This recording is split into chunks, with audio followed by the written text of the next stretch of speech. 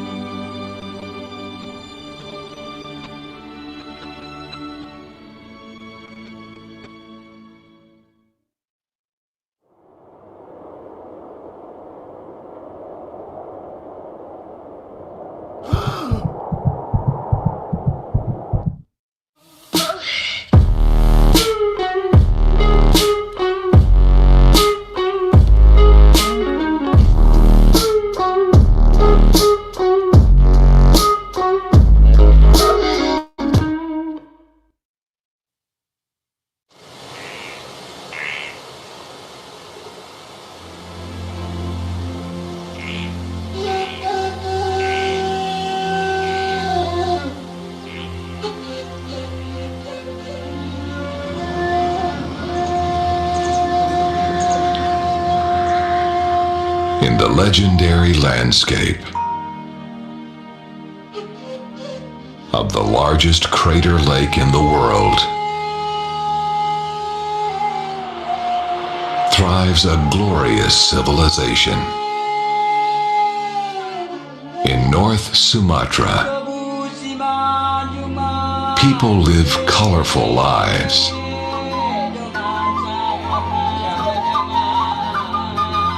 And nature continues to fascinate both the locals and visitors from all walks of life. A delightful escape with a sense of adventure.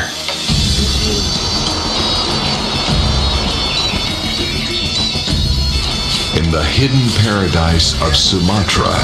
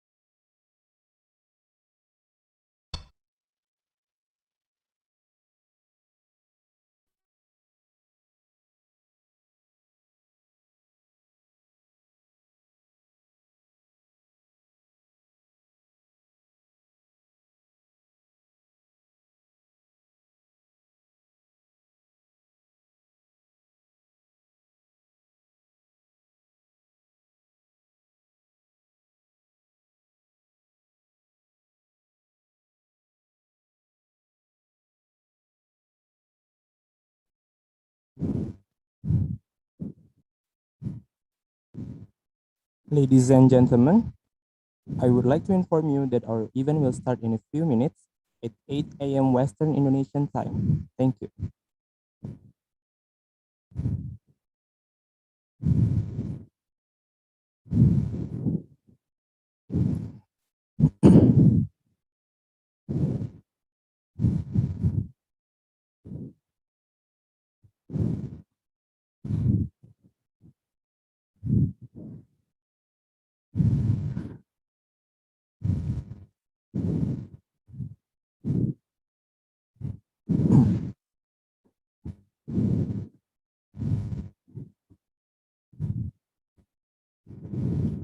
Oh, ini.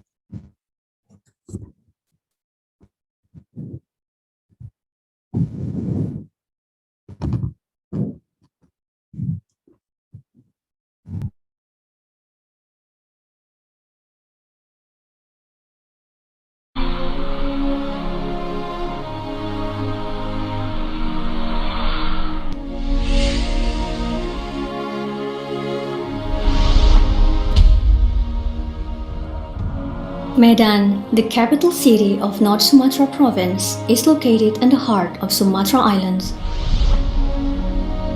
with plenty of tourist destinations. The city has been very attractive for its business potential in trading and education sector. One of the prestigious educational institutions in Medan is University of Sumatera Utara, the oldest and the biggest public university outside Java that becomes the pride of the people in North Sumatra. University of Sumatera Utara was initiated by the establishment of University of Sumatera Utara Foundation on June 4, 1952. Pioneered by the Governor of North Sumatra, Abdul Hakim. The foundation was fully supported by all people in North Sumatra and Aceh.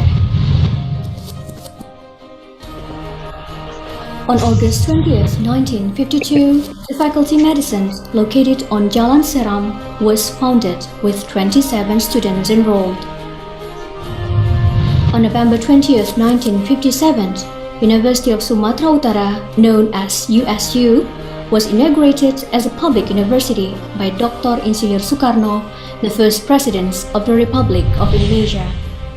Thus, USU became the seventh public university in Indonesia. Since November 11, 2003, under the Government Regulations Number 56 of 2003, University of Sumatera Utara has changed its status to a state-owned legal entity. Furthermore, based on the Government Regulations Number 16 of 2014, USU has been set as a legal entity public university. University of Sumatera Utara is located on Jalan Dr. T. Mansur, Padang Bulan. USU campus is a green and shady area of approximately 120 hectares. The academic zone accommodates almost all lecturing and practicum activities of more than 50,000 students. In addition, USU also has 300 hectares of land in Kuala Bekala, Deli Serdang for developing the campus, and 551 hectares of land in the USU Experimental Garden, Tambunan A, Langkat, as a field laboratory.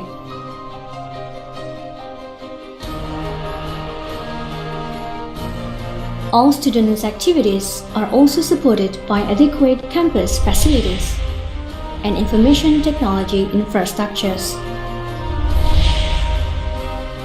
The learning system is also supported by the main library, which is one of the best libraries in Indonesia today. The main library provides varied collections of learning resources, both in printed and electronic forms. USU has laboratories used for lecturing activities, research, and community service for students, lecturers, and the public.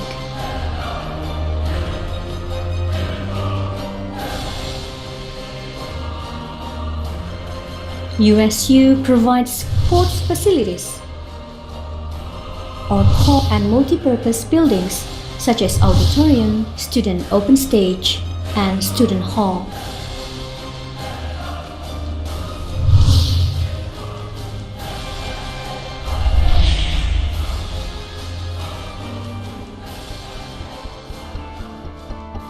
To support healthcare, USU has a polyclinic. In addition to the polyclinic, USU also has a teaching hospital, which was officially opened on March 28, 2016. Built on the area of 38,000 meters square, the 5-story building hospital is equipped with sophisticated medical facilities.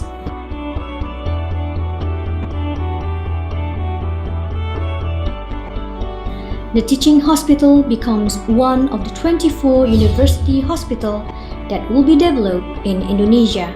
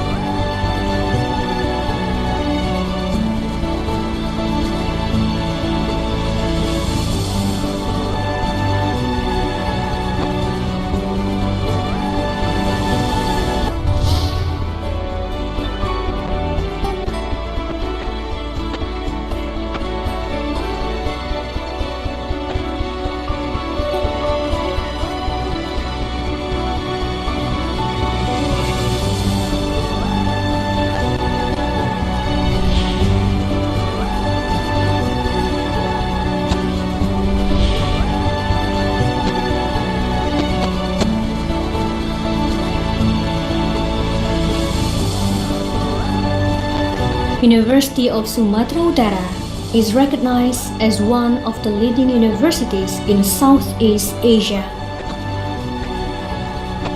producing potential and highly competitive graduates with all the accomplishments achieved. To make the good name of the nation a pride for Indonesia.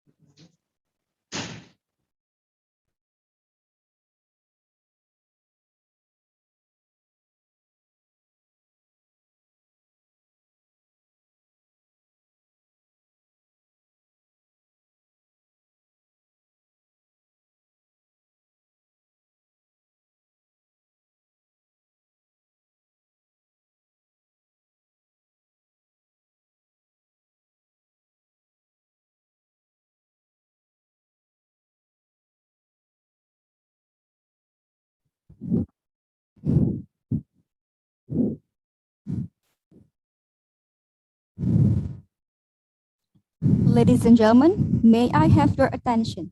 Because the conference is about to commence in a few moments, we kindly request you to turn on your video, use the virtual background that has been provided, and your account to remain on mute. Thank you.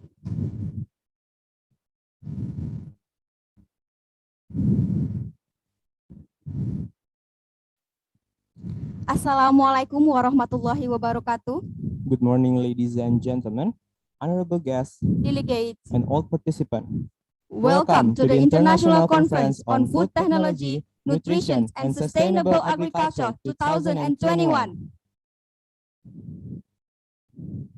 This event has been organized by Indonesian Associations of Food Technologists Medan, IAFT Medan, Department of Food Science and Technology, Magisters of Food Science. and Magister of Animal Science, Universitas Sumatera Utara, It is a great honor for me, Siti Basaria Putri, and Nehemia Silalahi, to be here to welcome each and every one of you as your Masters of Ceremony for today. Before we proceed the program today, we would like to express our sincere gratitude to the Excellencies Dr. Murianto Amin Estos MSc as Director of Universitas Sumatera Utara, The Honorable Professor Dr. Insinyur Umar Santoso MSc as the President of IAFT, or in bahasa we call Perhimpunan Ahli Teknologi Pangan Indonesia, PATPI. the Excellencies Professor Dr. Aman Wirakartakusuma as President of IUFOS, The Honorable Professor Syam Sablani PhD from Washington State University, the Excellencies Prof. Claire Gayani from University of Lorraine, France, the Honorable Associate Professor Santat Wichienchot PhD from Prince Sokta University, Thailand, the Excellencies Professor Benu Adikari from RMIT University, Australia, the Honorable our moderator Professor Dr. Insinyur Zulkifli Lubis APPSC, and also Professor Dr. Yuli Witono STP MP, the Excellencies Dr. Insinyur Hotnida Sinaga MPhil as the Chairman of ICoFTeNSA 2021, the Honorable Professor Dr. Insinyur Elisa Julianti MSc as the Chief of IAFT Branch Medan. To begin with, let me inform you the series of activities for today in their respective order. The first will be opening ceremony, Second, we'll be singing Indonesia National Anthem, followed by hymn of PATPI, praying session, welcoming speech, the opening speech, PATPI book launch, plenary session, technical sessions, and the last will be closing ceremony. As we start the event, we are going to sing the Indonesian National Anthem that will be led by Yulisa Utami. For Yulisa Utami, you may proceed.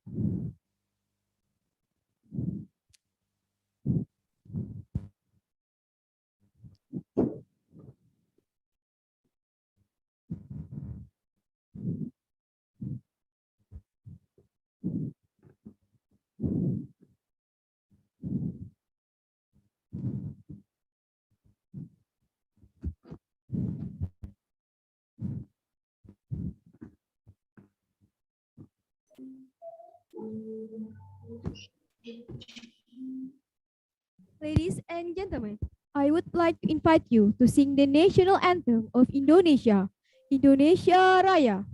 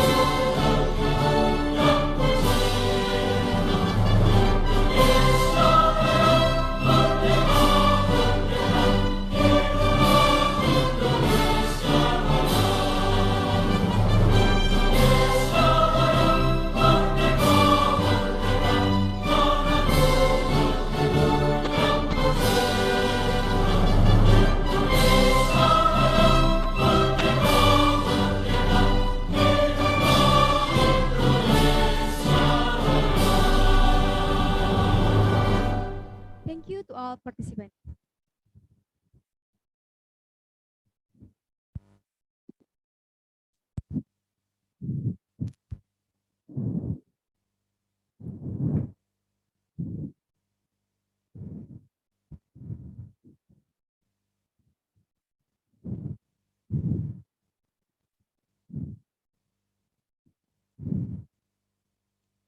Thank you, Yulisa. Jump to the next agenda, praying session that will be delivered by Muhammad Dadi Irwansyah. To Muhammad Dadi, the time is yours.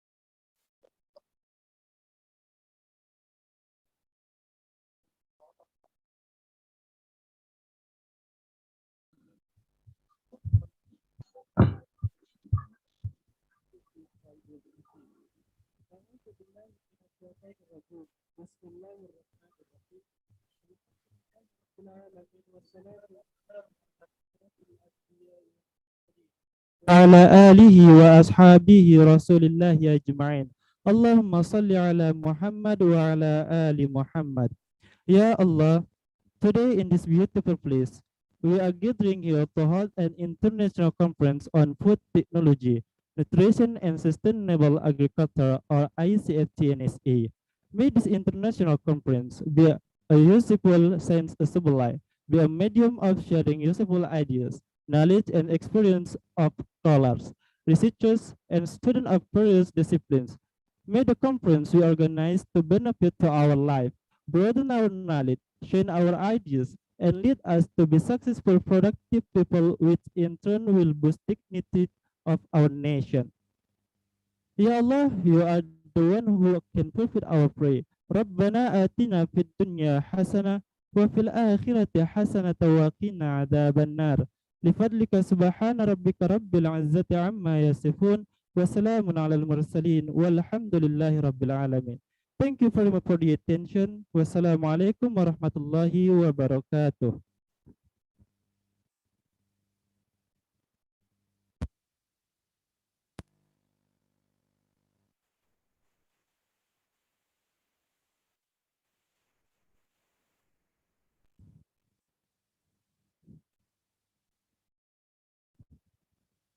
Thank you, Daddy. Hopefully, or even today, will be a blessed one. Amin, Ya Rabbal Alamin. Now, we move on to the speech segment. We will have a welcoming speech from Dr. Insinyur Hotnida Sinaga MPhil as the chairman of ICoFTeNSA 2021. To Dr. Hotnida, the spotlight is yours.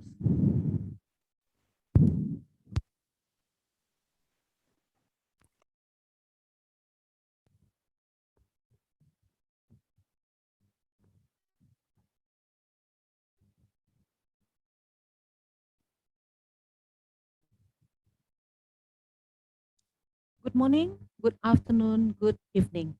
On behalf of the organizing committee, I would like to thank every one of you for being here with us today. President-elect of International Union of Food Science and Technology, IUFOS, and Presiding Officer of International Academy of Food Science and Technology, IAFOS, President of IAFT, Indonesian Association of Food Technologies, Rektor Universitas Sumatera Utara, Vice First Rector Universitas Sumatera Utara, Second, Third, Fourth, and Fifth Vice Rector of Universitas Sumatera Utara, Dean of Faculty of Agriculture, Head of Research Institute Universitas Sumatera Utara, Head of Community Service Institute Universitas Sumatera Utara, Vice Dean of Faculty of Agriculture, Head of Department Bachelor's, Master's, and Doctorate degree in Faculty of Agriculture, all professors in Faculty of Agriculture, 32 Head of Branch Indonesian Association of Food Technologies, Head Agency for Food Security and Livestock Province North Sumatra, Head of the North Sumatra Province Agriculture Service, Head of the Medan City Food Security Service, Chairman of the Community Forum for Indonesian Agricultural Technology Universities, all authors and participants. We are very pleased to be able to welcome those of you to the first International Conference on Food Technology, Nutrition, and Sustainable Agriculture, ICFTNSA.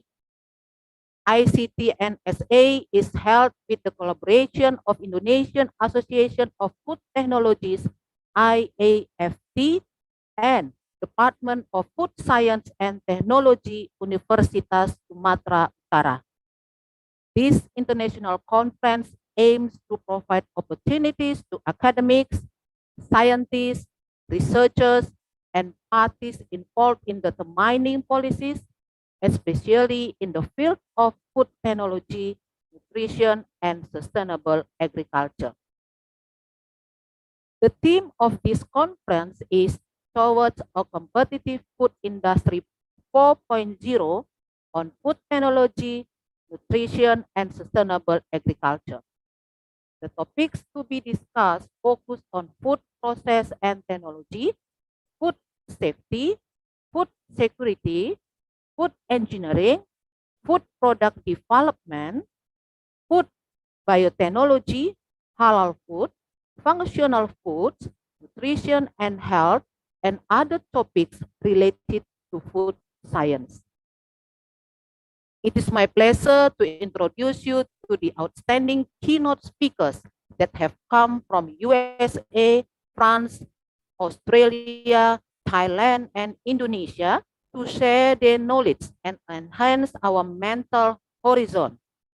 Today's conference has about 55 participants from over the country and overseas, namely Washington State University, USA, University of Lorraine, France, RMIT University, Australia, Prince Songkla University, Thailand, Wrocław University of Environment and Life Sciences, Poland, University of Tetovan, North Macedonia, University of Zagreb, Croatia, University of Turku, Finland, Fraunhofer Institute, Germany, Center of Food and Fermentation Technology, Estonia, National Academy of Sciences, Republic of Armenia, Agriculture University, Rawalpindi, Pakistan,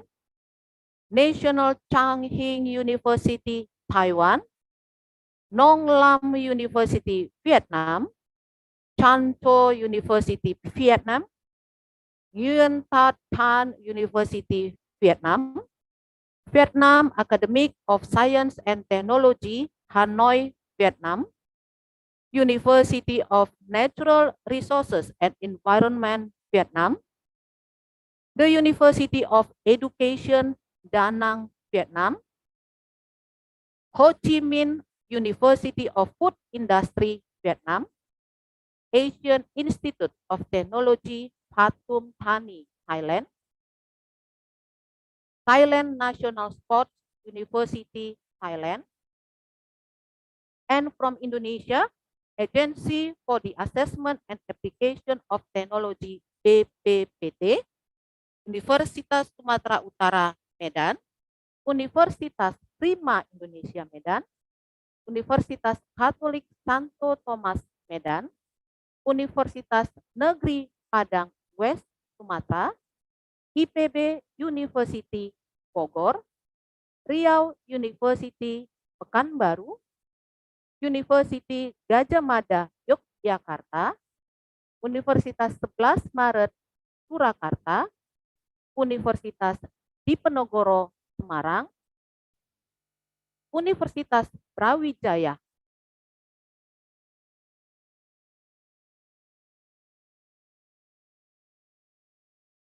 University Kendari, Stikes Karya Kesehatan Kendari, Universitas Pajajaran West Java, Christian University of Indonesia Toraja, Tanah Toraja, Universitas of HKBP Nomensen, Medan, Institut Teknologi Surabaya, East Java.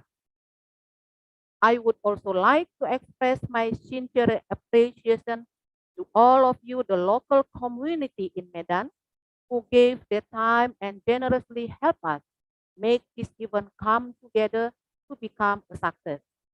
Thank you for committee from Universitas Katolik Santo Thomas, Universitas HKBP Nomensen, Universitas Muhammadiyah Sumatera Utara, Universitas Islam Sumatera Utara, Sekolah Tinggi Ilmu Pertanian Agro Bisnis Perkebunan Medan, Politeknik Teknologi Kimia Industri Medan, Politeknik Kesehatan Kemenkes Medan, Politeknik Pembangunan Pertanian Medan, Universitas Nadatul Ulama Sumatera Utara Medan, dan Universitas Negeri Medan.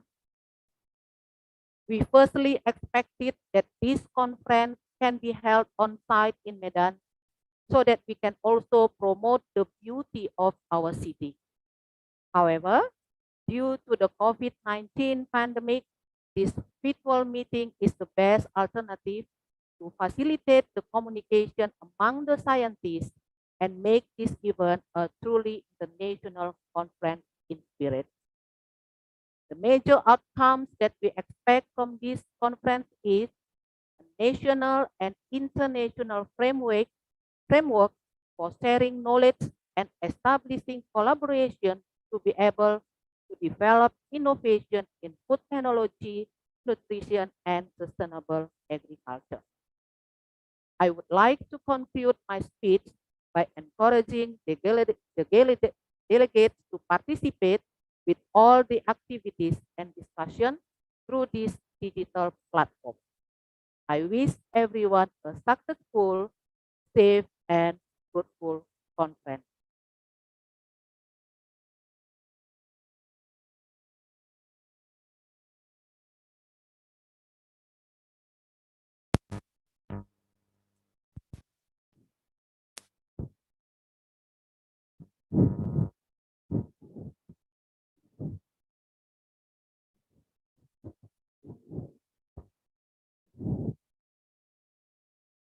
Thank you, Dr. Hotnida, for the welcoming speech. Jump to the next agenda that is going to be started with a welcoming speech from the Rector of Universitas Sumatera Utara. For that, we will invite Dr. Murianto Amin, SS MSc. For Dr. Murianto, you may proceed.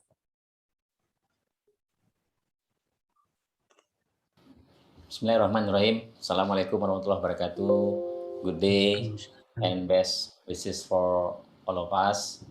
The Honorable President-elect of International Union of Food Science and Technology, IUFOS, and Presiding Officer of International Academy of Food Science and Technology, IAFOS, Profesor Dr. Aman Wirakarta Kusuma, Presiden of Perhimpunan Ahli Teknologi Pangan Indonesia, PATPI, Profesor Dr. Insinyur Umar Santoso MSc, Dean of Faculty of Agriculture, Universitas Sumatera Utara, Chair of ICoFTENSA 2021, Dr. Insinyur Hotnida Sinaga MPhil, all speakers, Professor Syam S. Sablani from Washington State University, USA, Profesor Dr. Insinyur Umar Santoso MSc, President of Perhimpunan Ahli Teknologi Pangan Indonesia, Profesor Benu Adhikari, RMIT, University Melbourne, Australia, Associate Professor Santat Wichien Chot, Prince of Songkla University, Thailand, Profesor Khaira Gayeni, University of Lorraine, Nancy, Lorraine, France, and all of the audience. First of all, I want to say welcome to the first International Conference on Food Technology, Nutrition, and Sustainable Agriculture, organized by Indonesian Association of Food Technologists Medan, Department of Food Science and Technology, Magister of Food Science and Magister of Animal Science, Faculty of Agriculture, Universitas Sumatera Utara, Sumatera Utara, Medan. Medan is the capital city of Sumatera Utara, consisting of people with different culture and religious backgrounds. Sumatera Utara is located in the northern part of Sumatra Island, the province with the fourth largest population in Indonesia, after the province of West Java, East Java, and Central Java. Sumatra Utara is also known for its large plantations. The plantations are managed by private and state companies producing rubber, cocoa, tea, oil palm, coffee, cloves, coconut, cinnamon, and tobacco. These commodities have been exported to various countries and contributed greatly to Indonesians' foreign exchange.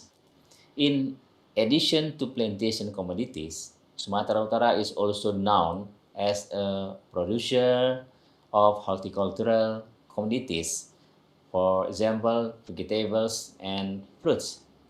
Universitas Sumatera Utara campus is located in the center of Medan City, with an area of 120 hectares. Currently, USU has more than 150 study programs consisting of various levels of higher education, which are covered in 50 faculties and postgraduate programs. In addition, a new 300-hectare campus is being developed, which is located in Kuala Bekala, 15 kilometers from the Padang Bulan campus USU.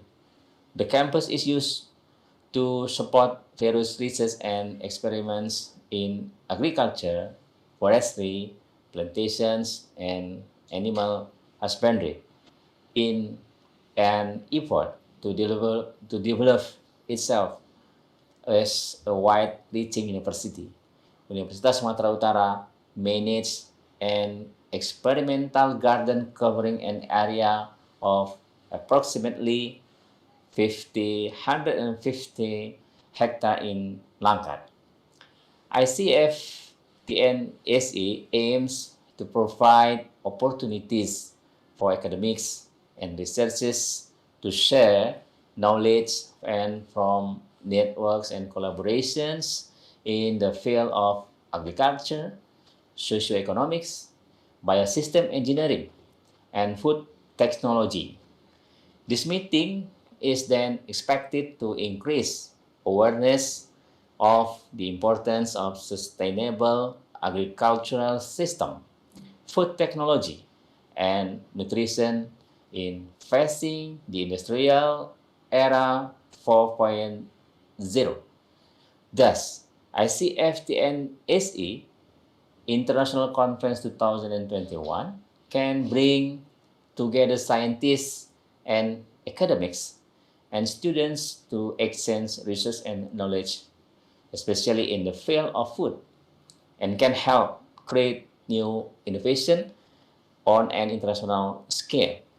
Then, the activities of this conference are very in accordance with the vision of Universitas Sumatera Utara, namely as being a university that has academic excellence as a barometer of scientific progress that can compete in the global world level.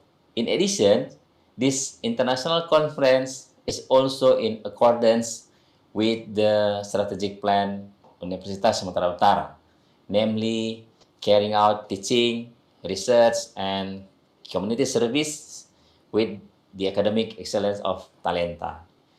In the fields of tropical science and medicine, agroindustry, local wisdom, energy, sustainable, natural resources, biodiversity, forest, marine, mine, tourism, technology, appropriate, and arts or ethnics.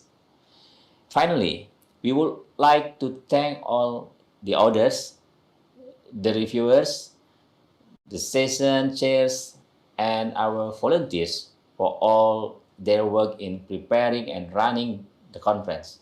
I look forward to meeting you all in the next 2022 ICFTNSE conference.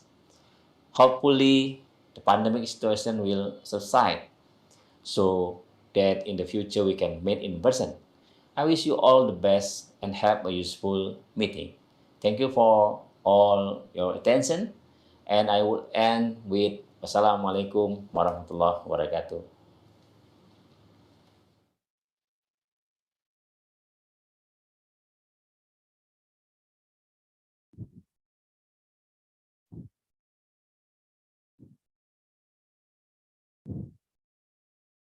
Thank you, Dr. Muryanto, for the welcoming speech.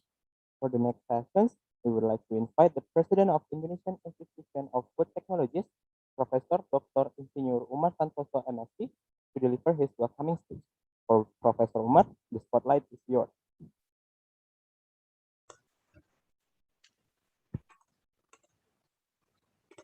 Well, thank you, MC. Good morning, good afternoon, good evening. Assalamualaikum warahmatullahi wabarakatuh. May God bless you all. Honorable Rector of University of Sumatera Utara, Dr. Muryanto Amin, and Vice Rectors, Professor Aman Wirakartakusuma, President-elect of IUFOS, the Dean of the Faculty of Agriculture, University of Sumatera Utara, Chairperson of Indonesian Association of Food Technologies, or PATPI, Medan Branch, Prof. Elisa, invited speakers, Prof. Sam Sablani from Washington State University, Prof. Claire Dayani, University of Lorraine, France. Prof. Santat Wichien Chot from Prince Songla University, Thailand. Prof. Benu Adhikari from University of RMIT. Moderator, Prof. Zulkifli Lupis, Prof. Julie Witono, as also as Vice President of IAFT. Steering Committee, Organizing Committee, Dr. Hotnida as the Chair of the Organizing Committee. Distinguished guests, PATPI members, or participants, ladies and gentlemen. Firstly, I would like to warmly welcome you all in this international conference on food technology, nutrition, and sustainable agriculture 2021. This virtual conference is held by Indonesian Association of Food Technologies, or IAFT, hosted by the IAFT Medan branch in collaboration with University of Sumatera Utara, or USU, Medan. The purpose of this conference is to provide a platform for exchanging experience and achievement in food research and development performed by researchers from IAFT members, as well as non-members from domestic and other countries around the world. The outcome of this conference is expected to be able to enhance the collaboration among researchers and between researchers or academician, industry, and government or other stakeholders, and to be able to follow up the findings or invention to commercially success, which in turn can contribute in strengthening national as well as global food security. The theme of this conference set by the committee is towards competitive food industry 4.0 on food technology, nutrition, and sustainable agriculture.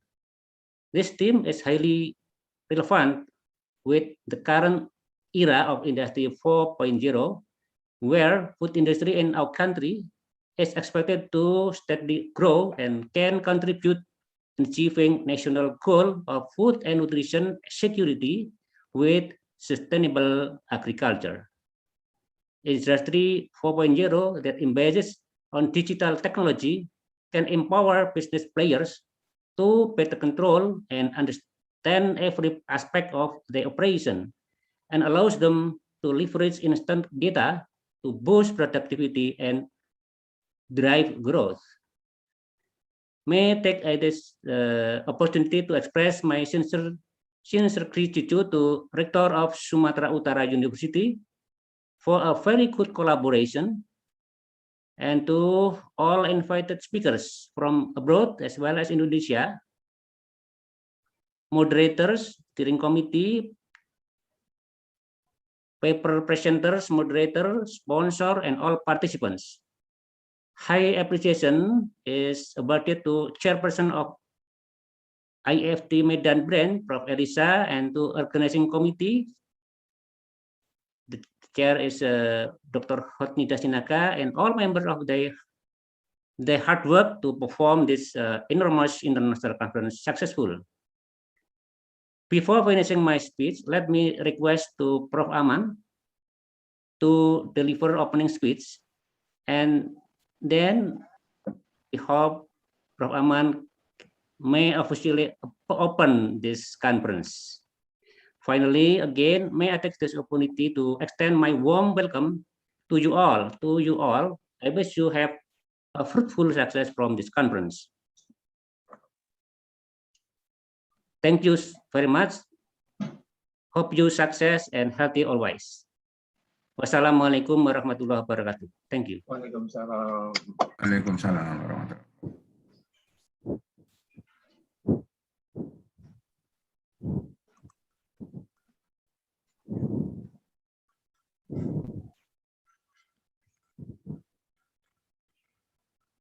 Thank you, Professor Umar, for the welcoming speech. Ladies and gentlemen, to officially open the ICoFTeNSA 2021, We would like to invite the President of International Union of Food Science and Technology, Professor Dr. Aman Wirakartakusuma, to deliver his opening speech and to officiate this event. To Professor Aman, the time is yours. Thank you. Good morning, good afternoon, good evening. Assalamualaikum warahmatullahi wabarakatuh.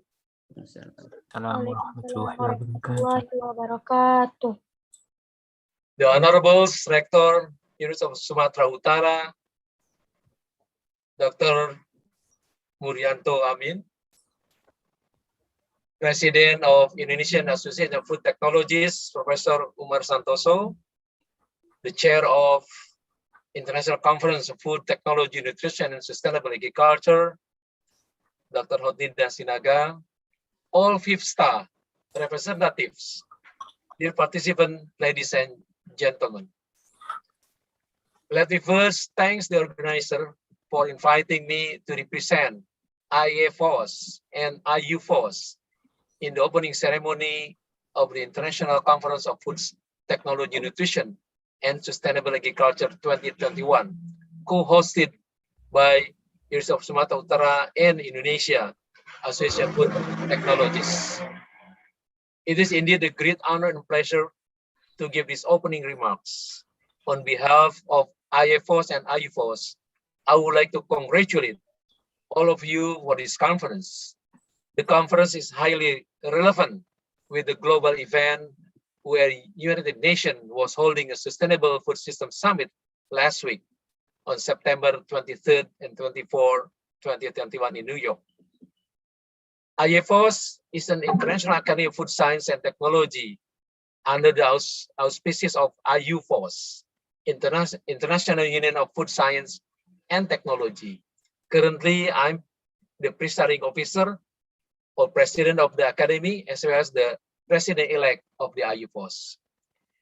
The International Union of Food Science and Technology, the country membership organization, is the global voice of food science and technology. It is the only representative for the disciplines of food science and technology elected into the International Science Council by its interdisciplinary peers. IAFT is a member of IUFOS, and we call it is an adhering body. IUFOS promotes the advancement of global food science and technology through its education programs, leadership opportunities, encouragement of young scientists, industry innovation workshop, regional symposia, international engagement with other global bodies. IUFOS foster the worldwide exchange of scientific knowledge and ideas through the biennial World Congress. IUFOS books, proceedings, scientific journals, and online journal, regular scientific information bulletins, monthly news brief, a newsletter, and social media. IUFOS aim to strengthen food science and technology's role in helping secure the world's food supply and eliminate food hunger by delivering programs such as distance assisting training, workshop, and integrated food system targeted of these needs. The International Academy of Food Science Technology, or IAFOS, is an internationally recognized group of elected distinguished food scientists and technologists who collectively form a pool of scientific expertise in food science technology, from which IUFOS may draw non-aligned expert advice on scientific matters. This is an honor for IUFOS and IUFOS to get involved in USU and Indonesian Association of Food Technologies International Conference. We are happy and proud to see how IAFT and Indonesia Food Science Technologies are active in various IUFOS programs and activities.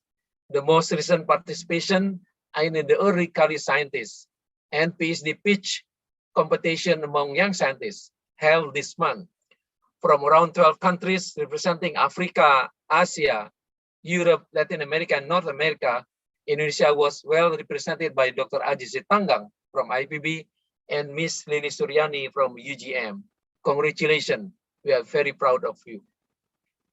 Ladies and gentlemen, the theme of this conference is very relevant with the issues on how food science and technology and nutrition contribute to sustainable agriculture development as a part of Sustainable Development Goals 2030. This is the reason why United Nations was holding the summit meeting last week, which was prepared since 2020. As Food Science and Technology Organization, IUFOS and IFOS have been actively engaged in various symposium, workshops, webinar, roundtable discussion in relation with the summit since end of the 2019 until now. There are several important and strategic events held by IUFOS and IFOS in relation with UN Food System Summit 2021. IUFOS held its second Global Food Summit in September 2020 to inform food science technology interventions in the lead up to the UNFSS and beyond.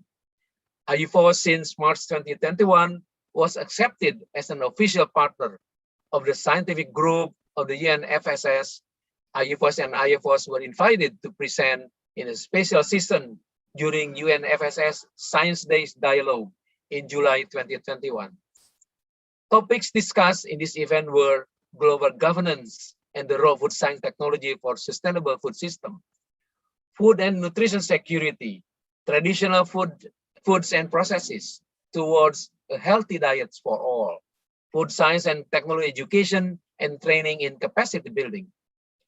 After UN Food System Summit 2021, for the next 6 months, the follow-up action are in the hands of UN member countries and various supporting stakeholders, including professional organizations such as IUFOS, IFOS, and then Indonesian Association of Food Technologies, FIFSTA itself. We organized the international forum for IUFOS on October 7 next month, in which IUFOS members are presenting on their work specific to the SDGs and action to compare and strengthen global food science technology response and promote further action and policy attention.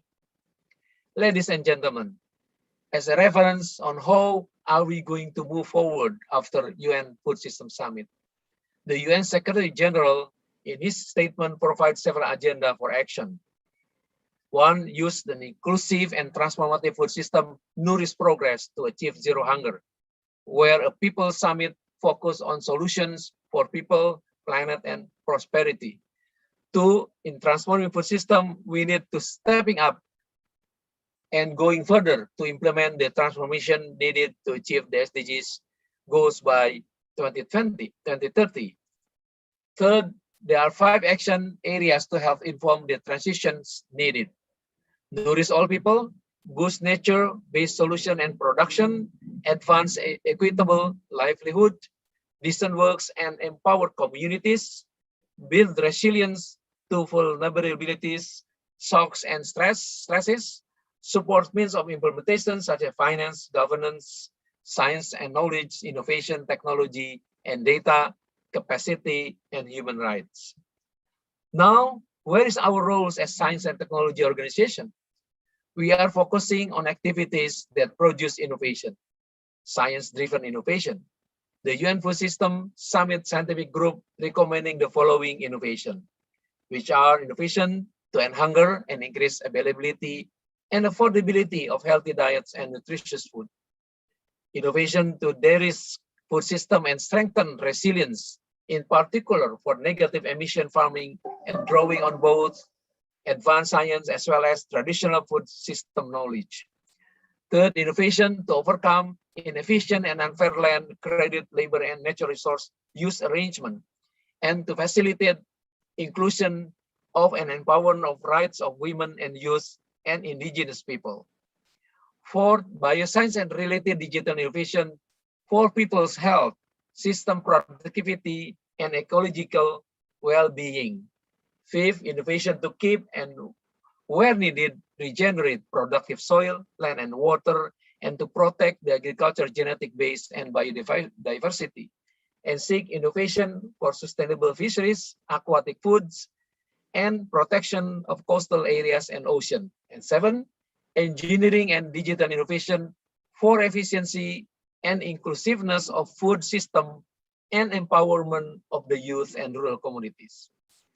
Ladies and gentlemen, specifically on the role of food science technology, my observation suggests that as a food scientists and technologists, we need to address several cross-cutting issues in creating innovative solutions that also complement to the above suggested innovation, such as capitalizing culture for behavioral change on food diversification as a demand pool, cascading education and food literacy to the right targets such as youth and gender, focus for innovation to avoid and curb food loss and waste while safeguarding safety and nutrition values, enabling and assuring for local access and availability, strengthening role of the food science and technology in providing diversified foods throughout food chain system, institutional innovation for incentive and disincentives on healthy diets, and innovation that create value added and circular economic in food industry. Finally, in this very momentous event, I would like to share a great news that IUFOS is going to hold its World Congress in 2022 on October 31st to November 3rd here in our neighboring country, Singapore. So after we missed the New Zealand 2020 Congress due to the pandemic, now the Congress was brought to Singapore. So under the spirit of FIFSTA and ASEAN community, I believe that Indonesian Association of Food Technologies will actively participate in the IUFOS World Congress. Ladies and gentlemen, let me once again thanks for this opportunity. It has been a great pleasure and honor for me to be with you this morning. And with saying Bismillahirrahmanirrahim, praise to the God Almighty, I will Di jalan kalau udah the conference. ini kita Thank masuk lagi. you. Assalamualaikum warahmatullahi wabarakatuh. Waalaikumsalam warahmatullahi wabarakatuh. Thank you.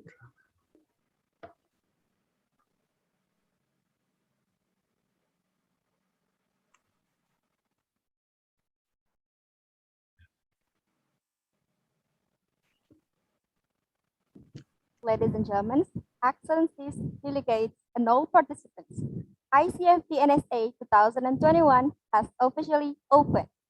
For the next sessions, we would like to have the photo session, and we would like to invite the excellencies, delegates, and honorable guests to open your camera and have the committee, and all the committee will have documentations of our conference today. To all committee, please stand by. I would like to count down on 3, 2, 1.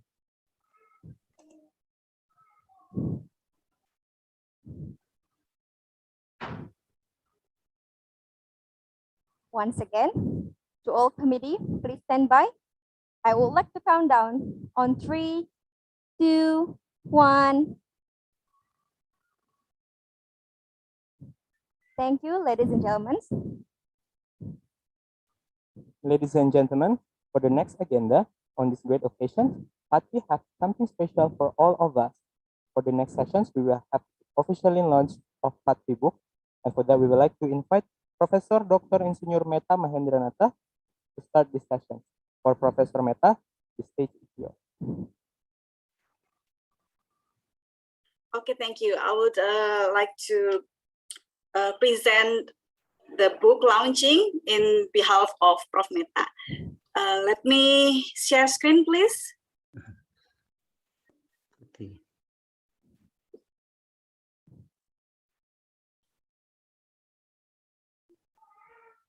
Can I share screen now? Yes, please, ma'am. Okay, thank you.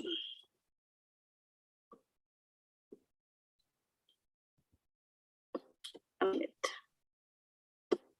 This book first. Sorry, this one first.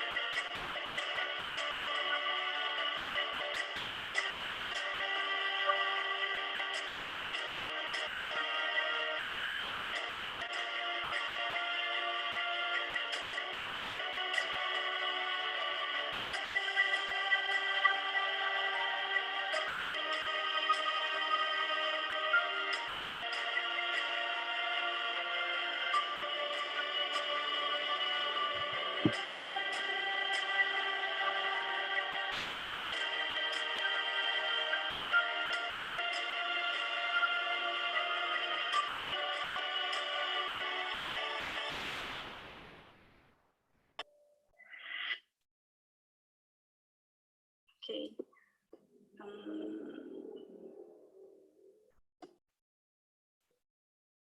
Okay, the honorable guests, ladies, gentlemen, and the conference committee, it is an honor for me to launch a new book from IAFT, Indonesian Association of Food Technologists, titled Inovasi Teknologi Pangan Menuju Indonesia Emas.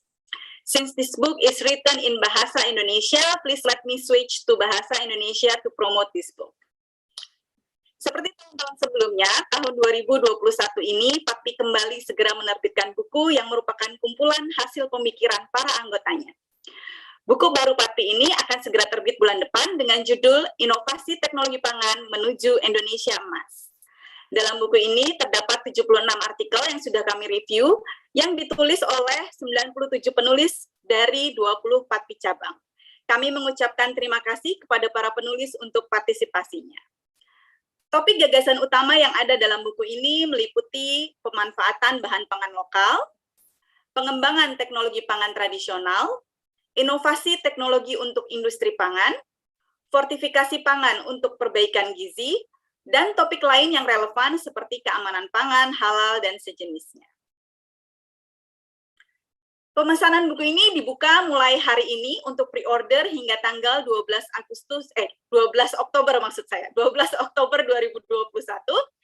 Dan dalam masa pre-order ini, pembeli akan mendapatkan penawaran spesial dengan harga 200.000 saja di luar ongkos kirim, dari harga normal sebesar Rp225.000. Khusus bagi para penulis buku ini akan mendapatkan harga khusus yaitu Rp185.000 per eksemplar. Setelah tanggal 12 Oktober 2021, buku ini akan dijual dengan harga normal. Maka segeralah memesan buku ini melalui link yang akan segera saya share di kolom chat. Terima kasih.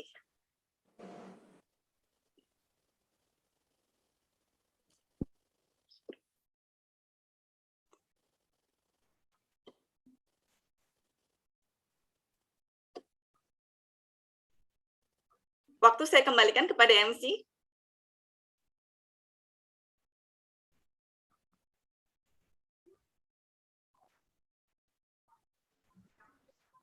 To move on to the following agenda, that is the plenary session. But before that, I'll remind all of the participants to make sure your account name has been written exactly like the form. Ladies and gentlemen, our plenary session will be led by our moderator today, Professor Dr. Yuli Witono, STP MP. But before that, we start this session. Let us introduce Professor Yuli in a brief summary. Yuli Witono is a professor of agriculture product technology at Jember University. He received his STP from University of Jember 1993, MP and doctor from Brawijaya University, Malang. His final research interests include 45 titles of competitive research funded by Universitas Jember, DU Project, Research Group Program Indonesia Ministry of Education.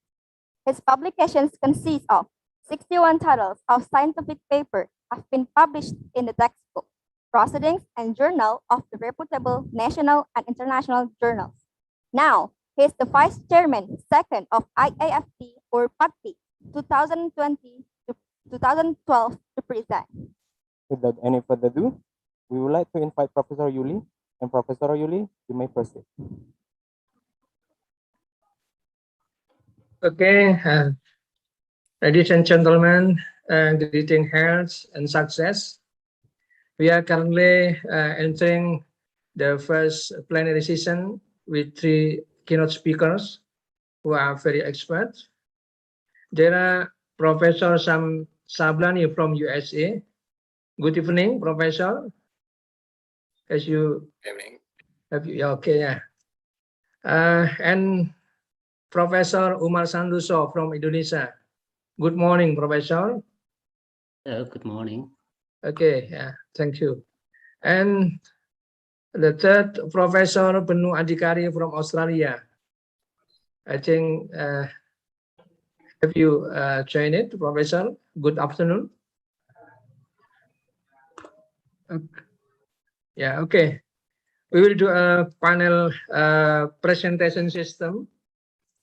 After the three speakers have finished presenting their papers, then we will open a discussion session.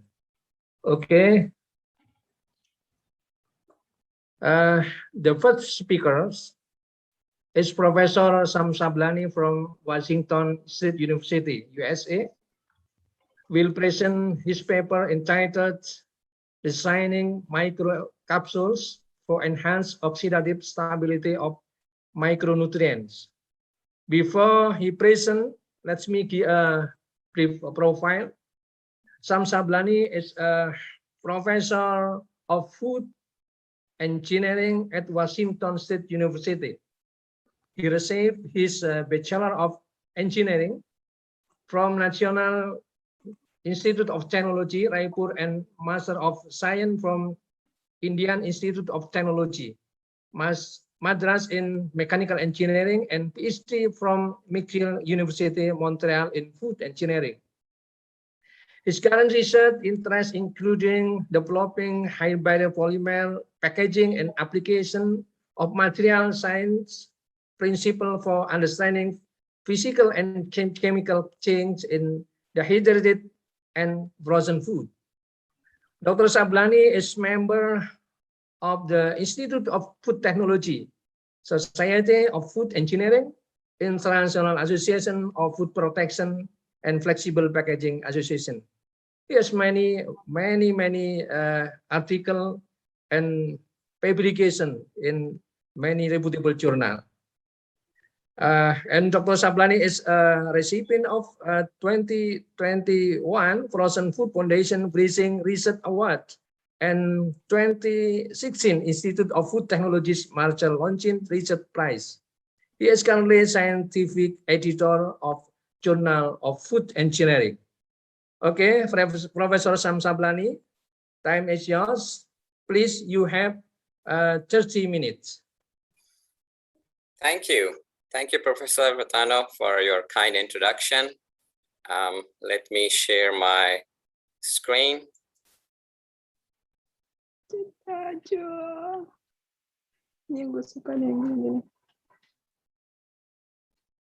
All right, can you see my screen? Yes, sir. Yes. All right.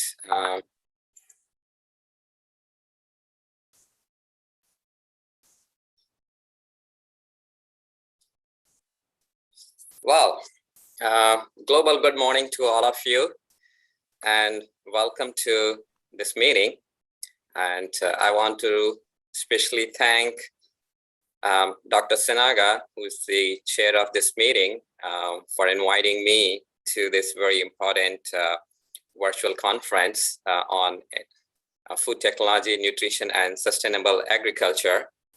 Before I begin, I also want to thank Rector of University of Sumatera Utara, President of PATPI, President of ICoFTeNSA, for excellent opening remarks and welcome speech.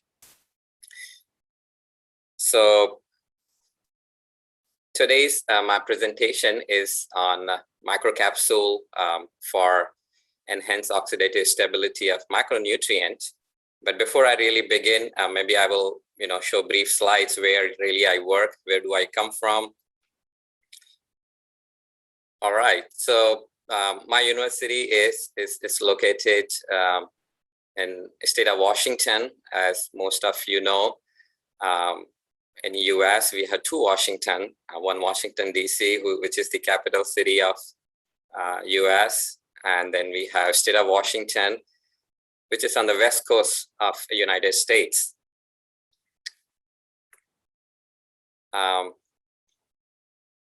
State of Washington shares border with Canada on north, with the state of Idaho on east, and the state of Oregon on south. And on the west side, we have beautiful Pacific Ocean.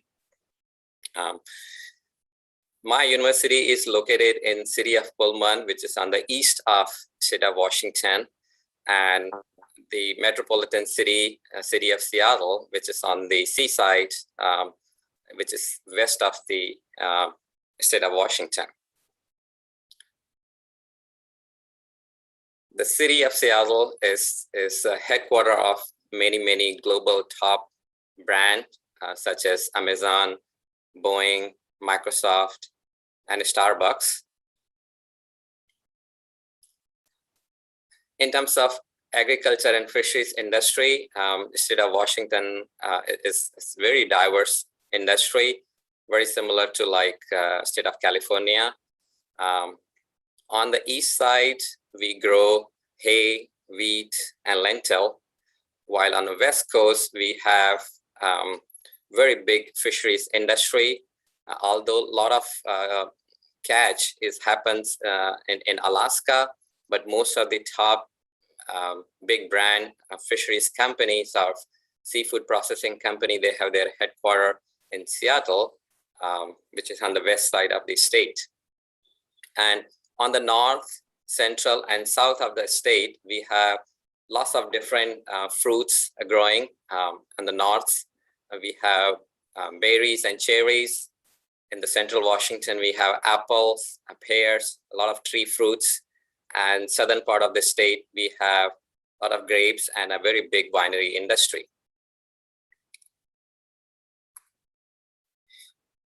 Surrounding of city of Pullman, a very beautiful countryside. Pullman is really known for rolling hills. And our city is also known as a capital city or the lentil capital of the US. And we celebrate National Lentil Festival in every August. As you can see from these pictures, the parade on that day, and our president and first lady preparing lentil for the city people. So these are a couple of aerial views of our university. It has a really very beautiful campus. We have libraries. This is a picture of one of the libraries at the central campus. These are some of the other campus scene. We have very beautiful Museum of Art. This is our very big football stadium, like many American colleges. Students of our university are very passionate about the American football. With this note, I think we can begin my presentation. The importance or relevance of this topic is to the conference topic of nutrition.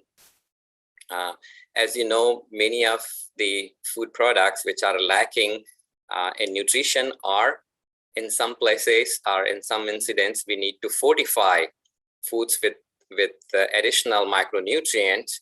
And most of these micronutrients are oxidative unstable.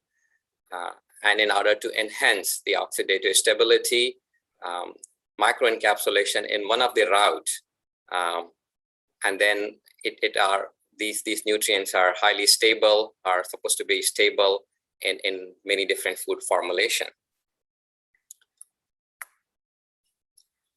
Microencapsulation is really very big industry. The global market in 2018 was nearly $8 billion, which may reach to about $20 billion in 2025. As I mentioned, the primary market drivers for microencapsulation of micronutrients are really fortifying the food products. One of the example of fortifying food is, for example, most of the Western Europe as well as North America, milks are fortified with vitamin D. Almost all over the world, the table salt is fortified with iodine. So in order to deliver the nutrient to the public or at the mass level, enhancing fortifying food is one of the route, and microencapsulation can help achieve that goal. An industry which primarily use the encapsulated micronutrient or other active compounds are food and beverages, pharmaceutical, home and personal care, as well as the textile industry. So what is the main motivation of this work, especially in the food and beverage industry? The primary motivation is to improve physical and chemical stability of many active ingredients. In some instance, some of the nutrients or active compounds are fortified to have the controlled release of the content, for example, flavors in case of food products. Other agriculture application would be slow release of pesticides, as well as in pharmaceutical company for the drug release. In food industry, some of the sugar-rich product, stickiness is a very big problem. For example, dehydrated food powders, especially fruit powders. So in order to improve the handling of the sticky materials, many times encapsulation is adopted. And in some cases, to mask the bitterness or odor of the, some of the active compound, microencapsulation is also taken as an approach. So in terms of the physical or chemical stability, what we consider is caking, collapse, stickiness, and crystallization. And chemical stability, we refer normally for these active compounds as Maillard reaction, as well as oxidation reactions. So now, one of the main goal of improving the physical and chemical stability is to also provide very long shelf life to this active compounds. And in order to analyze the physical chemical stability of these microcompounds or micronutrients and active compounds, in literature we use a lot of scientific or fundamental approaches. For example, concept of water activity, glass transition, especially for amorphous food powders or dehydrated products, deliquescence for mostly crystallized food or food components, concept of molecular mobility, especially using NMR and EPR, concept of enthalpy relaxation as measured by differential scanning calorimetry. These are some of the concepts utilized to study or explain the stability in food systems such as dehydrated fruits, vegetable, cereals, and other food powders. However, if you really look at in the literature, the oxidative stability of the micronutrients or other bioactive compounds, especially the encapsulating ingredient, is being explained using the oxygen transport through the wall material. So the traditional concepts such as the water activity and glass transition really do not able to explain the stability of active compounds in encapsulated matrix. And so since the oxygen diffusion is really the property which really explains the stability of the active compound. However, there is no experimental or theoretical approach is really available in the literature to quantify oxygen diffusion through the wall material or the carrier material in encapsulated matrix. Some of the early work done by Nestle scientists and some of the other European scientists, they explain the oxygen diffusion with free volume properties. And it is generally known from synthetic polymer research that free volume properties of the polymeric materials are directly correlated with the oxygen diffusion property. But this is also the indirect approach. You really do not measure the oxygen diffusion directly. What you measure is the free volume property, and then that free volume property you relate to the rate of oxygen diffusion. How about industrial practices? So what industry does is basically they utilize the science and art, both approaches, the knowledge of the material property and prior product development experience from the food engineers or food scientists really guide the formulation development of the micronutrients. The approach is generally trial and error approach, where based on the experience of the food engineers or food scientists, they select different wall material to encapsulate the micronutrient. And once they encapsulate the micronutrient, they do storage study where they would monitor the reaction products in those microcapsules over weeks and months. And then they determine the relative rate of oxidation. And then based on that information, they try to adjust the formulation, and then they repeat this process. So the approach is really very iterative and trial and error. So it goes through multiple iteration of storage studies and takes a lot of time to optimize the formulation.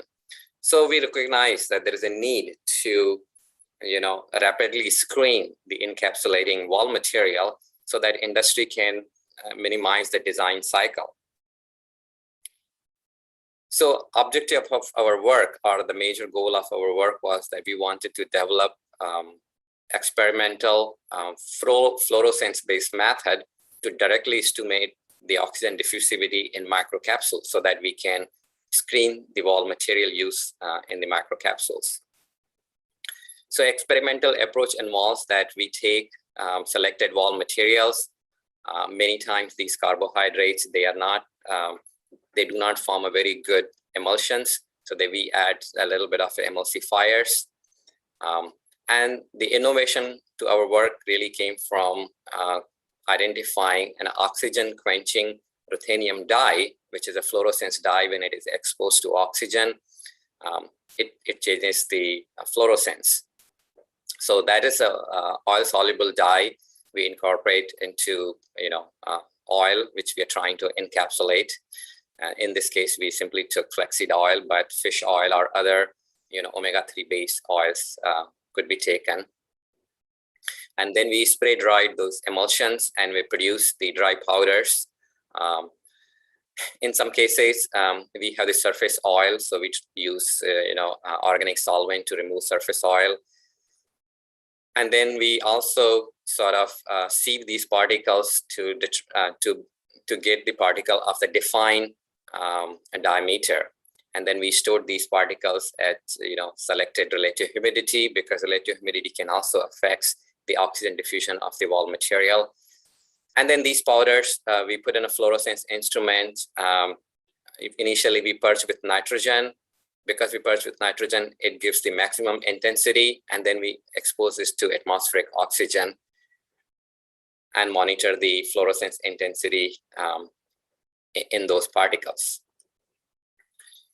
We selected two types of formulation, one of carbohydrates, especially maltodextrins, which are complemented by emulsifiers.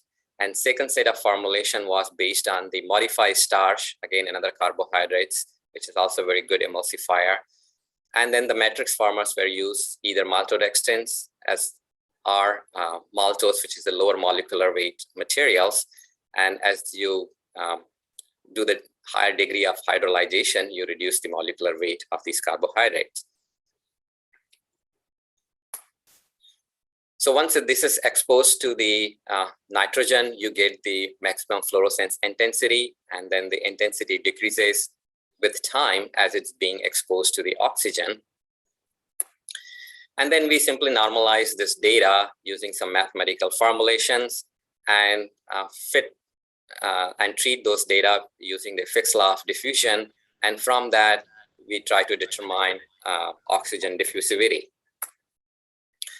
Because we were developing the methodology first time, it was very important for us to really find out what kind of a sample size we would take in the instrument for the measurement of oxygen diffusivity. So we took a sample size between 6 and 30. We found that generally it does not really make much difference. However, sample size at 10 and more, you get minimum variation in terms of the diffusivity measurement.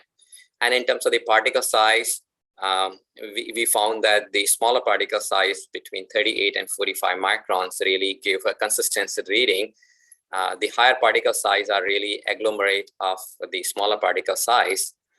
That's why we preferred to select the smaller particle size range between 30 and 45 micron. Well, so here is some experimental data. So as you can see this from this table, the maltodextrin-based formulation had a encapsulation efficiency somewhere between 85 to 90, whereas the high cap formulation had an extremely high encapsulating efficiency. As generally known that high cap modified starch has a very good emulsifying capacity, whereas maltodextrins have a very poor emulsion capacity. And these are some of the SCM images of those microparticles. They are a combination of spherical and shriveled particles, which are commonly observed in the spray-dried powders.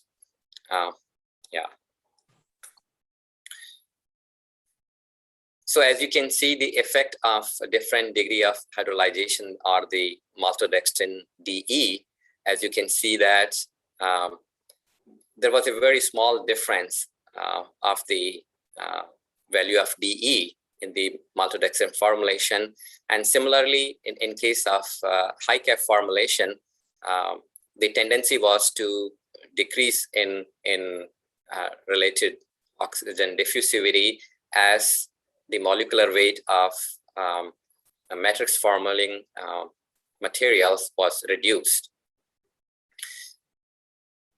One conclusion we were able to come with this is that this technique what we developed was really sensitive to identify or quantify the oxygen diffusivity of different materials, but within the same kind of materials, the technique was not extremely sensitive to characterize the oxygen diffusion property of that material.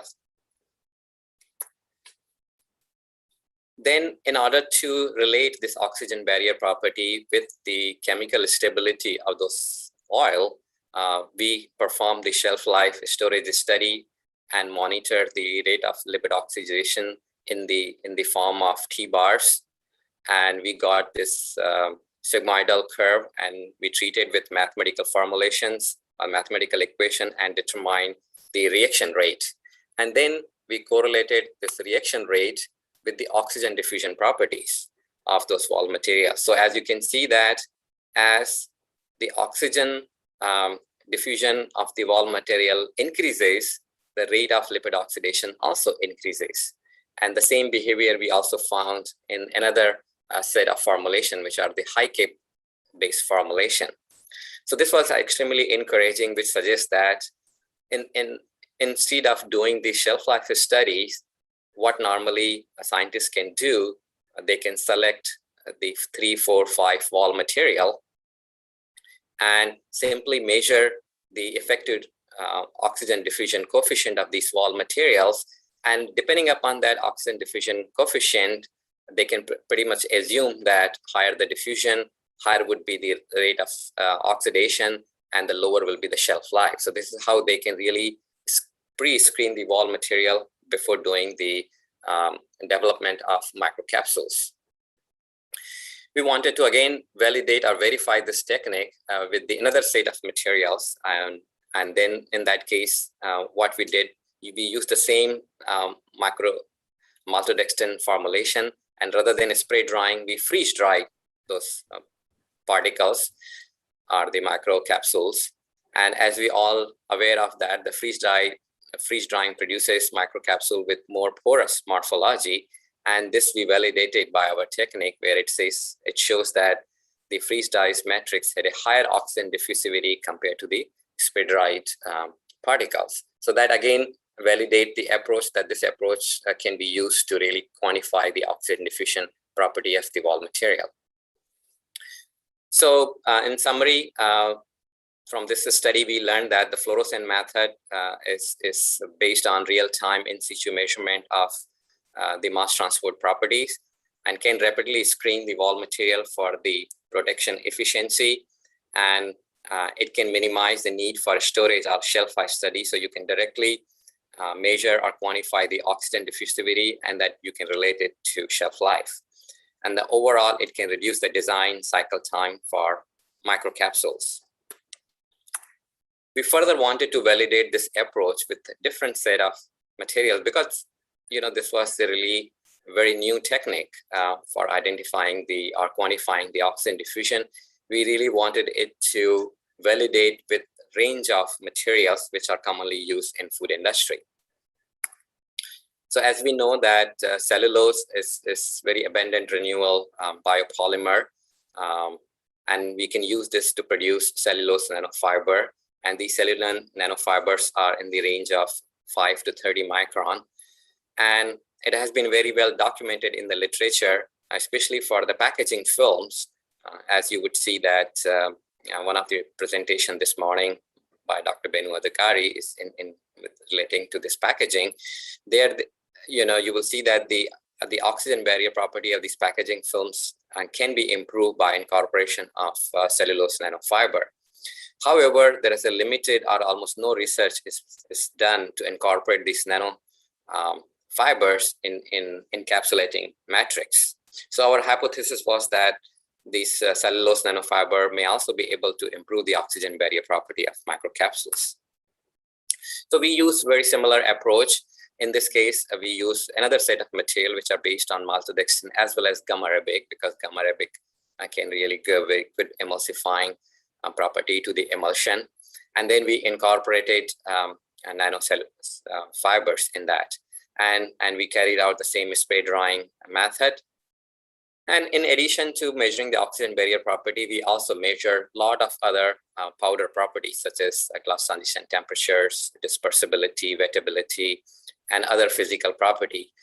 Again, you have another presentation this morning, and I think it's in the afternoon by the French scientists, where it would be presented a lot of properties of the food powders, because the handling of food powder really determined by some of these bulk properties of those powders. In terms of the results, we have a lot of results related to physical property, but I would like to draw your attention to the oxygen diffusion properties. As you can see with the maltodextrin 4 without nanofiber and maltodextrin 4 with nanofibers, as you can see, the diffusivity significantly reduced. And this technique was able to quantify that reduction in diffusivity. And same results we obtained with another maltodextrin-based formulation, where incorporation of cellulose nanofiber also decreased the diffusivity, which means that it improves the barrier property. The mechanism diffusion, we explained that in case when there is no nanofibers, the oxygen diffusion would happen through the matrix material and it would react with the lipids. However, when nanocellulose fibers are present in the matrix, they block the oxygen diffusion. So oxygen has to pass, over the, on this nanocellulose fiber. And this way it increases the path of diffusion, which ultimately increases the barrier properties or reduces the oxygen diffusion properties of the wall material. So now we have validated this technique, and now we are working with some of the private companies. These are nutraceutical company where they want to develop a different formulation based on the protein as a wall material as well as carbohydrate, targeting different micronutrients such as vitamins, minerals, DHA oils, and so on, where we are trying to analyze how the different particle morphology, such as shown here in this slide, influences the oxygen diffusion barrier property of those morphological particles. And this would help food industry to come up with the optimal matrix geometry or the morphology of encapsulating particles. So this way they can really enhance the storage stability of the encapsulated micronutrients. With this, I would like to again acknowledge the help of my students. I need to get an opportunity to talk, but really the work is done by my graduate student and postdocs. And here are some of the students in my groups who have done this work. And I would like to also acknowledge the funding for this research came from IAFT Mercer Lawson Research Prize, as well as funding from few nutraceutical companies. With that, thank you very much. And I can entertain question now, or maybe I would entertain the question during the discussion session. Thank you.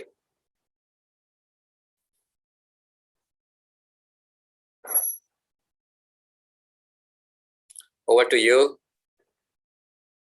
Dr. Vitano.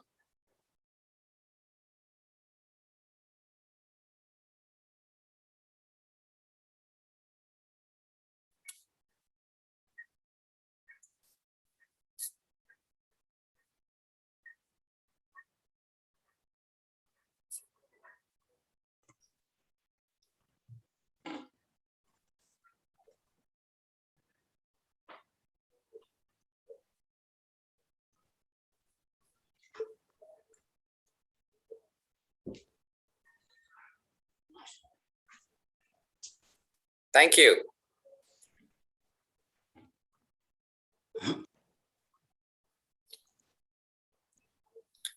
I think I wasn't on time.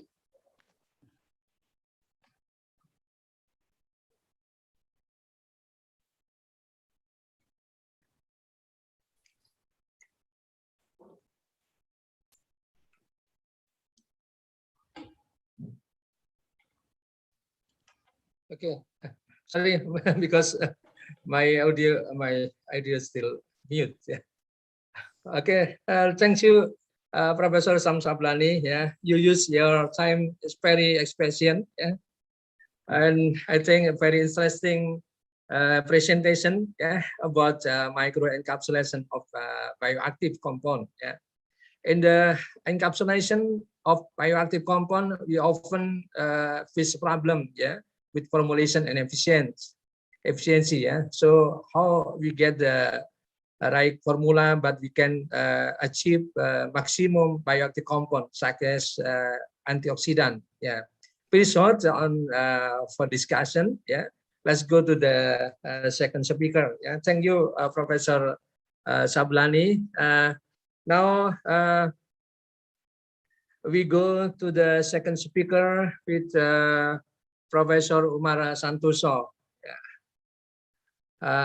Umar Santoso is a professor at the Department of Food Technology, Agriculture, Product Technology, Faculty of Agriculture Technology, University of Gajah Mada, Yogyakarta. Yeah, he was graduated Bachelor of Science from UGM in 1983 and got master and PhD degree in food science and technology from Tokyo University of Agriculture, Japan in 1990 and 1996 respectively. His major is food chemistry with specific research interest of food antioxidant and halal food. He was former director of the Center of Food and Nutrition Studies, UGM, Gajah Mada University.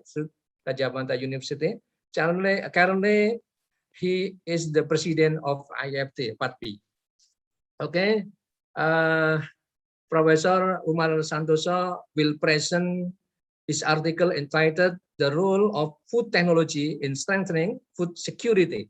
Welcome to the screen for 30 minutes.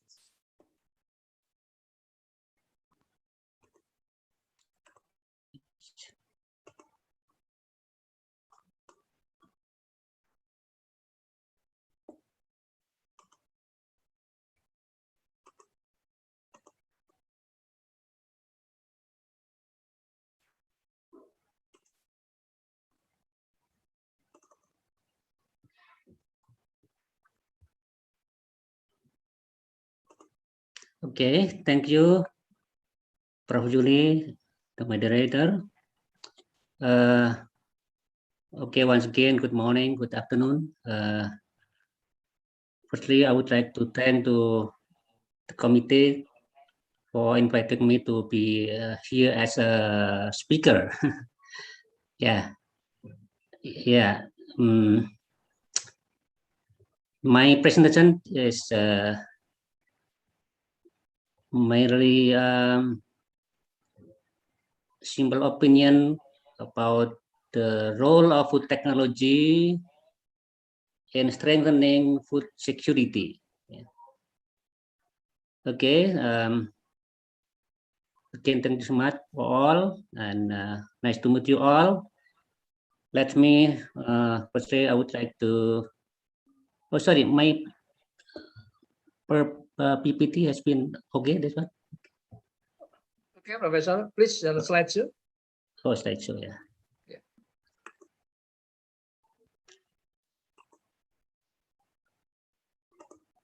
Slideshow. Okay, yeah. Yeah, before going on, I would like to deliver my greetings from IAFT or PATPI, we call it, Indonesian Association of Food Technologies. We have a motto, slogan, strengthening food science and technology in Indonesia for prosperity of all. Yeah, IEFT or PATPI is a professional organization in the field of food science and technology in Indonesia. There are 32 IEFT branches. Here, Medan is one of the branches. IEFT is a member of FIFTA, Federation of the Institute of Food Science and Technology in ASEAN, and so is an adhering body of IUFOS, International Union of Food Science and Technology, that Prof. Aman is the president-elect. Yeah. Just now he has delivered his speech. Okay, let's go to the scope of my talk. The first about food security. The second, what the main challenges in global food security.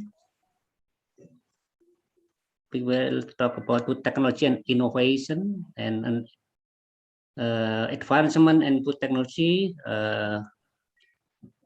versus food security, and then what should be anticipated. Yeah, we are here in our talk. What should be anticipated? We are is food technologies, yeah. And then conclusion or final remarks. Yeah, food security. Yeah, according to FAO, food security is a condition when all people at all times have physical and economic access to sufficient, safe, and nutritious food to meet their dietary needs for an active and healthy life. In Indonesia, food security is improved with more comprehensive terms. Food security is a condition of food fulfillment for the country up to the individuals, which is reflected in the availability of sufficient food, both in quantity and quality, safe, diverse, nutritious, equitable, and accessible, and does not encounter or conflict with religion, beliefs, and culture of the society in order to be able to live healthy, active, and productive life. This definition is according to the Act of the Republic of Indonesia number 18 year 2012 on food. So what is the challenge or the main challenges for global food security? At least there are 6 challenges. The first is increasing food production to meet the demand of growing population, growing population. The second is changing diets because lifestyle changing, which consequent increased non-communicable diseases or non-transferable diseases. The third is climate change, and then growing scarcity of fresh water resources and soil degradation and loss of fertile land, and high food loss and food waste. It is a challenges, yeah. The main challenges. Actually, we can add a natural disaster, for example, like now we are experiencing with the outbreak like pandemic or pandemic COVID. Yeah, before, according to the World Food Program, about 135 million people suffer from acute hunger in the world. After COVID, now COVID-19 pandemic, an addition of additional 130 million at risk of suffering acute hunger. So become 265 million hunger. Yeah.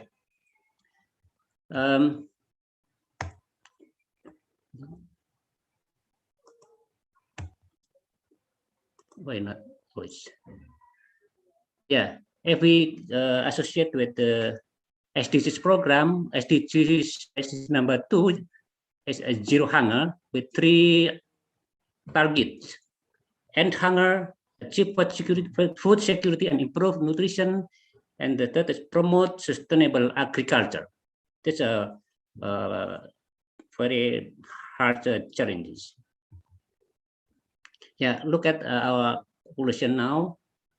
Global population is huge. Now it's more than 7 billion. Just counted, of course.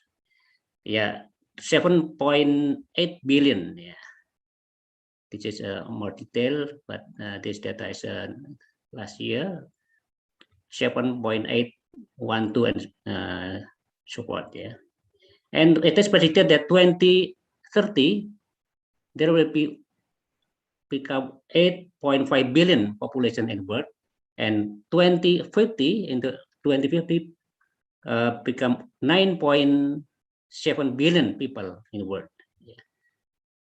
Because the rate about average 2% per year, and again in 2050 predicted to be 9.7 billion, and it is predicted that global food demand is 70% higher from now. It is, of course, a gigantic challenge. So how about Indonesia? Indonesia is number 4, the greatest population number 4 in the world. Yeah. This is China, India, United States, and Indonesia.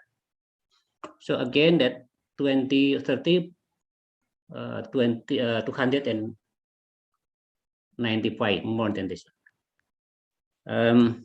Yeah, we look at the Indonesian population now, or the data is last year, 270 million, not billion, but million, 274 million. Yeah, it is high enough as a country.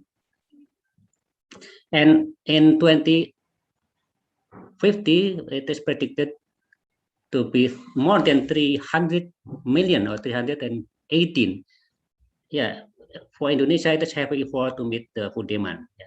And other food issues are still persistent here. Food safety, nutrition problems, double or triple burden, and so on. But we are blessed.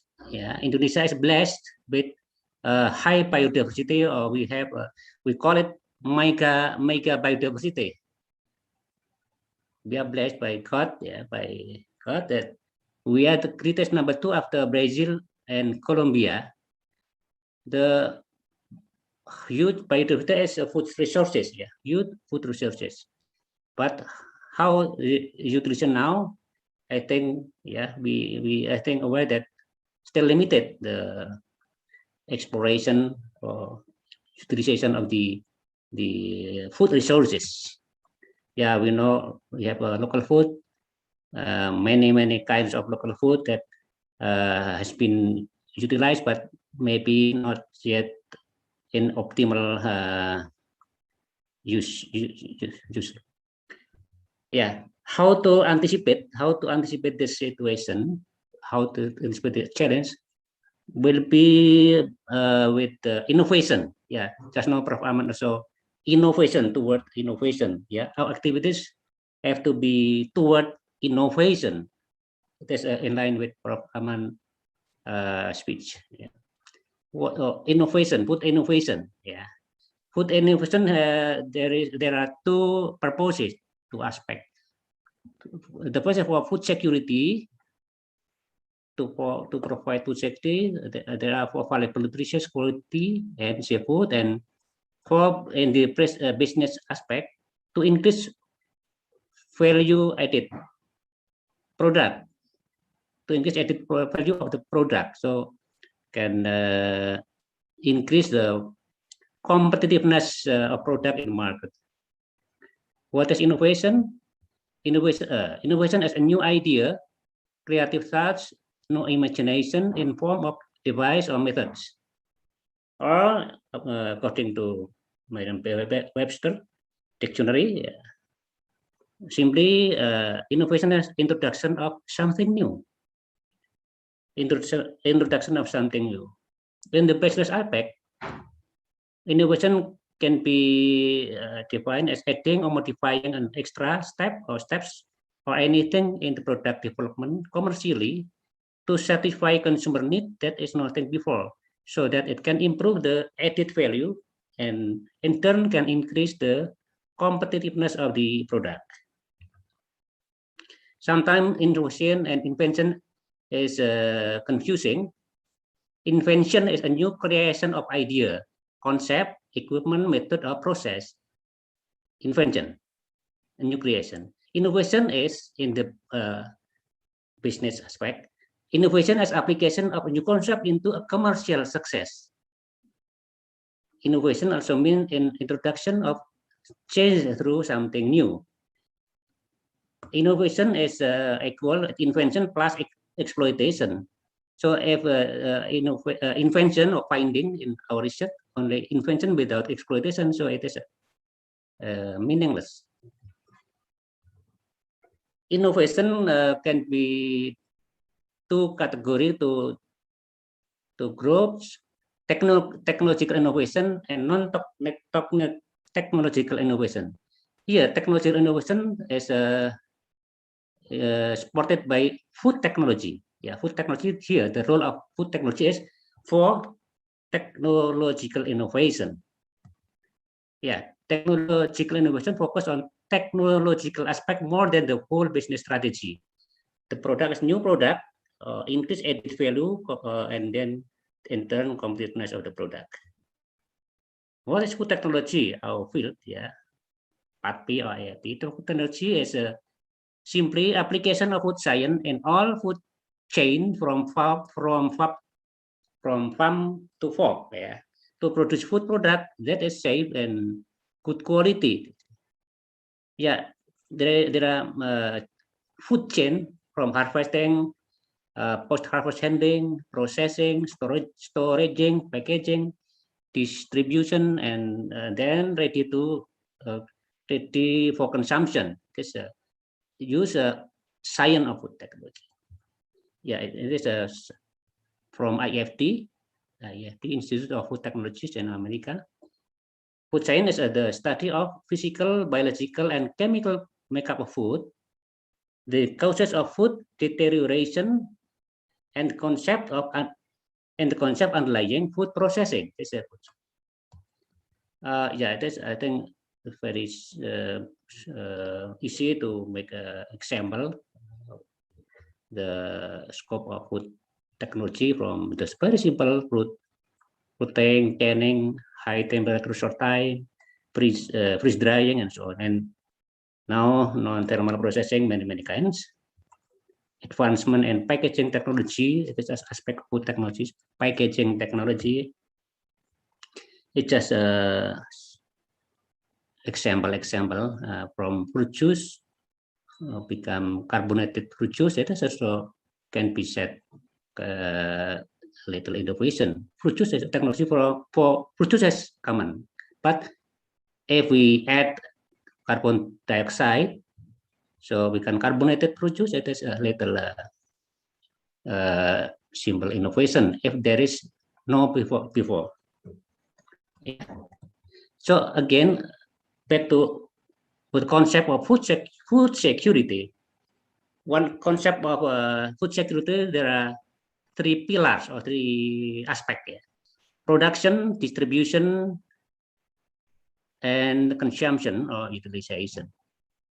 Yeah, here in the three aspects on the two pillars, there is a we add technological innovation.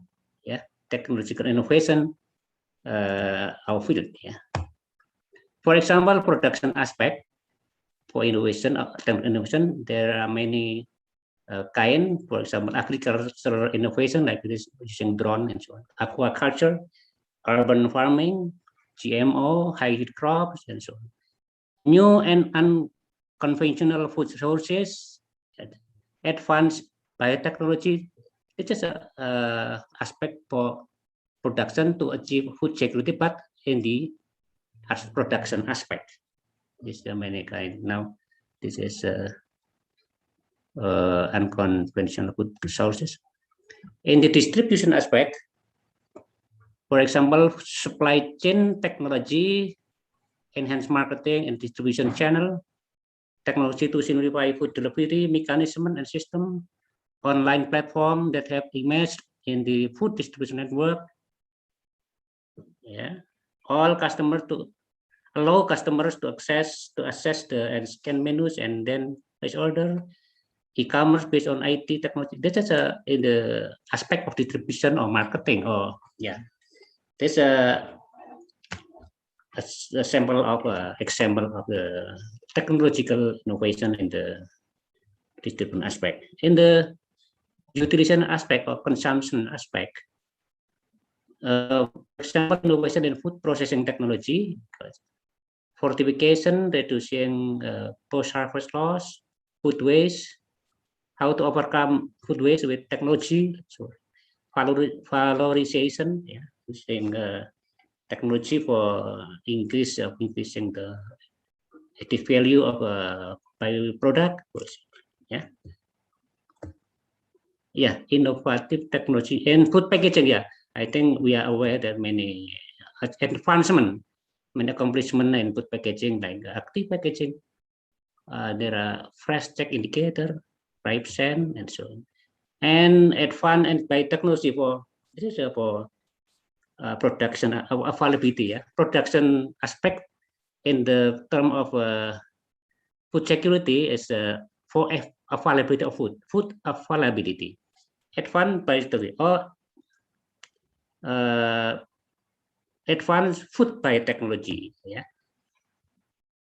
yeah. We now know that there is a future food issues. Yeah, I think the most sophisticated now we know culture meat, for example. Yeah, meat without livestock. This is the advancement of the food biotechnology. Yeah, meat without livestock or cultured meat.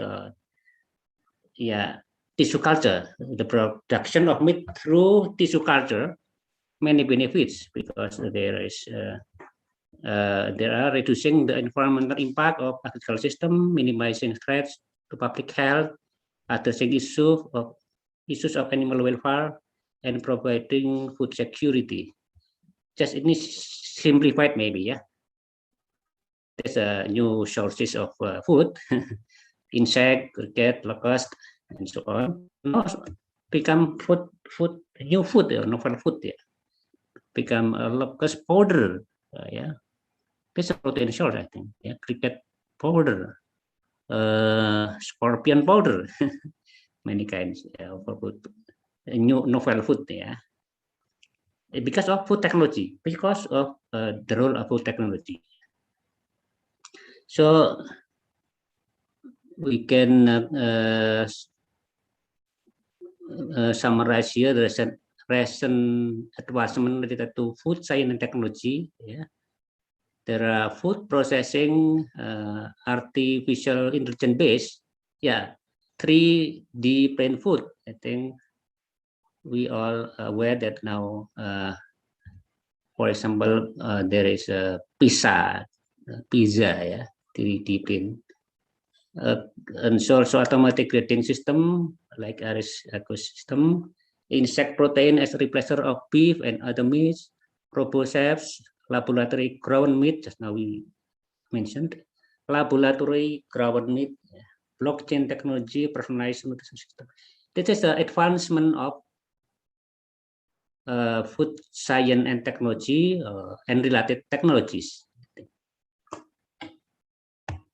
Oh, this is a 3D food printing example as pizza. This is the scene based on I think AI or IoT things because the advancement of IT tech information technology is now very advanced.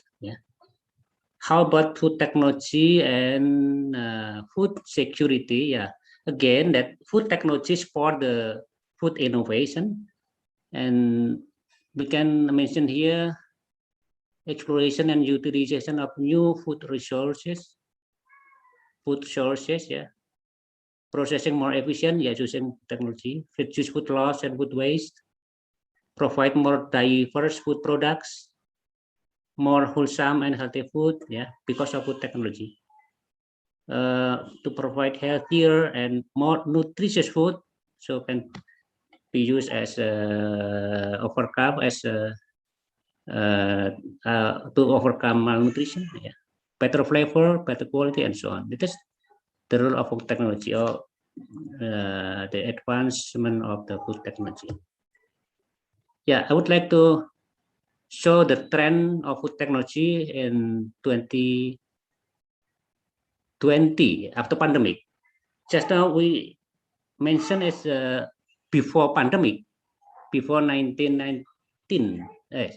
Before 1919.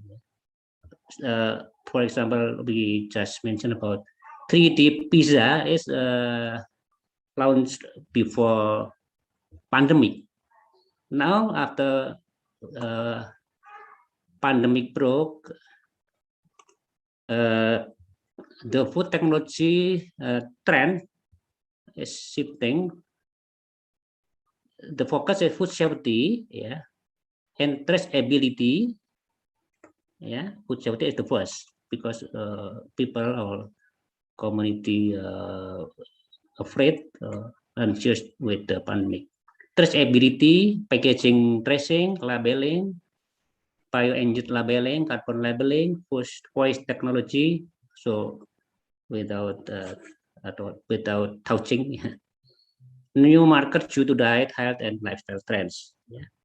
Increased plant-based food and diets, sustainability and food waste, increased use of mobile devices, and greater adherence to global standards. This is the trend of food technology after pandemic, COVID-19. Here, future of food, top 5, top technology trend for 2021. It is another sources. Professor, to remind you, you only have 5 minutes left. Okay, 5 minutes. 5 minutes. Okay, yes. Enough. Thank you. Okay, so this is a trend, 5 top trend. First, waste valorization, canola set to challenge soybean, plant-based immunity, supply chain digitalization, regenerative, the new sustainable in agriculture. This is a top 7 restaurant technology trends towards 2021, this year. Online ordering system and delivery application. So based on digital, contactless payment, online table reservation system, digital kitchen boards, automated inventory management software, QR codes, air purification technology. So after COVID, that's very common with the digital or all with digital devices. So development in food technology have contributed greatly to the food supply and security and have changed our world. What should be anticipated? It is obvious that the advancement in food technology is able to strengthen food security. And also, food technology can also offer solution to malnutrition. However, developing food technology should be accompanied by considering the possible undesirable impacts, such as encountering with bioethics, humanity, belief, and social problem with omitting labor, increasing unemployment people because the advancement of IT just now. So yeah, we remember Einstein remind us, yeah, he has a quote like this: I fear the day that technology will surpass our human interaction. The world will have a generation of idiots. This is Albert Einstein. So imagine the four people doing handphone like this. This effect of technology. So there are anti-technology community or anti-technology movement. Yeah, keep calm and hate technology. Technology is useful servant, but a dangerous master. So again, Albert Einstein remind us it has become appallingly obvious that our technology has exceeded our humanity. So final remarks or conclusion, there are big changes for global food security, and the potential of biodiversity in Indonesia is high, but its utilization as food resources is still limited. The potential of local food is not yet used optimally, and then the food technology as a base of innovation is main key to enhance food security and increase added value of food products. However, developing food technology, especially in Indonesia, maybe, and related technologies should be accompanied by considering the undesirable impact, for example, by ethics, humanity, belief, because food security definition in Indonesia is belief as written there. Social problem in the labor disappearing, maybe. Okay, thank you. Thank you, Prof. Yuri. Okay, Professor Umar, thank you very much for your nice presentation. As you mentioned, the SDGs have targeted global food security where no one left behind, due to hunger in 2030, while the pandemic situation has worsened to world food security situation. Yes, However, there are many discussions that Professor Umar explained earlier. There are many alternatives on how to anticipate and improve national and global food security. Thank you very much for Professor Umar presentation. And now we go to the third speaker. The third speaker is Professor Benu Adhikari. Professor Benu, have you joined? Good afternoon, Professor Benu.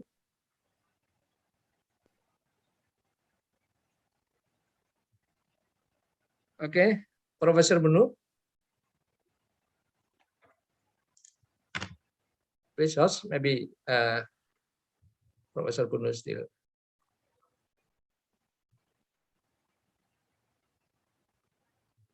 Yeah, I read in participant list. Professor Benu have joined it.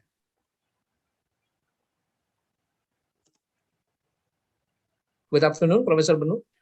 Yeah, I am trying to. Okay. I'm trying to join. I'm trying to join. I don't know what is Okay. happening Okay. Yeah. there. Okay. Thank you very much. Okay, So, Professor Benu. Yeah. yeah, Okay. hang on. Okay. Before you present, yeah, Yeah, let me share yeah, my screen. yeah, So yeah, profile. Yeah. Sorry, yeah, Professor Benu. Just moment. Let me to read yes brief, your profile. Yeah. yeah. Benu First, Adhikari is a professor. Sorry. Yeah. Benu Adhikari is professor of food technology engineering at Royal Melbourne Institute of Technology. RMIT University, Australia. He undertakes research in both themes of food engineering, including material science, processing, and engineering, including food packaging. He is also a manager of higher degree by research HRDL of food technology stream at the RMIT. Yeah. He has strong record of industry engagement in Australia and academic collaboration internationally. He has co-authorized more than 340 scholarly publications and has each index of 63 of Google Scholar. Okay, Professor Benu Adhikari will present his article entitled "Start Polyurethane Hybrid as New Biodegradable Material for Food Packaging Application." Let's welcome our third speaker, Professor Benu Adhikari. You have 30 minutes. yeah. Thank you, Professor Yuli. Can you see my slides there? Yes, yes. Yeah, okay. Thank you so much. So basically, you see from the previous speaker, Professor Santoso, that the food packaging is very important, food security, and also is a part of food innovation. So what I'm trying to do here is talk about the material that you use to develop the packaging that you're going to see, especially the flexible packaging and also maybe the rigid packaging, right? So what we are going to do here is we're going to use the starch that is commonly available in Indonesia all over the world, and use polyurethane is one of the very unique molecule that is we produce synthetically. How we use that to produce new packaging. The point here is that packaging has to be biodegradable. So yeah. So what happens in here is in a food packaging is very important to waste minimization, tracing, providing product information, and everything. And now the novel new packaging are active packaging and basically tamper protection, all aspects are included. Now, you see most of the packaging, the whole packaging industry, food industry consumes about 70% of packaging material. 70% of packaging materials, right? So most of those packaging materials are made from synthetic plastic, especially from the petroleum or non-natural source. Now, they are not bad. They have done their purpose. They serve the purpose. They are durable. They are flexible. They are strong, and they don't easily react with food. That is what we want, inert food. But the problem, big problem, is that they are non-biodegradable. It is getting more and more difficult to treat them or reuse them or even throw them, right? So that is why we want to develop a packaging that is also biodegradable and have property that mean to be a packaging. So now how I move this, right? So you see, not all the packaging materials, even coming from the natural source, are biodegradable. So you can bring the materials from natural source, right? Just like even the sugar cane, glucose and things like that. But when you bring the packaging material, it's not necessarily biodegradable. For example, just like let us say we can produce PET, polyethylene terephthalate, we can produce polyethylene, polypropylene, like these things using sugarcane, but they are not degradable. But on other side, you can also have some of the synthetic materials. They are biodegradable. It's the PBAT, PCL sort of things, right? So they are there, but what we are trying to do is, what about we use the readily available simple source, that is a starch, because it is not possible to use starch as it is as a standalone packaging material, especially when they come in contact with the water or high water vapor. So in that case, there is only way to do it, or one of the best way to do is to hybridize it. So combine with a synthetic polymer, you bring the starch, or in that sense, other natural polymers, and hybridize it. How? We're gonna give you some example going there. So in bio-based polymers, there are many, just like thermoplastic starch and cellulosic material on one side, you derive directly from nature and use minimum processing, and you develop packaging.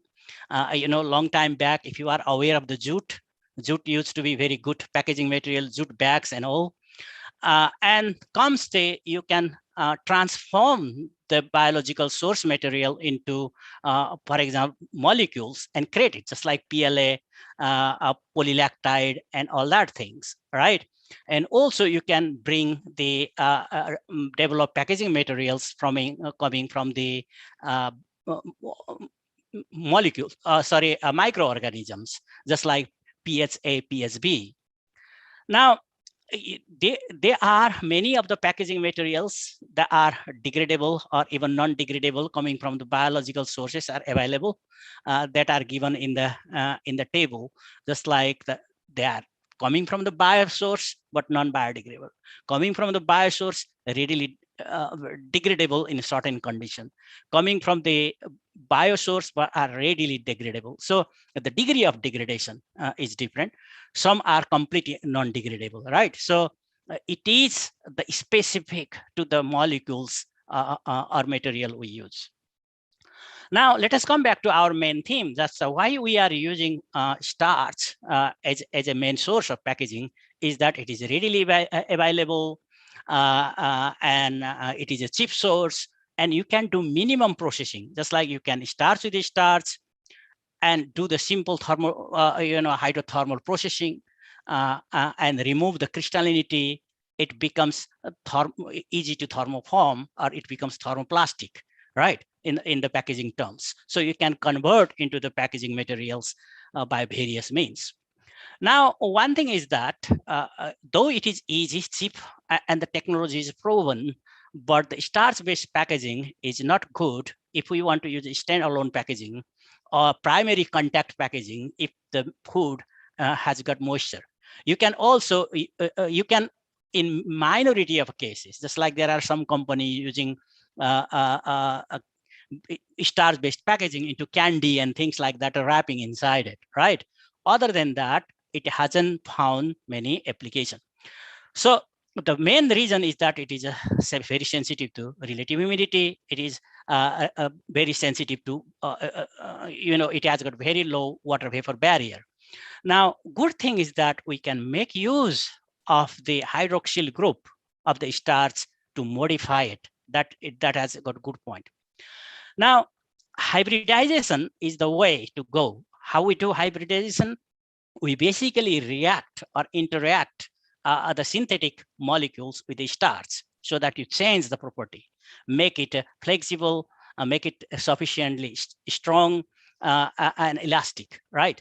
So we can use varieties of the chemicals in there, but we are choosing polyurethane because polyurethane are very versatile chemical, all right? So you can synthesize polyurethane in different way, in different length. And even nowadays, you can go to market and many paint materials, aeroplane planes, and even fire insulating materials are also produced using polyurethane. Now here you go. What are we gonna say? Polyurethanes are two types. One is based on isocyanate. isocyanate has got an ocean group in here, like right-hand side. Then you combine with a polyol, any glycerol, xylitol, or sorbitol, like that thing, and you react and you get polyurethane, right? Certain length you can. Beauty is that I will explain later how we can change the hard segment and soft segment to make the polyurethane adapt better for the packaging application. Now, though, in Australia and beyond, people don't like the isocyanate. They don't want to hear the isocyanate, specifically when there is a trace amount of isocyanate. There may be toxic effect to it and health hazard. Because of that, we are moving to non-isocyanate polyurethane. What happens in non-isocyanate polyurethane, you can see from the right hand side, the green arrow. We use a diamine and cyclic carbonate. We react it and then we produce the polyurethane the way we have done in above case. Now, one thing is to remember that in both this sort of reaction, there is no byproduct. So that means it is a completely additive reaction, and then you can create a compound that doesn't have byproduct. If material is very good, it is very nice way of doing it without any waste. Now, this is a very interesting thing, is the polyurethane are copolymers having hard segment and soft segment. As I said already, if you increase the hard segment, the polymer becomes harder, more rigid. If you increase the soft segment, then the polymer becomes flexible, less rigid. So the way you can tailor it the way in the right-hand side, the picture does. So you can control the proportion, a percentage of hard segment and soft segment the way you like to increase or decrease the strength and flexibility, especially that is important for the flexible packaging. Now, here you go. One thing I have to tell you though, when you go to lab and try to, combine polyurethane with a starch, especially the isocyanate-based polyurethane, it doesn't dissolve in water, right? So then it becomes difficult to interact with the starch, because starch is a water-based system. So what we do is we introduce, you see on the down, either anionic molecule or cationic molecule. We call ionomers to introduce it to the either backbone or the side chain of the polyurethane to have some sort of charge, right? Either positive charge or negative charge, anionic or cationic. Doing so, it readily disperses in water and interacts with the starch. That is the primary step, what we have to do. Now, here you go. What we have done is we have trial both anionic and cationic. In this case, is cationic polymer. You can see the polyurethane itself is carrying positive charge, and now it will become easy to disperse in water and interact with the starch. In other cases, in the right-hand side, we also developed anionic polyurethane to disperse in water. So we want to see which one works better for us, right? So this is the primary condition, important condition, to make the polyurethane ready to interact with the starch. Otherwise, it doesn't dissolve. So in other cases, we have developed the non-isocyanate polyurethane the way we described earlier, the chemically synthesizing. This is much better material compared to isocyanate-based polyurethane, because it has got better properties, and also it is fully biodegradable, and it is not toxic.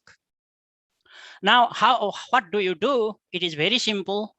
You bring the polyamines, diamines, and the cyclic carbonate and react about 80 degrees Celsius, and you easily get a reacted powder. Then you can use it in whatever way it is possible.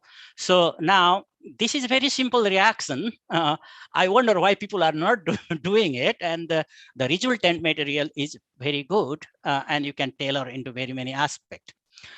Now this non-isocyanate polyurethane can readily interact with the starch and also reduce the hydrophobicity and all. So they are good materials, right? So now let me give you example, because I cannot give you many examples because the time limit.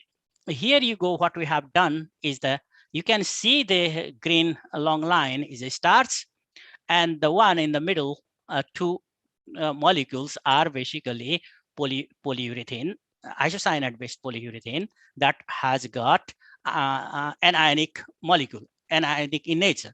So now it will interact with the starch molecule readily, and basically there is an ionic interaction and also hydrogen interaction. Here is no covalent bonding. I'm gonna say why we are trying to avoid that hydrogen bonding. We have to, covalent bonding. So long the material is strong enough, not phase separated, not having covalent bonding is very good. So you will see down that you see on the right hand side, that is the packaging you get. You can compare with the LDPE, that is a holy grail of the packaging materials. It is almost behaves similarly, and also it has got more than 72% biodegradation. It is absolute biodegradation, not compared to starch. If you compare to starch, it will be higher, right? Here you go. Now let me go to second one. That was one approach, having isocyanate based polyurethane to interact with the starch to produce packaging. Now flexible packaging. Now here we are using non-isocyanate based system. You can see first we make non-isocyanate, and then we gelatinize starch and mix them together, and we get a hybrid material, right? So what happens in there, you have a look into the left hand side, you have got transparency, bending ability, stretching ability. This is the sort of packaging you get. It looks exactly similar to LDPE. Of course, different strength and flexibility, but look into the transparency, right? So that is the way, and this material is fully biodegradable. Perhaps I wouldn't be able to show today, but now in the final stage, what we realize is that compared to LDPE, we have got flexibility and all, but we don't have enough strength. To increase the strength, what we have done is that we have got starch, we have got non-isocyanate polyurethane, we have got the system, the hybrid system, and then we added about 1% of crystalline cellulose, nanocrystalline cellulose, then to improve the strength. Now you see at the end of the day, the packaging we get didn't compromise most of the flexibility, foldability, and stretchability. But increase the strength. So the example is that we can use the natural materials like that to come off to the similar property of the LDPE. That is, again, I say, most standard packaging material we have. Now, let me go back to let us say how it biodegrades. See, I haven't shown you any images or data about the non-isocyanate based hybrid. This is the isocyanate based hybrid, okay? So this is the starch based packaging that you have got made using glycerol. And then you are one here, the second one has got isocyanate based polyurethane, but made using ionic bonding and hydrogen bonding, no covalent bonding. But in the third one, you can see the packaging material is made using starch and polyurethane, but done grafting, okay? Chemical covalent bonding is there. So much strong bonding, right? So we look into the biodegradation, we run for 150 days. You don't have to run the starch to 150 days. You're gonna see the degradation complete. And then you can see the second one also degrades quite well. Not 100% degradation, but almost 80% degradation it can happen. But you can see the last one that is covalently bonded didn't do biodegradation. So you see the same material we are grafting with the starch, but one makes more biodegradable, one makes less biodegradable, right? So that means what happens is that the way we chemically react with the synthetic polymer will make whether it biodegrades or not a critical factor. So the bonding reaction or interaction, either hydrogen bonding, ionic bonding, covalent bonding, how you tailor that is a very important. Now, here you go. I wouldn't be very long. Now, I'm going to say some of the schematic diagram of the mechanism, how the packaging materials, especially ours, degraded. In the first phase, you will see the molecules very tightly bound together. You can see bound together in a regular pattern.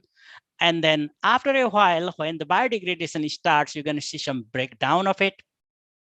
And you can see some of the voids to it because some leaching going to happen. And the microbes going to be started utilizing it. The molecules going to be go down to very small level, and they will be assimilated by enzymes and the microbes. So the carbon available in there uses energy and things like that. Finally, it will become a mineralization. It converts to carbon dioxide and water and some biomass because they utilize the carbon, and some will remain just like silicone and things like that remain, wouldn't be biodegraded, but we assimilate it in environment. Now we have to run the biodegradation test for 180 days. So that is, I don't have to explain, they are given in the standards. Now, here you go. You have got the degradation pattern. The y-axis is because how much is degraded, measured using evolution of carbon dioxide, and the axis is days. Now you can see the starch-based packaging has got degraded 90%. That is what is required by law. Is that 90% degradation has to happen. So assuming this is 100% degraded, right? So the packaging that had ionically bonded and hydrogen bonded starch and polyurethane degraded up to 80%, you see from the right hand side. But the chemically grafted, basically covalent bonded, didn't. So the maximum degradation was 31%. So you can see there, we can tune the biodegradability by knowing the chemistry. So the point is that we don't have to have so strong chemically bonded materials so long it solves the purpose of strength, flexibility, transparency, and all that, right? So here you go. Perhaps this is the last slide in here. So I'm gonna say this is a schematic diagram. We have got 4 stages of the biodegradation. First is basically interaction of the microbes and water. Okay, water with the starch material, the packaging material. And now some packaging material easy for the microbes to go in, easy to hydrate it, hydrolyzed. Some are different, right? And the second stage, what happens when the microbes start acting, the CO2 start evolving, bigger molecule started breaking down into a smaller one, and then you started void, and the more microbes go in, more leaching gonna happen and accelerates. And finally, you're gonna see a whole lot of the packaging material is degraded, and you have got lots of void and things like that, some big, some small, and carbon dioxide comes out, water comes out, and some small molecules also come out, and finally assimilate, and part will be converted to the microbial biomass, right? So again, so let me go to, I think this is the last part of it. I am pretty much on time, isn't it? No, I'm gonna say hybridization is very, very, very important concept, because natural polymers like starch, cellulose, lignin, those hemicellulose, like those things, they don't make a good packaging materials. However, we can add some synthetic materials and convert them into good working, flexible as well as rigid material, right? In doing so, we have to understand how they interact and what is the level of chemical modification or hybridization is necessary, right? We should not overdo. So depending on how we formulate it, they can be very highly biodegradable, the hybrid ones, and less biodegradable, right? So long, our studies show that so long the packaging material is good, don't overdo on the covalent bonding. Have the ionic bonding, hydrogen bonding, it will be biodegraded faster. So these materials are now really good in using it. They are highly hydrophobic, means your contact angle is above 90 degrees Celsius, right? So that is what it is. So I think this is the last slide. Thank you so much for listening. Yeah, I had a little technological glitch, but I hope it is okay. Okay, Professor, thank you very much for very important presentation. Yeah, I think in Indonesia and also maybe in the world, it is now becoming an important issue related to the food packaging. As the world's population increased and food consumption increasing, especially fast food, yeah, the use of food packaging is also increasing. Yeah, Professor Adhikari offers start polyethylene, yeah, hybrid as a new biodegradable material for food packaging. It has been described a lot about the advantage of this packaging material. Okay, the audience in the chat room, yeah, there have been many discussions that took place. Yeah, there were also questions that were sent directly to the speakers, and they were responded. Yeah. For example, Professor Postman already asked a question. Yeah, and Professor Sablan, yeah, also responded. Yeah, thank you very much. And also Professor Umi, yeah, Purwandari, yeah, asked to Professor Umar and responded, yeah, by Professor Umar. Okay, thank you very much. Okay, the audience, now we enter the discussion session, but sorry, our discussion time is very limited, which is only less than 30 minutes. Yeah. I open it one term first for three speakers. For three questioners. Yeah, we will open a new term when there is still new time. Yeah, and please, I invite the audience to give our speaker question or maybe comment or opinion. Please raise hand, and PIC, please help us to spotlight.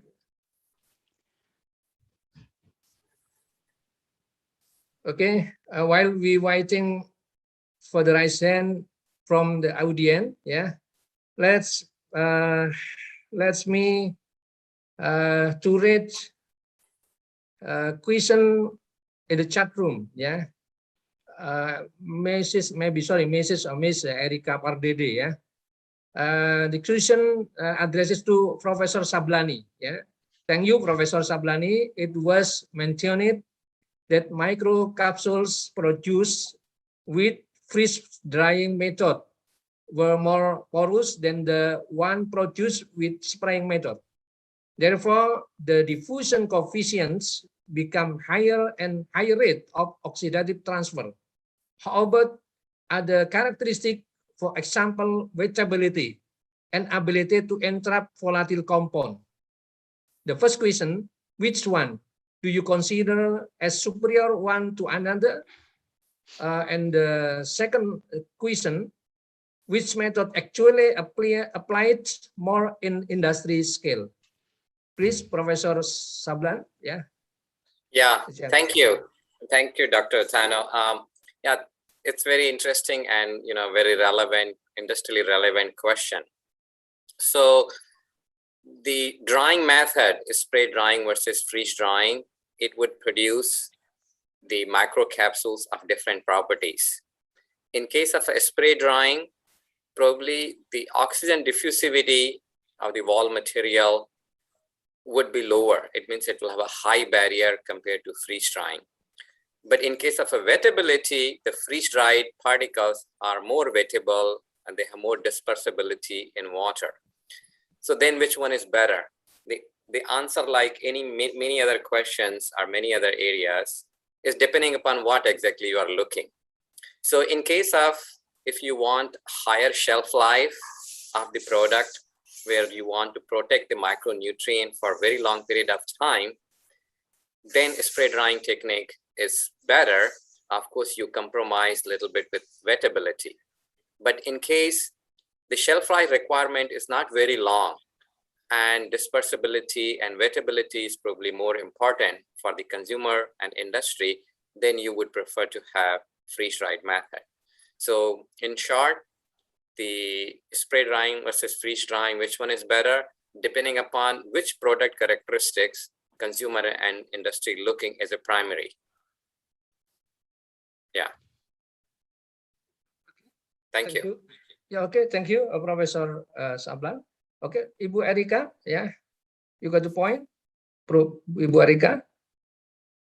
Okay, yeah, and I am inviting another audience, please. Okay, Professor Usman, yeah, Professor Usman also PATPI board, yeah, Center PATPI board, and come from, yeah, please, Professor Usman, you introduce yourself and you ask your question. Yeah, thank you, Prof. Yuli Witono. I want to ask my question to Professor Sablani. Now, I am also working on encapsulation, but not in micronutrients, but for probiotics. We try to isolate microfibers from palm oil solid waste. And then we try to use the cellulose microfiber hydrogel to encapsulate probiotic. Unfortunately, the cell life of the probiotic is not too long, only about 28 days. Do you have any suggestion how what we do or what we mix with the CMS to prolong the cell life of probiotics? Do you have any suggestion? Thank you. Yes, so before I answer, I may have a question. So how does the life of probiotics is affected? Is it based on the oxygen sensitivity, or it is more on moisture sensitivity? Oh, we don't know exactly what factor affect the viability of the probiotic, but we just analyze the viability, and then we found that the viability only 28 days.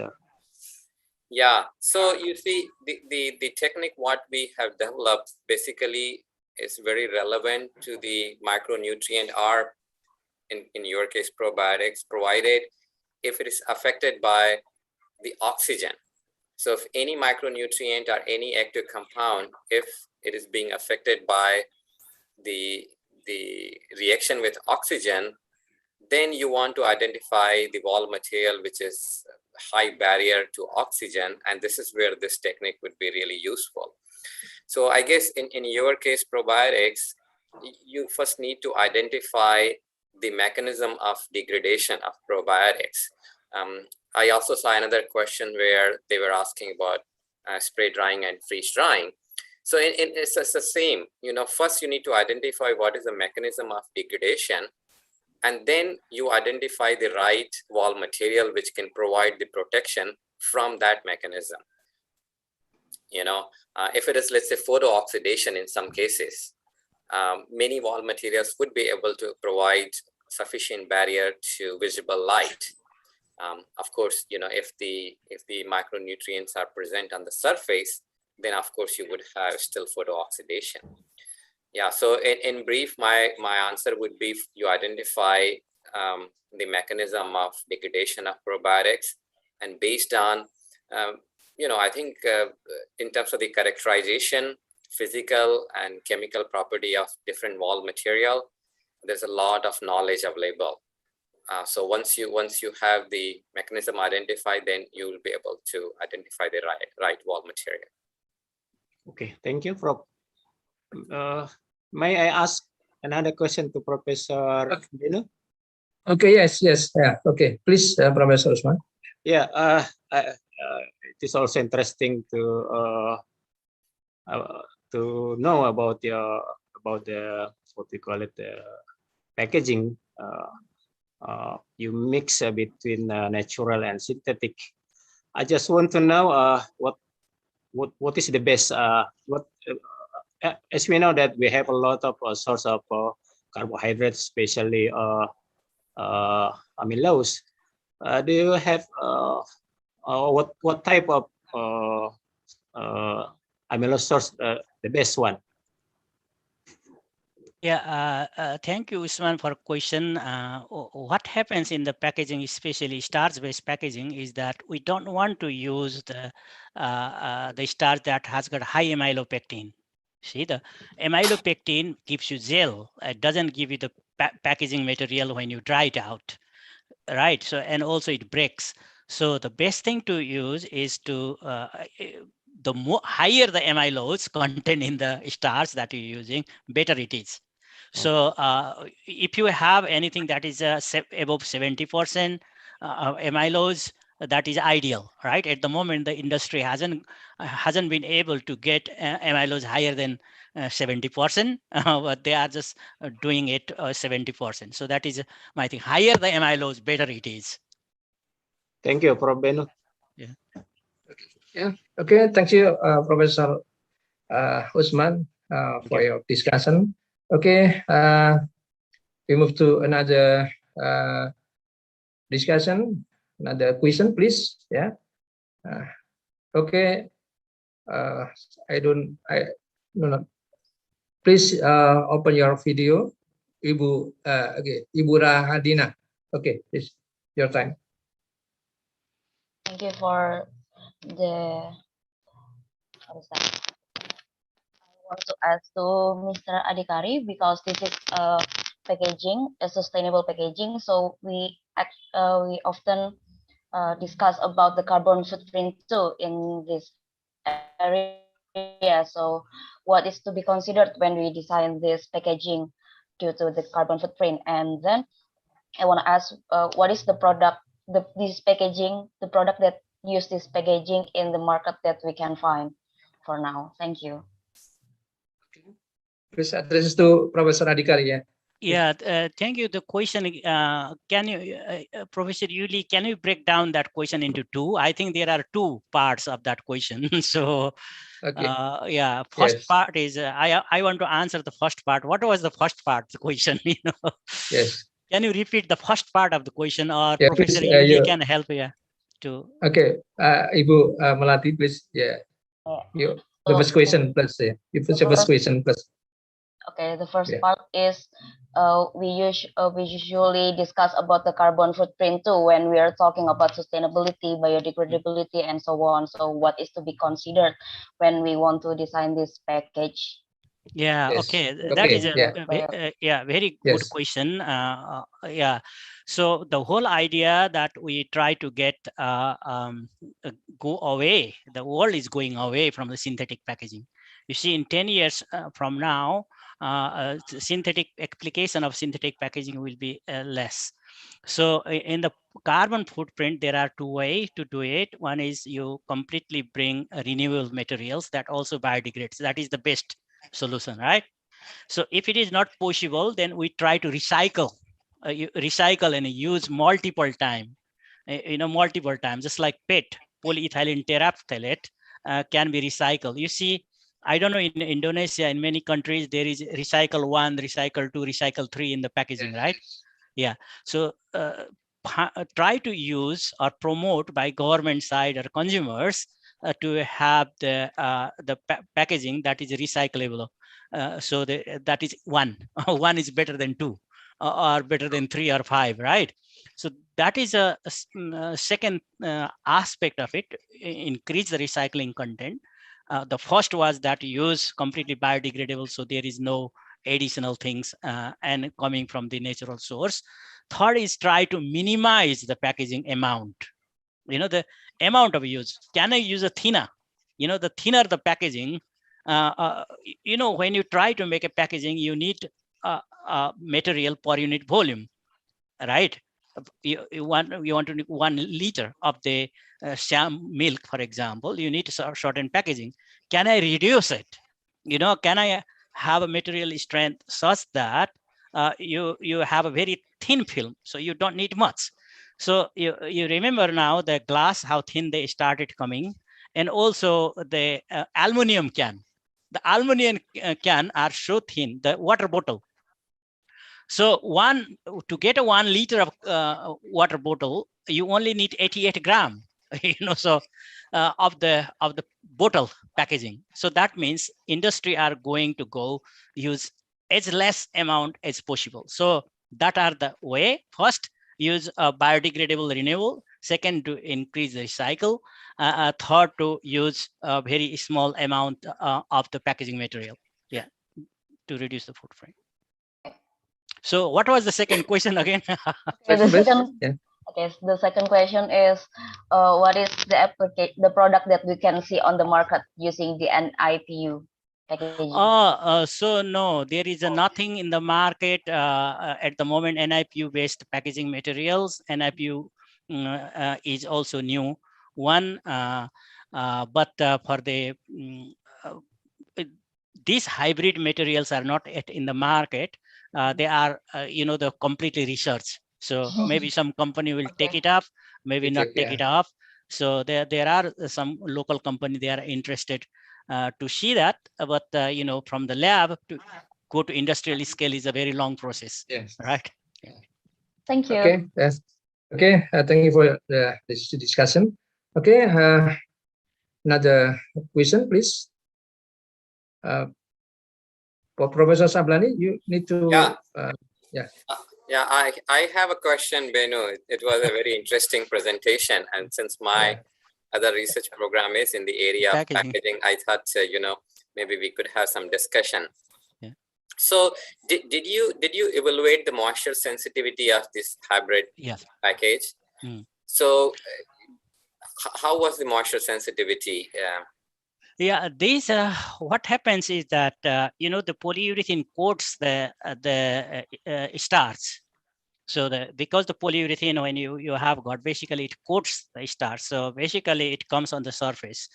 So the moisture transfer ability is almost half or less than half of it. The starch, it is way reduced.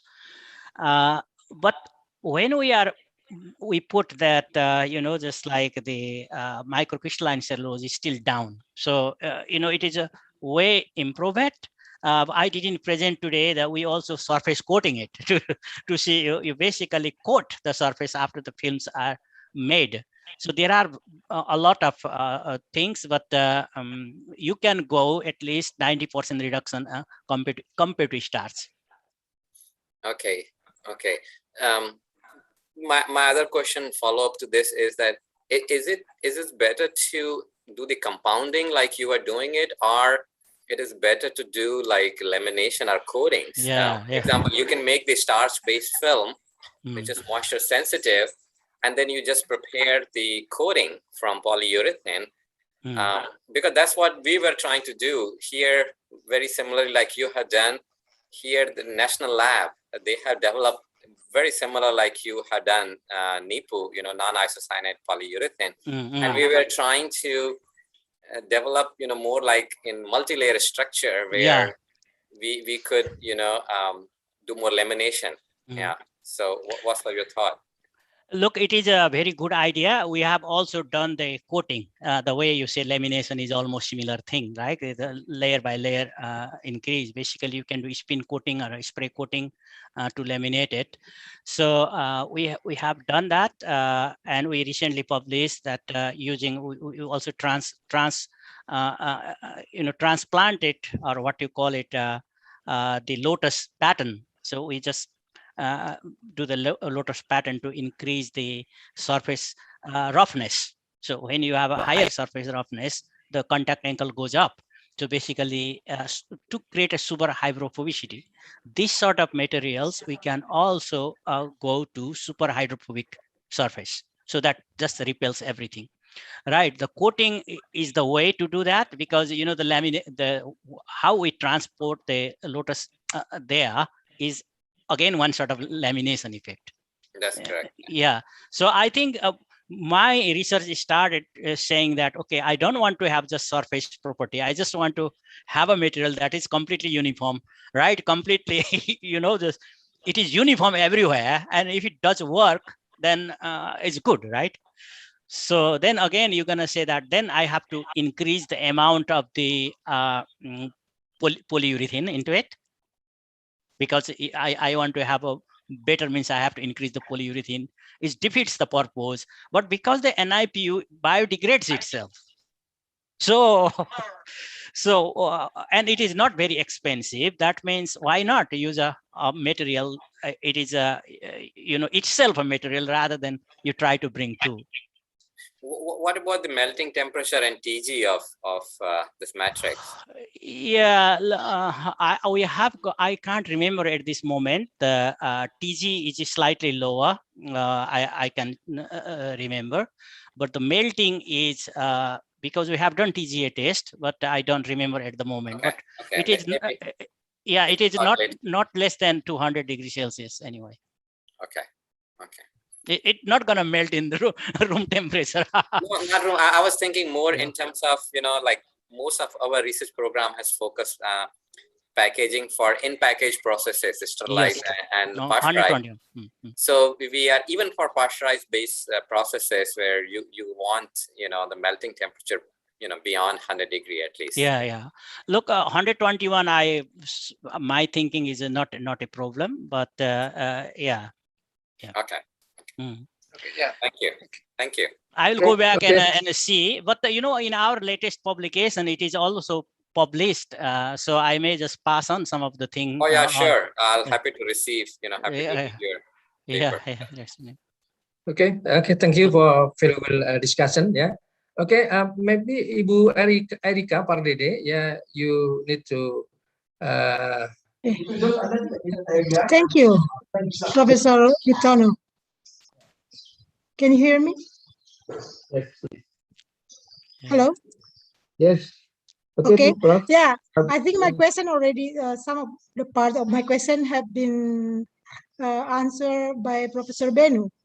My question is actually, can the hybrid biopackaging you invented replace the, for example, LDPE in Tetra Pak, for example?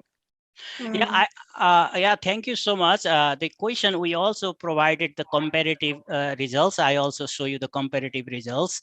In terms of transparency and many aspects, it is good.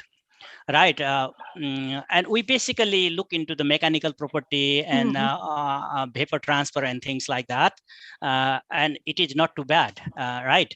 But the thing is that we haven't evaluated using material itself. For example, you see, so for example, having the packaging material, putting a half a liter of milk or 250 ml of milk in both packaging, LDP and our packaging, and how does it happen? Does it leach anything? The question is that because this is a composite material, right? And it has got a starch to it. Does it leach out? LDP doesn't leach out easily, right? But does it leach out? That we don't know. So that is why it is not at the moment gonna go to industrial scale, because they need to evaluate. For example, whether the leaching happens, whether it is stable in the. We just evaluated the material property, right? It looks good, but we don't know in the reality. It looks good, yeah. Thank you, Professor Benu. Thank you. Nice. Okay, Bu Erika, thank you very much. Yeah. Okay, maybe we invite another question for Professor Umar. Okay, maybe I have a question for Professor Umar Santoso. Yeah, follow to the.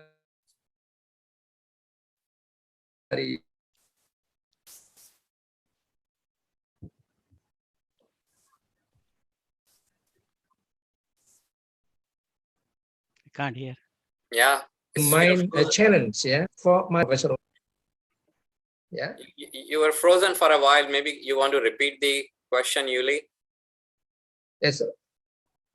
Okay, please. Yeah. Sorry. Okay, Professor Umar. Yeah. Umar Santoso. Yeah. Yeah, Please. please. Okay. We didn't hear your Okay, sorry. question. Please, Professor. No. Please, like. Yeah. Okay. Yeah. Yeah. I didn't hear. Sorry. Yeah. Yeah. Yeah. Follow to the Professor Umi Purwandari question, Professor. Yeah. Oh yeah. What exactly main challenge, yeah, for marine product exploration, yeah, especially in Indonesia, because we have a huge of the marine product, yeah, to increase food security situation. Yeah. Yeah, marine product resources is very huge in our country. So it is our future food. I think it is our future food. So let's start now to explore in the ocean. I think now maybe not yet do well because I don't know. Yeah, just preparing. I think. Yeah, I think it is just on the near future. Yeah, near future is our food resources here. That is okay, probably. Thank you very much, Professor Umar. Yeah. Okay. I'm inviting another question, please. Yeah. Yeah, I have a question for Okay. Dr. Santoso. Okay, please. Yeah. In your country, in Indonesia, how well the modern food processing technologies have been implemented? For example, high pressure processing or pulse electric processing or ultrasound or ultraviolet light based, the more recent, food processing technology or microwave or radio frequency based processing. Has Indonesian industry has adopted some of these recent, advanced processing technologies? Yeah, I don't know exactly, but as to the best of my knowledge, now just starting to use a modern technique machinery for the processing of food, yeah, marine food and so on. Especially the first you mentioned, high pressure processing. It is very high price, I think. HPP is very high price, but freeze drying is common, I think. Freeze drying and yeah, microwave. It is just common in Indonesia now. Yeah, but HPP is a very high price. I think. Yes. Thank you. We have still time. Please, the audience. Yeah. Okay, maybe Mr. Muklis, yeah, from industrial practices, yeah, from Mr. Muklis, yeah, you are available to discuss with Professor Adhikari about the packaging, yeah. From Dr. Engineer Muklis, yeah, you have available. I think we'll.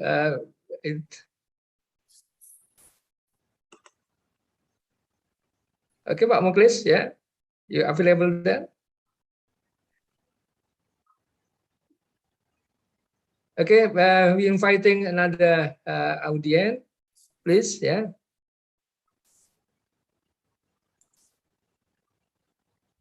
Okay, Professor Adhikari, yeah.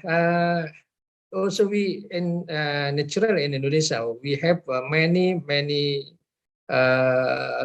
bioresources. Yeah, I think for Indonesian scientists also have many experiences about research in the bioplastic. Yeah, and still not not still applicable. Yeah, applicable maybe. Yeah, because I don't know. Maybe we need. How about your opinion about the Indonesian scientists research about the biodegradable plastic in Indonesia? Yeah, okay. Because we have many bioresources. Yeah. Professor Adhikari. Yeah, it is. Thank you so much, Yuli. It is very interesting question. I have to tell you, and I wanted to say from the very beginning, but I was worried about a 30 minutes time frame, whether I can finish or not, right? So I rush like a bullet. I move like a bullet, right? In last 6 or 7 years, I'm teaching many Indonesian students, undergraduate. And all of them are our top 10 students in the whole, in my class. When I go, there are 150 students, right? The always top 10 are Indonesian, especially girls. I don't know, the girls are really, really, really driven, and then they always cross 90 in my course.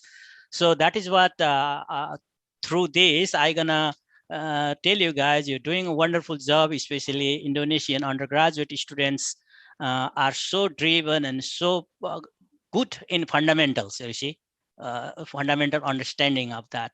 So your education system I admire. So through students, okay, through students, I admire that. It is really strong, really. And last not 1 year, it is not a fluke. It is last 7 years I am teaching the course. It is all of the students are Indonesian in top 10, right? So especially females are always crossing 90, 96 marks. So sometimes I wonder where I cross marks, right? Where I deduct it. Yeah, so that is now coming back to the using natural things. One thing we have to realize that natural materials are not good for the packaging, right? In reality, in functional reality. So that is, if we just want to use that way, it's a difficult. So we have to do a lot of processing and hybridization. The idea will be, can we use more of the natural, okay, rather than the less? And can we do minimum modification, and just say, the way Shyam suggested, can we do surface coating or lamination to increase? Because the example is the Tetra Pak type of things, right? There's mostly the cellulose based things like a paper, but they have just coated using LDPE. Basically, they coated LDPE. Right, so it works. So that is the way to go.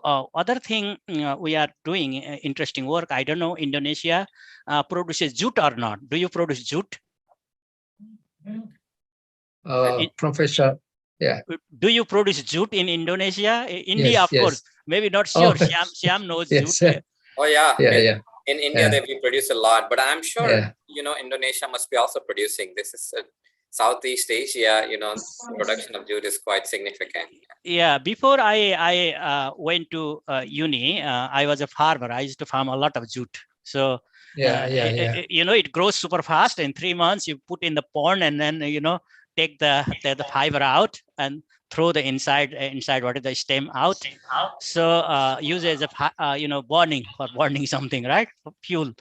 So I don't know what Indonesia does. So one thing about that is that I have a PhD student, we are working on it, has got unique cellulose, right? Very nice cellulose. You have to just go to cellulose, and you can use that cellulose as a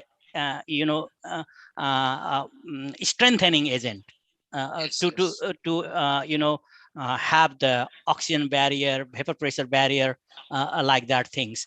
So I think we have to use natural resources as an ingredient, maybe additive, right? Maybe ingredient, maybe additive, but maybe the body itself has to be some level of synthetic materials, right? That is what my thinking is. We can't 100% go synthetic, biodegradable starch base. If you can go 50%, you are already better 50% off, right?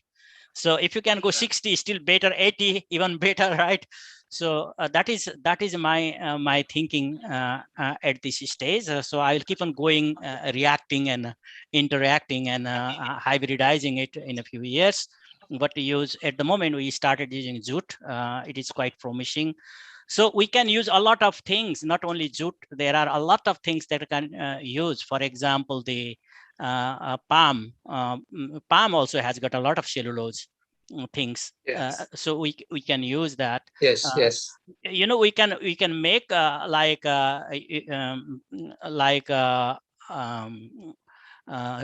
textile thread, like textile thread out of this, and coated it, and then you can just go from there. So I think there are a lot of options, but it depends on the how much research money you get to do this. Research is not cheap. It is. Syam is happy. He's gonna get Okay. as much money he wants. In Australia, is getting research money is too difficult. So I only rely on the PhD student to do these things. Okay, Right? yeah. Okay. Okay. Okay, Professor. Yeah, thank you very much for your opinion. Yeah. Okay. Our discussion time is up. Yeah.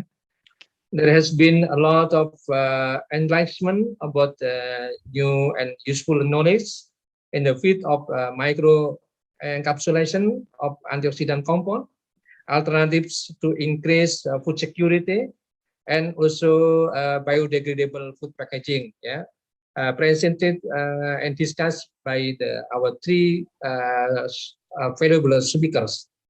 Let me close this first plenary session with the accompaniment of thanks to our three speakers and the attention of all audience. I apologize if there are any shortcoming while guiding this first plenary session. I give back the time and screen to the Master of Ceremony. Thank you very much. Good luck with the meeting. Thank you. you so Thank you, much. Professor. Thank you. Yeah. We loved it. Thank Yeah. you, Professor. Yeah. Thank you, Professor Adhikari, Professor Sablani, and Professor Umar Santoso. Thank you very much. Yeah. Thank you so much. Yeah. Yeah.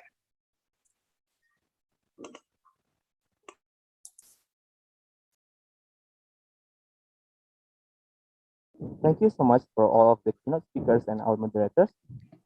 With all our honor, we would like to symbolize our thanks and honor to our keynote speakers by giving the certificate. For the first certificate goes to Professor Syam Sablani. We invite the PIC of the committee to take the documentation properly.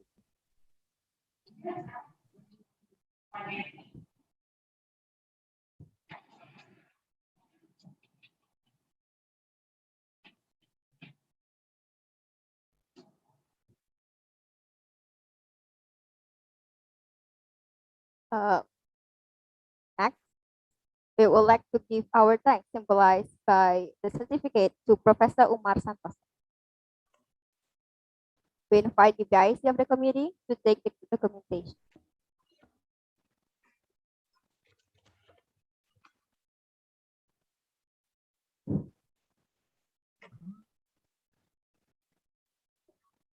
Okay, I give back your the For scan the to first you. certificate, we would like to invite Professor Benu Adhikari, and we invite the PIC of the committee to take the documentation properly.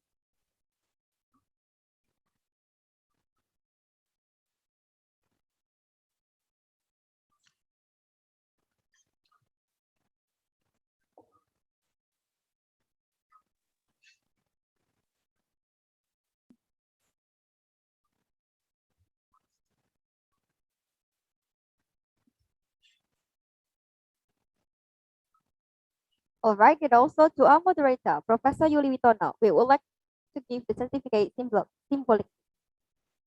We invite the PIC of the committee to take the documentation. Thank you very much. Yeah. Thank you very much. Yes, Professor.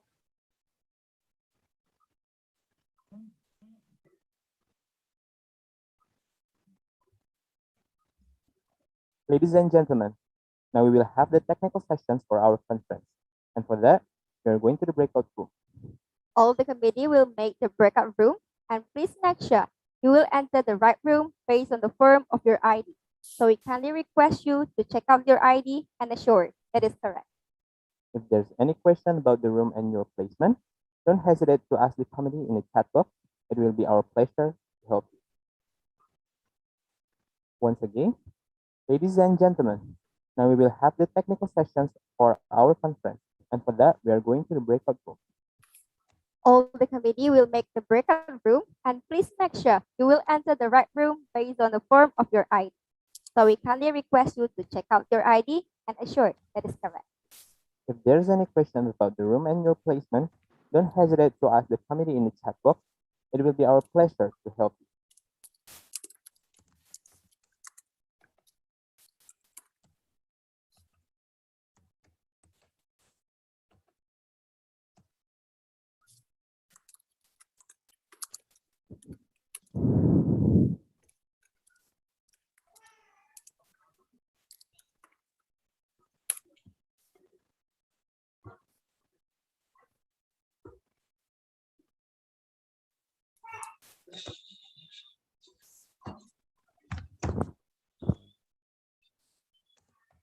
To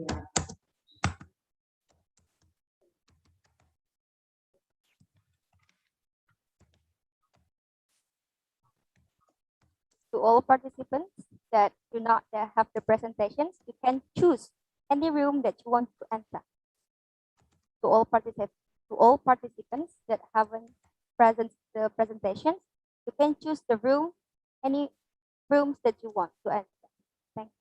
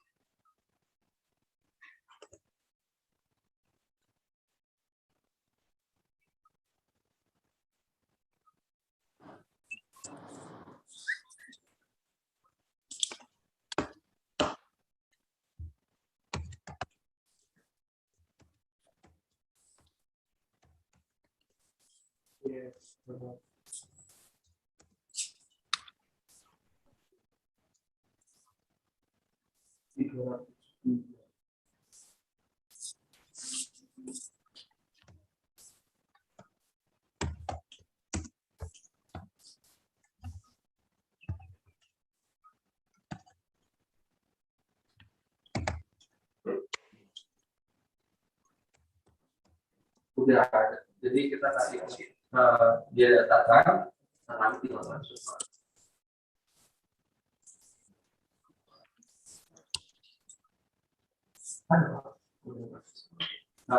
Pertama, terima kasih.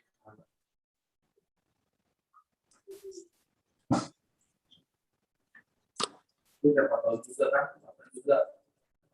Dulu ini kita banyak kemudian gitu. Tapi kalau ada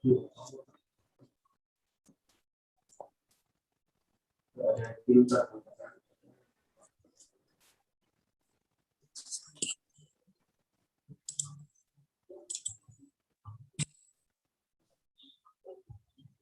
Nah, terus ya untuk edit website Pak di akun Bapak doang ya? Edit website, masukin foto.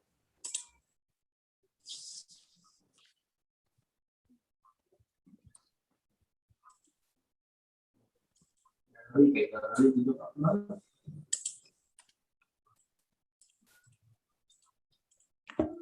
Kalau baru kemarin kan mereka yang ini kan.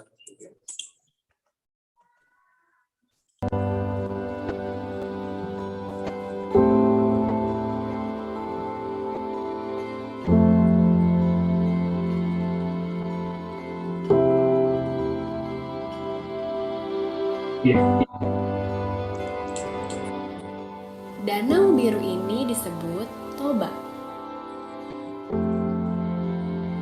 Danau yang indah. Apa jadi Pak? Aku ya. Tahu kok kalau aku tidak mau sendiri Pak. Tak ada rasa bosan melihat hijaunya bukit yang menarik.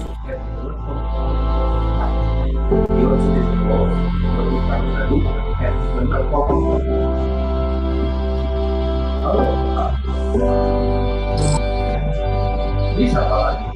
Mata kupejamkan, tangan kurentangkan, sejuk, tenang, senang kurasakan, membuatku seperti melayang.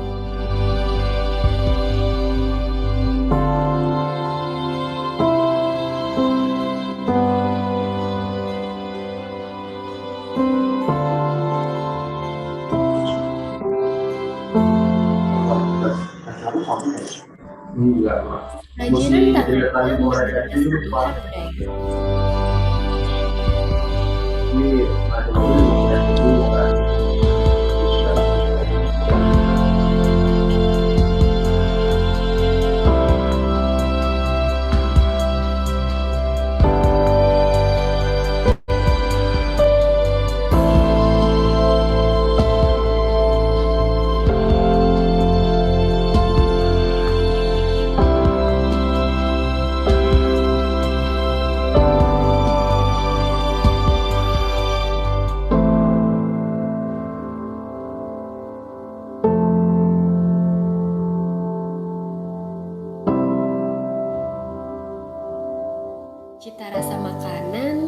hasil dari tanah subur dan alam yang makmur menjadi salah satu keunggulan tanah Sumatera.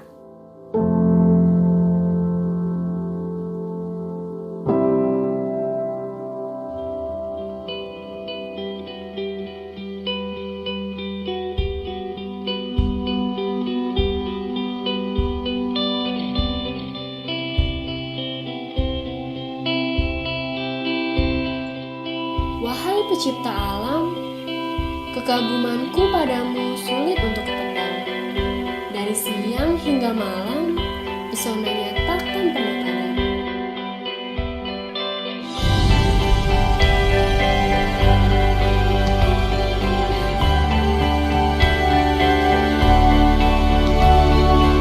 Pesona keindahanmu takkan hilang dari dalam hati dan sanubari. Menambah keindahan alam Sumatera.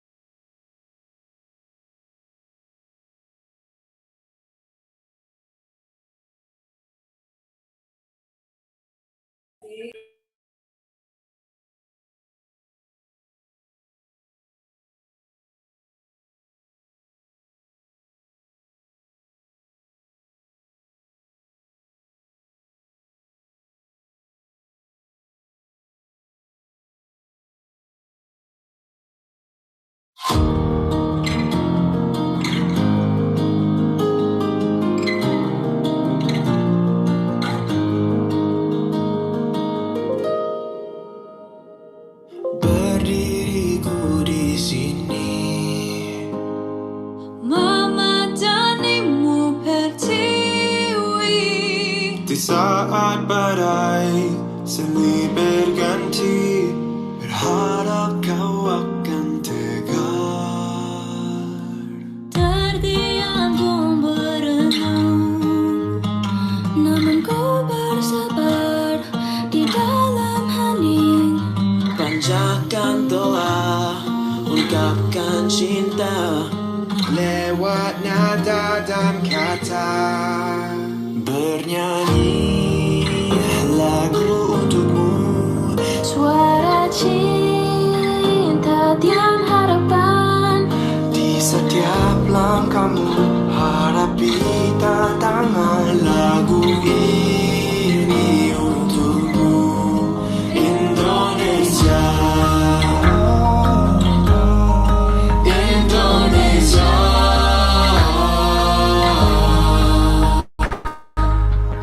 Memang tak mudah untuk percaya bahwa di dalam sunyi, di kesendirian kita bersama bisa saling menyambungkan. Bernyanyi lagu untukmu, suara cinta dan harapan.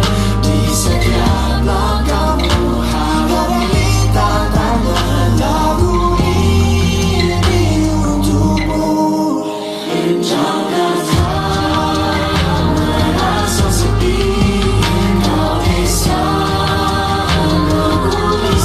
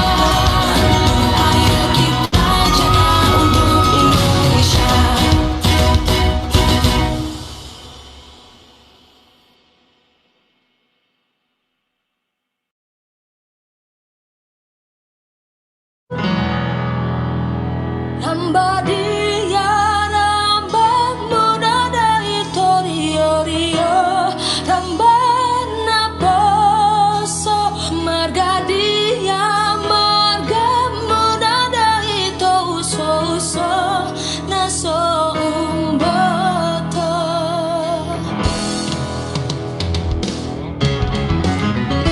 ramba dia ramba muda dari torio rio ramba na poso marga dia marga muda dari to uso uso na so umboto Allah tipang tipang tipang polo labaya Allah rudeng rudeng rudeng po Allah tipang tipang tipang polo labaya Allah rudeng rudeng rudeng po Iyang gorang benami dari to para sarang Niyang berubah Iyang gomarga nami dari to idarata paboa-boa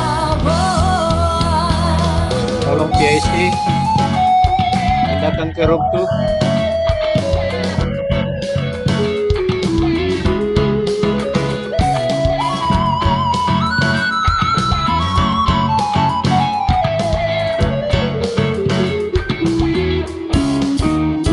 Ramba dia ramba muda dari torio rio ramba na poso marga dia marga muda dari to uso uso na so umboto Allah tipang tipang tipang polo labaya Allah rudeng rudeng rudeng po Allah tipang tipang tipang polo labaya Allah rudeng rudeng rudeng po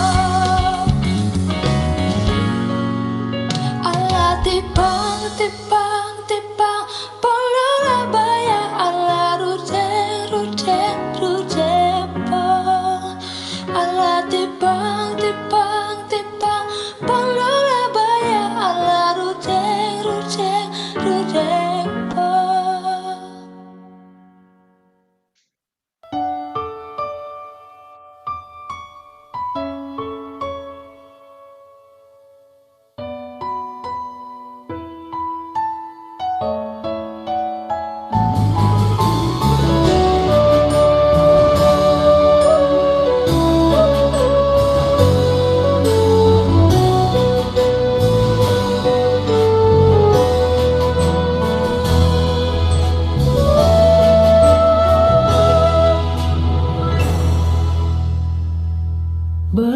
Berkibarlah bendera negeriku, berkibarlah engkau di dadaku, tunjukkanlah kepada dunia semangatmu yang panas membara.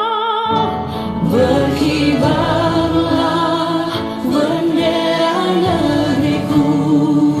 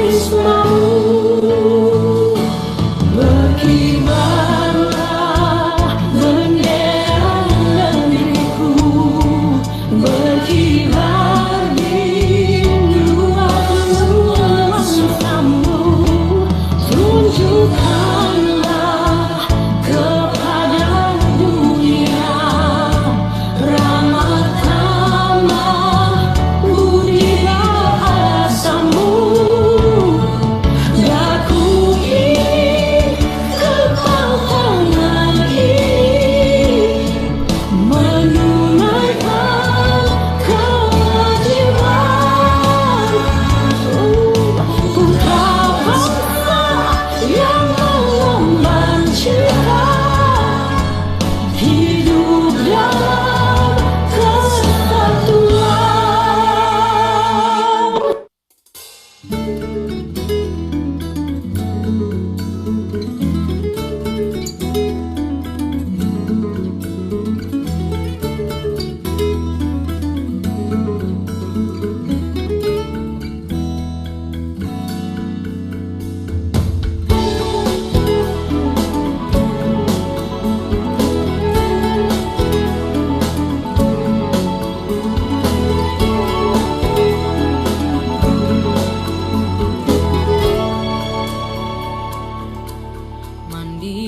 kalu buat mandalian, mandi kalu buat mandalian, udang disangko tali-tali, udang disangko tali-tali.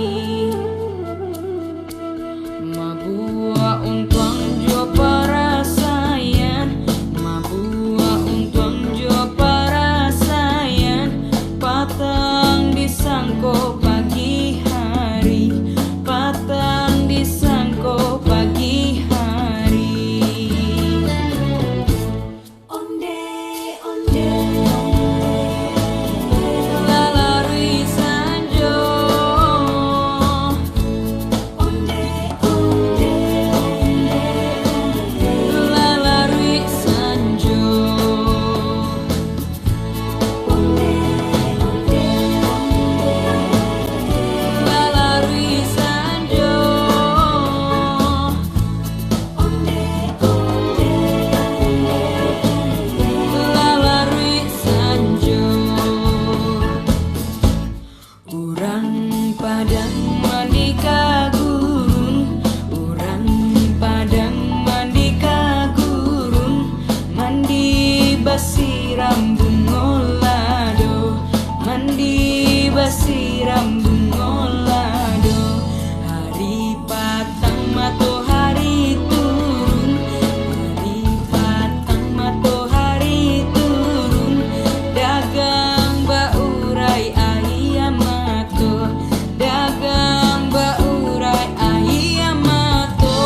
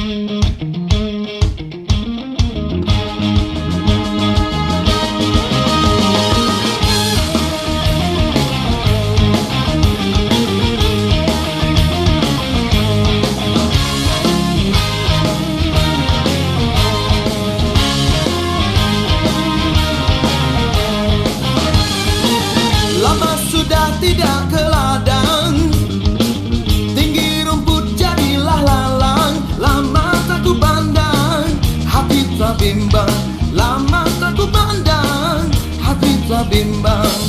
Layang-layang, selayang pandang, hati di dalam rasa bergoncang. Jangan ragu dan jangan bimbang, ini lagu selayang pandang. Burung layang terbang layang, singgah sebentar di tengah kali, membuku sayang diambil orang, balaku ada sebagai ganti. Layang-layang, selayang pandang, hati di dalam rasa bergoncang. Jangan ragu dan jangan bimbang, ini lagu selayang pandang. Yeah. Woo.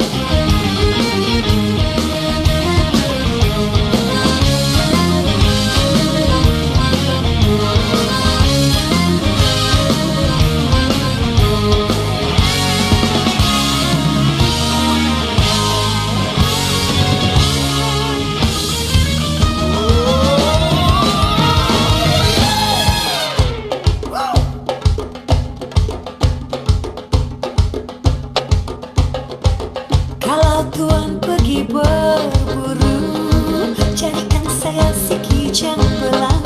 Kalaulah tuan asyik merindu, hatiku pula semakin bimbang. Layang-layang bertali benang, benang ditenun menjadi kain. Kasih yang lepas jangan dikenang, samalah sama mencari lain. Layang-layang, selayang pandang, hati di dalam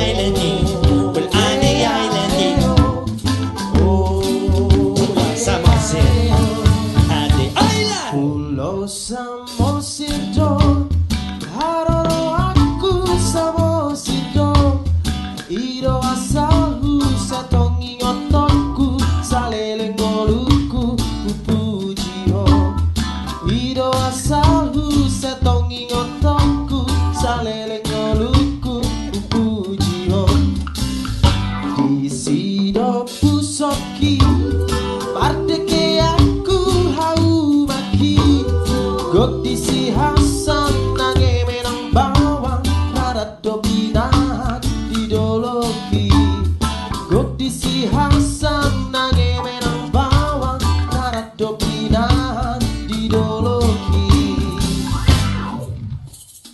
Lao pe almaru tasara Tu sopola lele ngamulat au Di perjalanan dan sonanga Saya tu pulau Samosin masih olau Bolo maru cuma Usengoluku saya ingat mah Anggo baketku disita nomormu Disiude aku sari homa Anggo baketku disita nomormu Disiude aku sari homa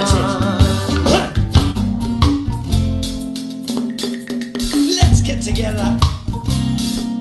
Enjoy the vibrations of the island. Lao pe almaru tasara Tu sopola lele ngamulat au Di perjalanan dan sonanga Saya tu pulau Samosin masih olau Molo masih olau Irati nopur masih olau Manang iura dohot na margota Di pulau Samosir do dapoto Manang iura dohot na margota Di pulau Samosir do dapoto Manang iura dohot na margota Di pulau Samosir do dapoto That's my eyes down. The sound of the island here.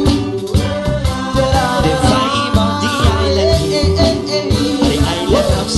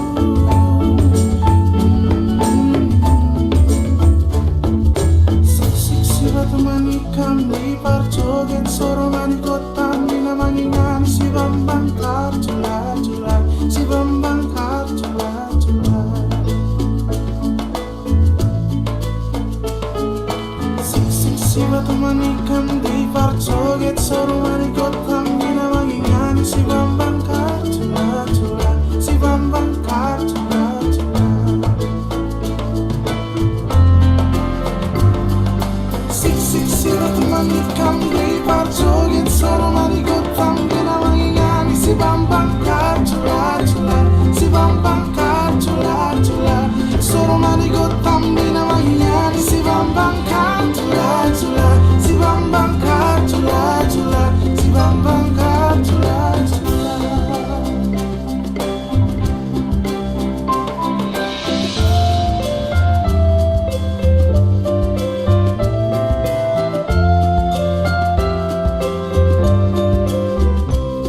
Ampar-ampar pisang, pisangku belum masak, masak sabigi di hurung bari-bari, masak sabigi di hurung bari-bari, masak sabigi di hurung bari-bari, masak sabigi di hurung bari-bari.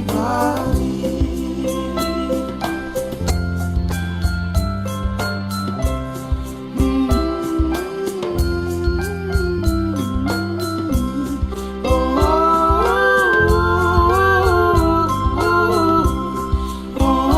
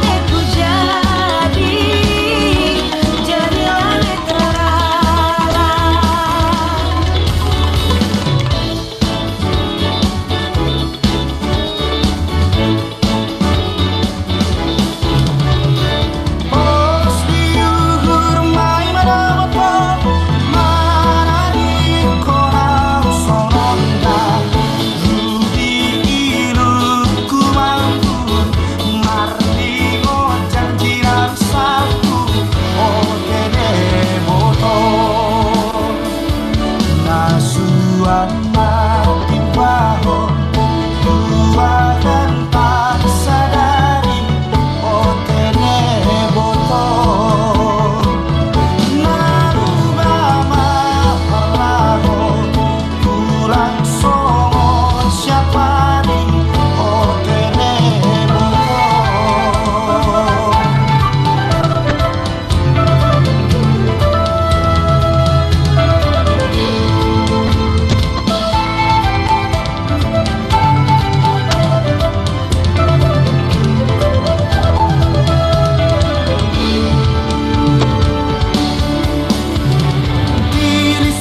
Lai bangku angale sumirangkan mo pancu sisa melamerismo bagai turang ale mandina kalak mo bekel masada duan dando ale kaki tapo duan dando ale kaki tapo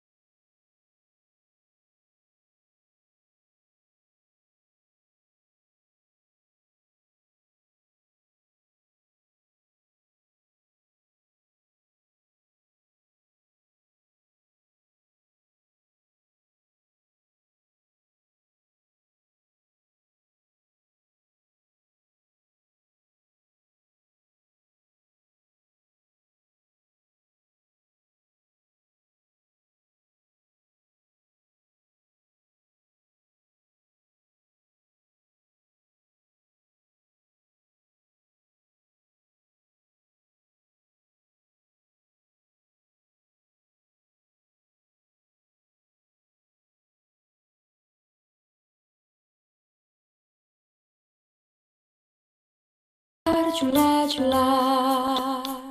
Sik si batu manikam di parjoget sor marikotam dinamanginani si membakar cula-cula, si membakar cula-cula.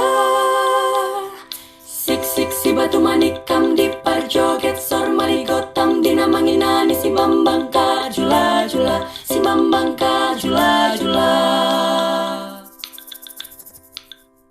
Rasa sayangi, rasa sayang-sayangi, lihat dari jauh. Rasa sayang-sayangi, rasa sayangi, rasa sayang-sayangi, lihat dari jauh. Rasa sayang-sayangi.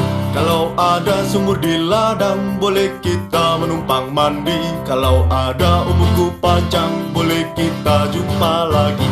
Kalau ada sumur di ladang, boleh kita menumpang mandi. Kalau ada dari jauh, boleh kita jumpa lagi. Rasa sayangi, rasa sayang-sayangi, lihat dari jauh. Rasa sayang-sayangi, rasa sayangi, rasa sayang-sayangi, lihat dari jauh. Rasa sayang-sayangi. Bungong jempah megah di Aceh. Bungong pelebeh dan lebih indah lagoina. Putih kuning macam pumira, emang siula cita tak terupa. Mesat ngapung luhur jauh di awang-awang, mau berkencang jana bangun bayar karingan. Suku narangau sejempol matung nangelu, ngapak mega bari pernah tarik nuru. Saha anu bisa nyusup kana tandangna, kandang jeng pertentang daya pandinganana. Dipika gini, dipika senapku sesama, daya karembang kasih lagu manarena. Mano dadali, mano manggagana, berlambang sakti Indonesia Jaya. Manuk dadali pangka koncarana, resana hiji rukun sakabena. Re ayo re, mlaku-mlaku nang tunjungan. Re ayo re, rame-rame bebarengan. Cak ayo cak, sopo kudu melu aku. Cak ayo cak, boleh kenalan cak ayu. Ngalor kita lewat tekang umbawata, masih yang nyinggal-nyinggal hati lego. Sopo ngerti nasib awak lagi mujur, kenal anak ising dodol rujajemu.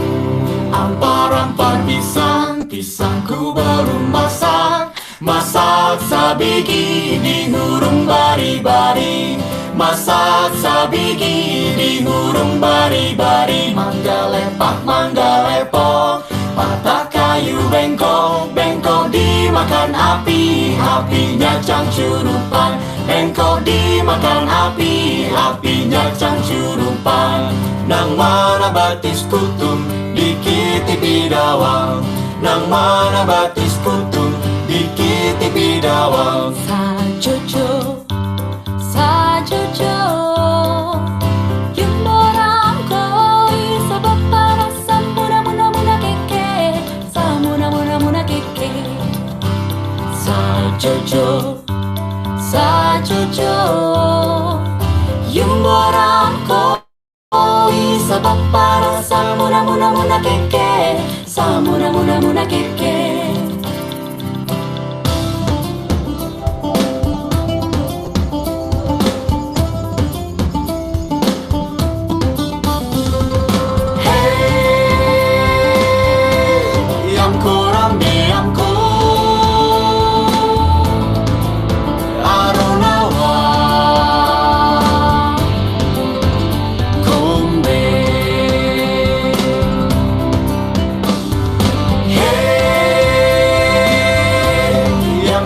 ambeamko Aronawa Kombe Telino kibe Kubano ko bumbeko Yumano bungo awe ade Telino kibe Kubano ko bumbeko Yumano bungo awe ade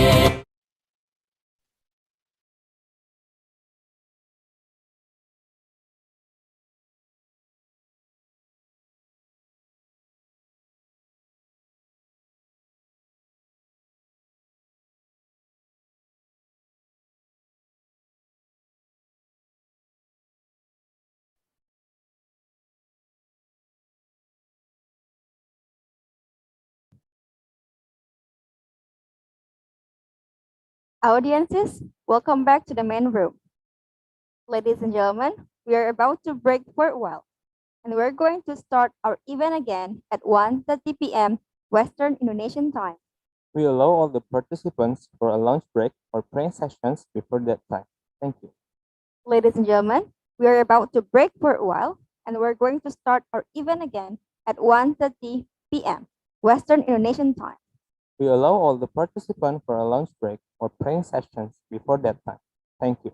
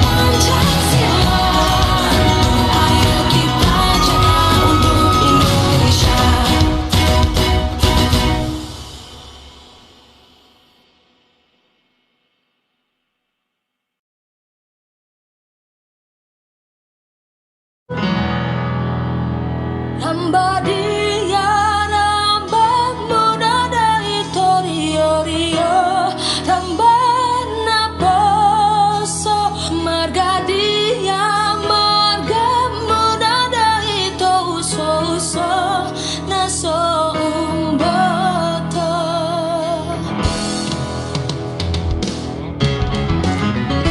ramba dia ramba muda dari torio rio ramba naposo marga dia marga muda dari to uso uso naso umboto Allah tipang tipang tipang polo labaya Allah rudeng rudeng rudeng po Allah tipang tipang tipang polo labaya Allah rudeng rudeng rudeng po Iyang gorang banami dari to para saran niyang baroba Iyang gomarga nami dari to idarata paboa-boa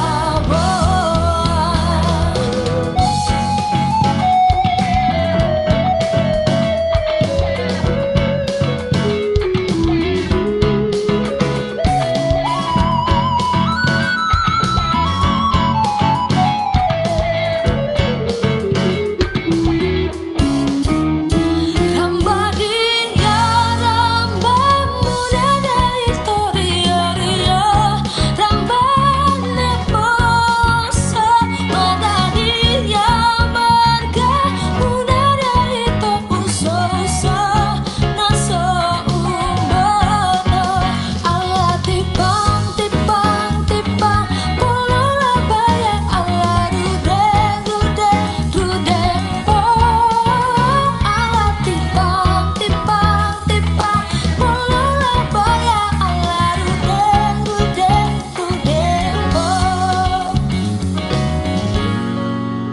Allah tipang tipang tipang polo labaya Allah rudeng rudeng rudeng po Allah tipang tipang tipang polo labaya Allah rudeng rudeng rudeng po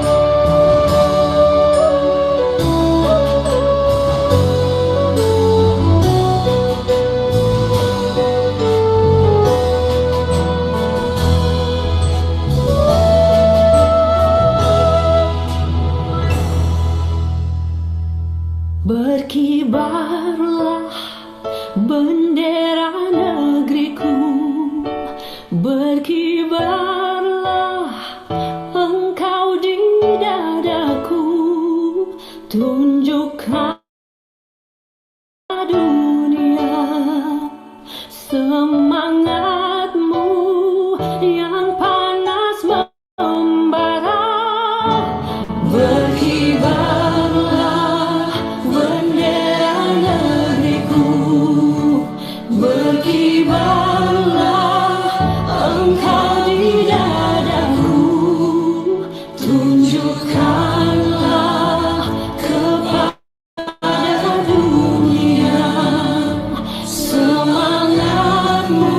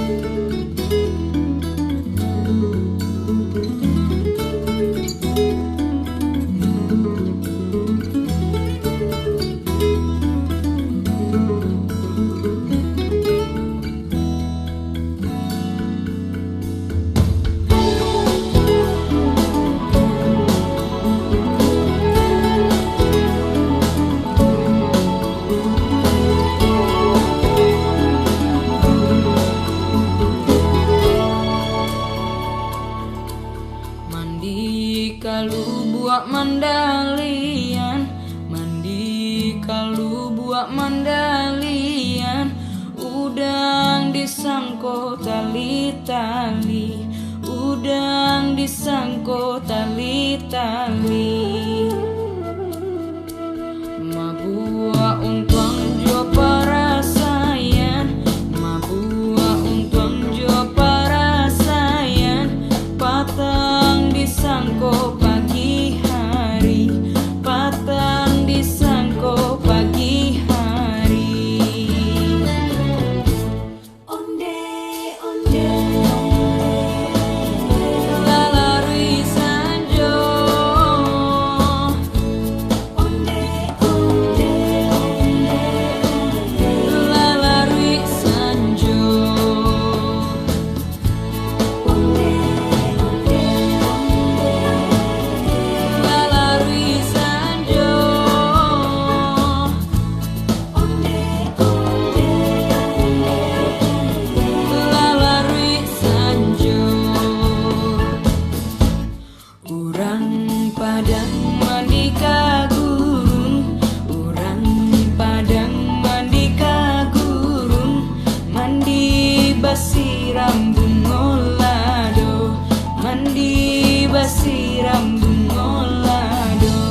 Hari patang matahari turun, hari patang matahari turun, dagang baurai ayamato, dagang baurai ayamato.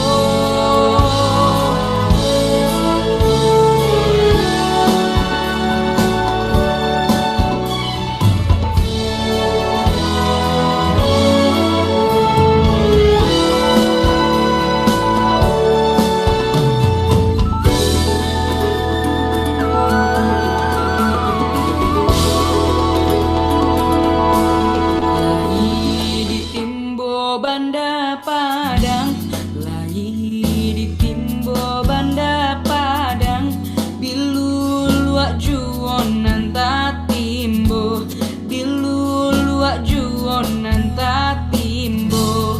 Lai di cubonan ba urang, lai di cubonan ba urang, nan burwak juon nanta suwo, nan burwak juon nanta suwo. Onde, onde, lalari sanjo. Onde, onde, lalari sanjo. Onde, onde, lalari sanjo. Onde, onde, lalari sanjo. Lalari sanjo. Lalari sanjo. Lalari sanjo.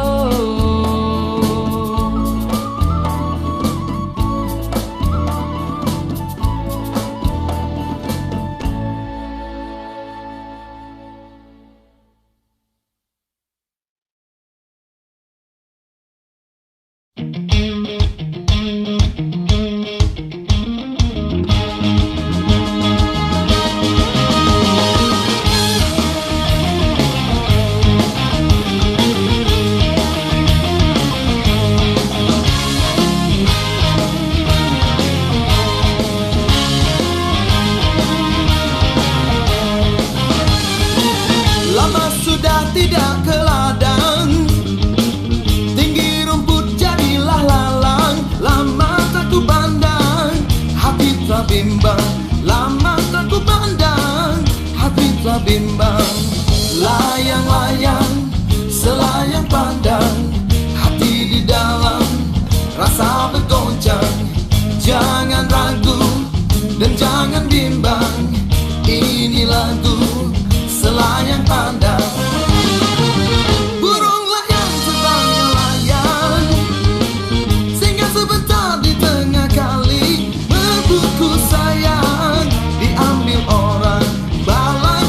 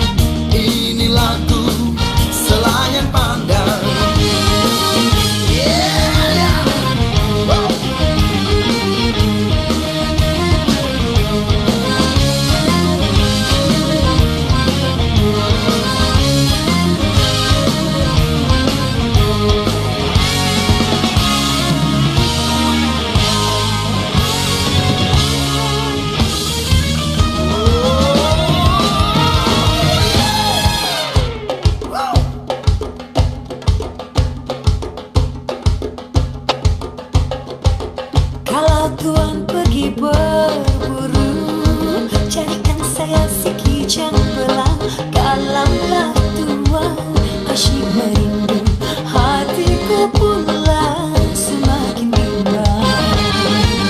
Layang-layang bertali benang, benang ditenun menjadi kain. Kasih yang lepas jangan dikenang, samalah sama mencari lain. Layang-layang selayang pandang, hati di dalam rasa bergoncang. Jangan ragu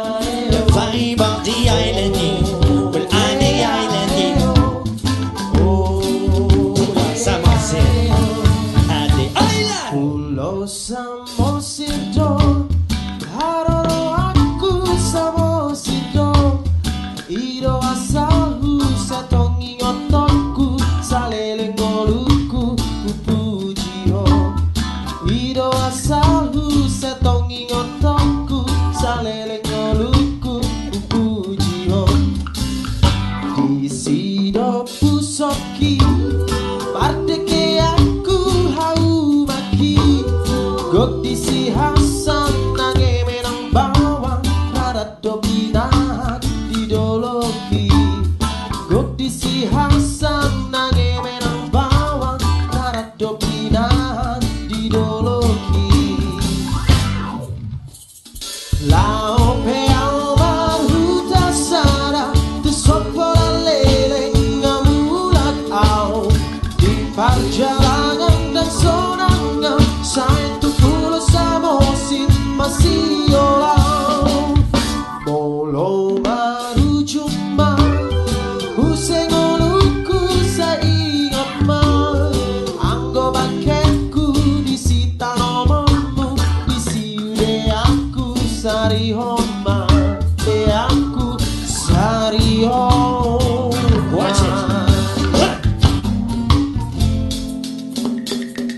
Let's get together. Enjoy the vibrations of the island.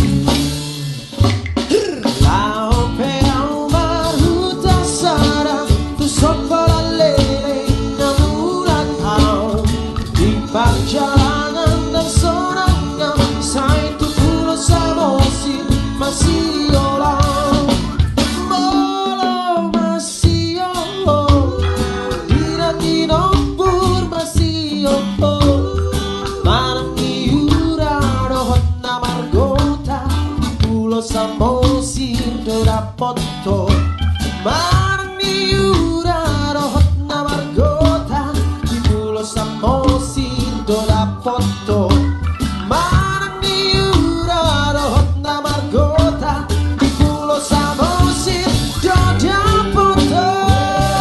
That's my island. The sound of the island, yeah.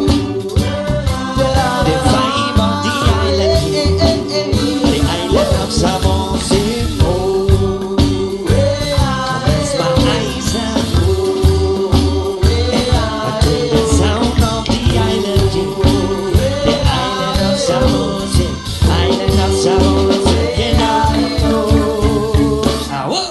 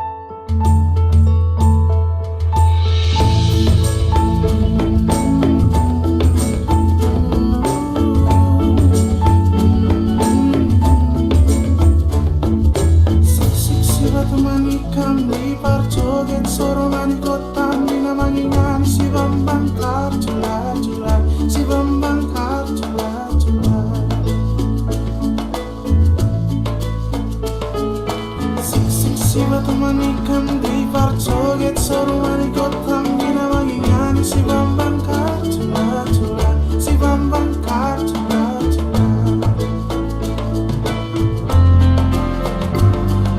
sik sik sira tumani kamri parjogit sorumani gotam dina mangingani si bambang kartula tula si bambang kartula tula sorumani gotam dina mangingani si bambang kartula tula si bambang kartula tula si bambang kartula tula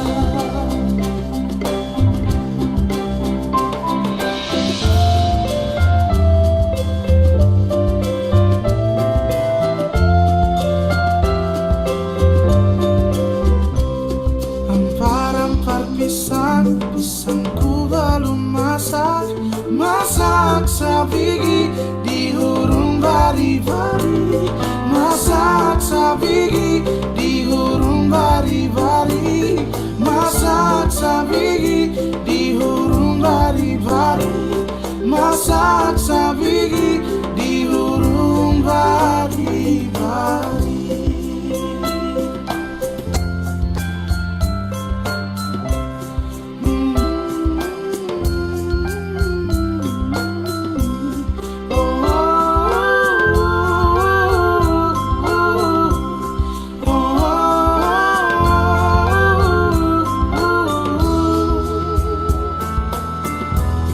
Gundul-gundul pacucuk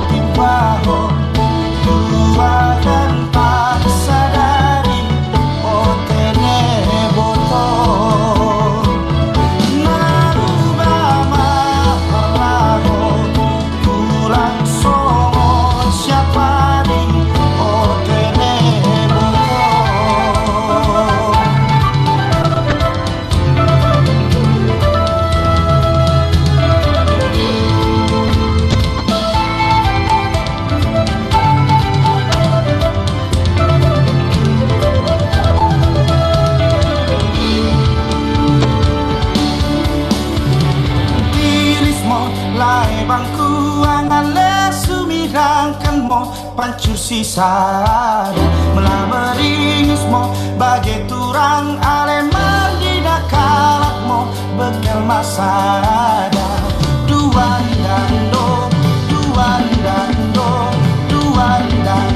alekat di papo duan dando alekat di papo.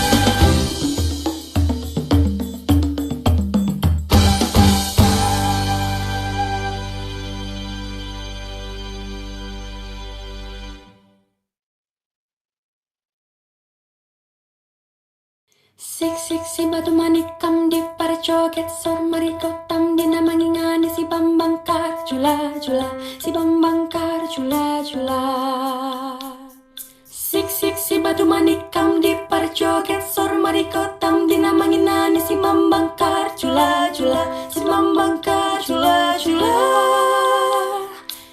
Siksi batu manikam di parjoget sor marigotam dina manginani si bambang kar jula si bambang kar jula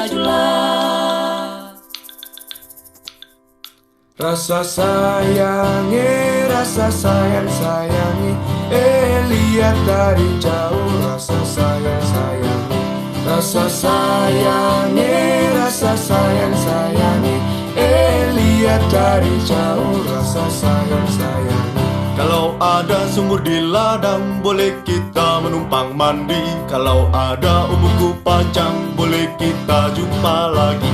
Kalau ada sumur di ladang, boleh kita menumpang mandi. Kalau ada umurku panjang, boleh kita jumpa lagi. Rasa sayangi, lihat dari jauh rasa sayangi rasa sayang sayangi, lihat dari jauh rasa sayang sayangi. Bungong jempah megah di Aceh,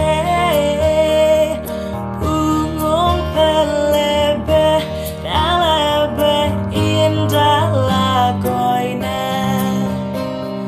putih kuning macam pumira, omang siula cidak tak terupa.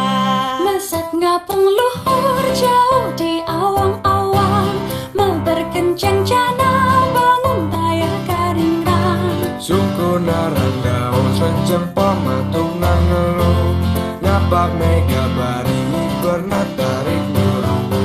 Saha anu bisa nyusup kana tandangnya, kandang jeng pertentang daya bandinganana. Dipika gini dipika serapku sesama, taya karembang kasih lagu mangarena.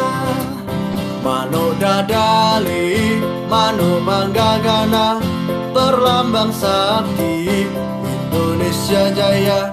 Manuk dadali, bangka koncarana, resepna hiji, rukun sakabena. Re ayo re, mlaku-mlaku nang tunjungan. Re ayo re, rame-rame bebarengan. Cak ayo cak, sopo kudu melu aku. Cak ayo cak, boleh kenalan cak ayu. Nyawangi lewat tekang membawa masih yang meninggal-ninggal hati lekong. Sopo ngerti nasib awak lagi mujur, kenal anak ising dodol rujajemu.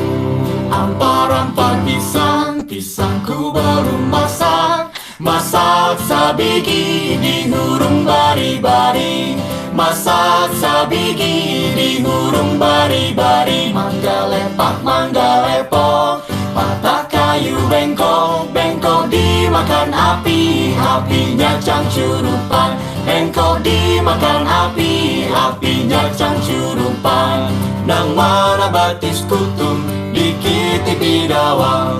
Nang mana batis kutung, dikiti dawang. Sajojo, sajojo, yung orang koi sebab para samuna-muna-muna keke, samuna-muna-muna keke. Sajojo, sajojo, yung orang koi sebab para samuna-muna-muna keke, samuna-muna-muna keke.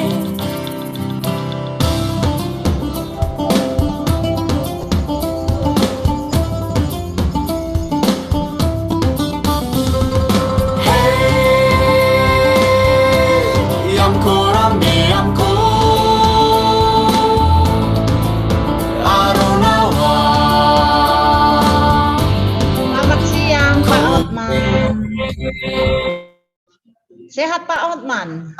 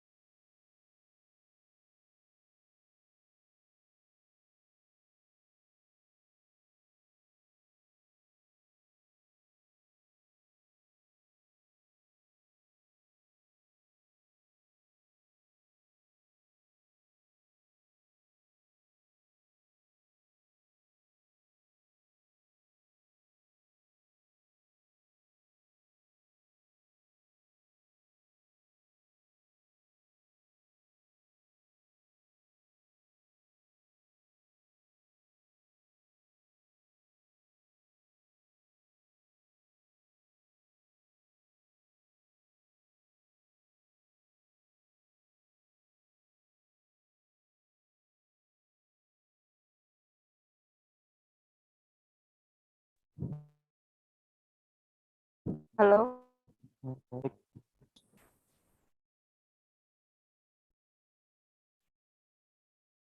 Hello.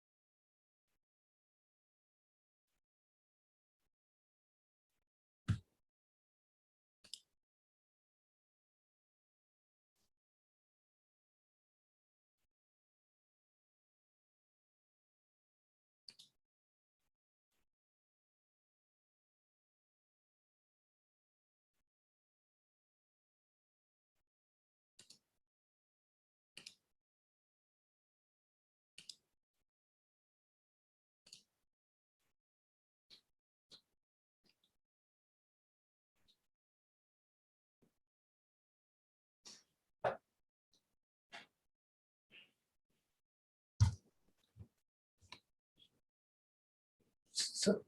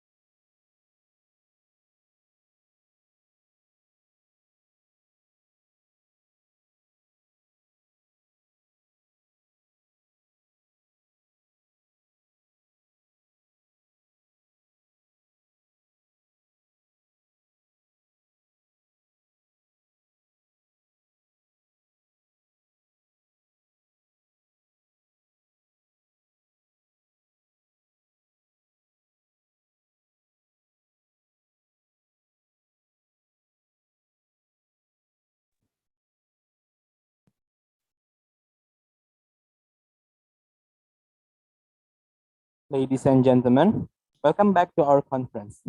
Now we will continue our event with plenary sessions that will be led by our moderator, Professor Dr. Insinyur Zulkifli Lubis, APPS.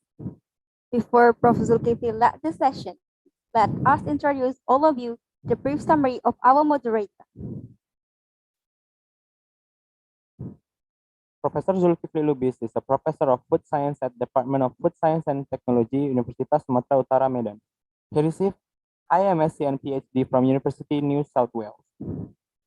His current research interests include study on the compositions of stability of lipid in pupa, polysaccharide on root and tuber crops, and natural tropical fruits into flour and starch on encapsulation supersets. Professor Zulkifli is the author of more than 20 articles of international journal and more than 35 co-authors. He was recognized as an expertise member in LPPOM MUI. Without any further ado, we would like to invite Professor Zulkifli to lead this session.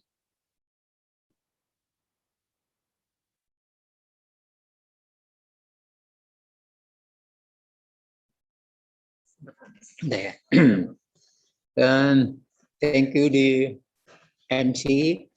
We come now to the next session from 13 hours 40 until 14 hours 40. Yeah.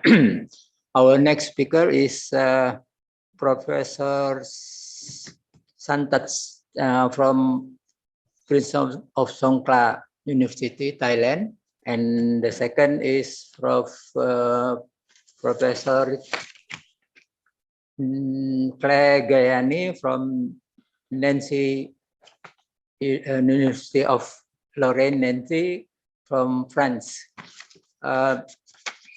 Associate Professor Santat will speak on functional food and probiotic and prebiotic, while Professor Claire Gayani will speak on crossing the bridge between food powders properties and processing, including drying, transport, and storage. Associate Professor Santat is associate professor in food science and technology. He is also director of Center of Excellence in Functional Food and Gastronomy.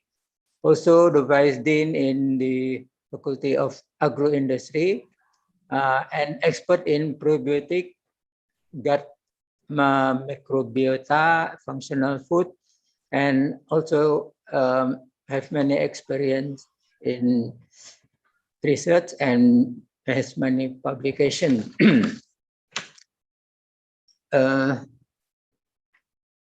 Professor Santat, are you ready to present the paper? Yes, thank you. Okay. Okay, please present your paper. Let me share my screen, okay? Yeah.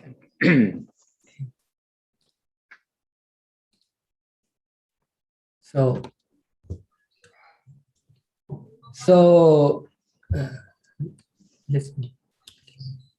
the topic that I'm going to deliver my presentation today is about the functional food and focus on probiotic and prebiotics, because actually this is my summary of my research works from about almost 20 years ago.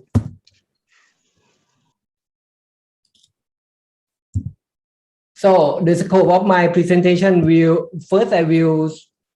introduce about the definition of this functional food, prebiotic, probiotic, and symbiotic, and also postbiotic. And then we talking about the trend of prebiotic study and the facility in case of you want to study to do the research in prebiotics, what kind of facility that you have to do it, or you have to have it in your laboratory. And then example of my prebiotic research that doing with the industry, particularly in Thailand. And then summary of my research and my publication. First of all, we would like to know that the functional food, what is that? The functional food, how is different with the regular food? The difference is just beyond the basic nutrition, because regular food, we have taken the nutrient for survival to get the enough nutrient, but for the functional food, they have some more nutrients that beyond of the basic nutrition that can have the health benefit. So the functional foods can be categorized as functional packaged food, can be functional beverage, and functional fresh food. For example, you can see from this figure. In marketing now, the functional food is very popular, and on most of them are mainly in the dairy product, such as yogurt and drinking yogurt. They are contain a lot of probiotics. So we are going to talk more about probiotics, and some of product here, they contain prebiotics too. So today we will focus more about this ingredient, pro and prebiotics. For functional ingredients is that the ingredient that contain the bioactive compound that can have some health benefit. So the functional ingredient you can obtain from variety of food, can be from the marines, can be obtained from microorganisms, or can obtain from the animal sources. So this is the example of bioactive compound. For example, polyphenols. So today I will focus more about polyphenol too, because polyphenol have some more special health benefit. An example of this bioactive compound you can find in turmeric. For example, curcumin you can find in turmeric. Chili, for capsaicin you can find in chili, for example. So you can obtain this bioactive compound by consume of the fresh food, fresh raw material, fresh vegetable, or you can obtain from the functional food that they added this compound in that product. The prebiotics, so what kind of prebiotics? The prebiotic is the non-viable food components actually that have health benefit to the gut microflora. Because now we know that gut microflora or gut microbiota have more functions that can utilize specific nutrition and can affect to our health. So the definition now mainly prebiotic is the focus on oligosaccharides. For example, prebiotics such as inulin oligofructose and 4-fructooligosaccharides. Another kind of prebiotics such as most mono-oligosaccharides and xylo-oligosaccharides XOS.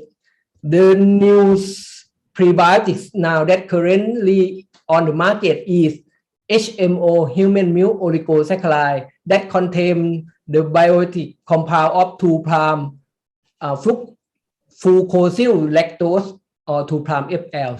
So some of these products you can find in the market now, especially for the milk that contain this HMO.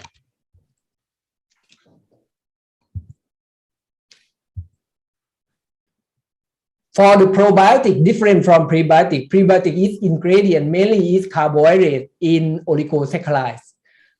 But for the probiotic is live microorganism that have health benefit to the host that they consume this live microorganism. So the probiotic mainly can be found in the genus of bifidobacteria and lactobacillus. So these microorganisms, they are added in some product, particularly in the yogurt, and can be marketed as dietary supplement too.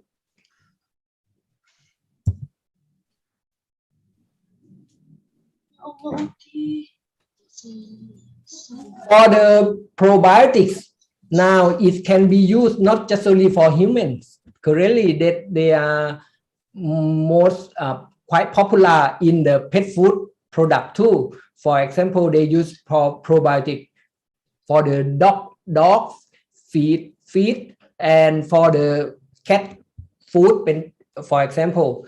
These probiotic mainly they have health benefit on. Some of them have immune stimulations and can be production of short chain fatty acid. This is the most function of probiotics about the immune system and also anti-pathogenic bacteria. And another word is the symbiotic. Symbiotics is the complementary form of two words from the combination of prebiotic oligosaccharide combined with the live microorganism of probiotics. So these called as symbiotics.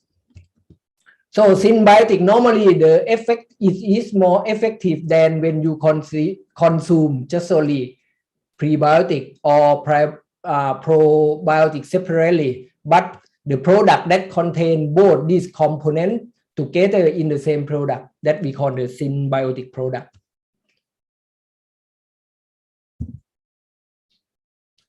The trend on the research of prebiotic. Previously, the research on this prebiotic, they focus on productions.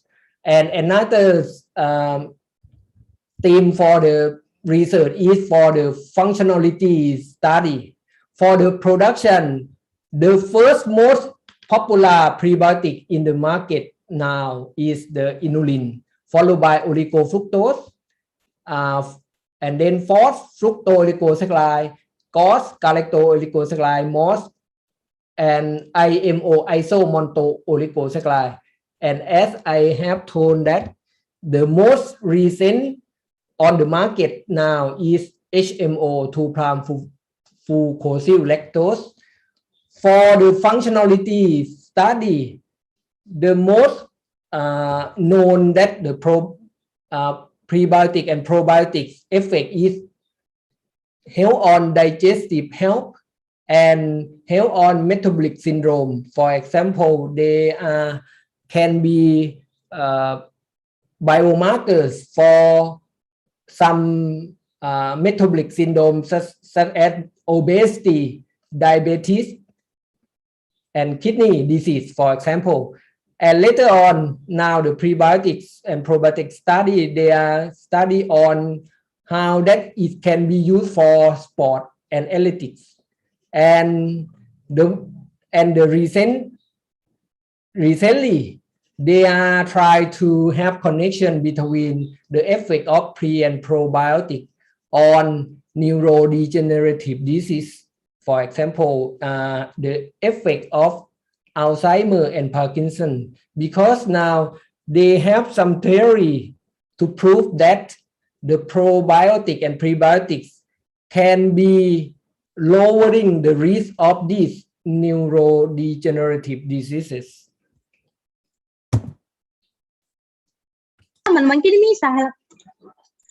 And postbiotic is what? Postbiotic is the animate microorganism or the dead microorganism.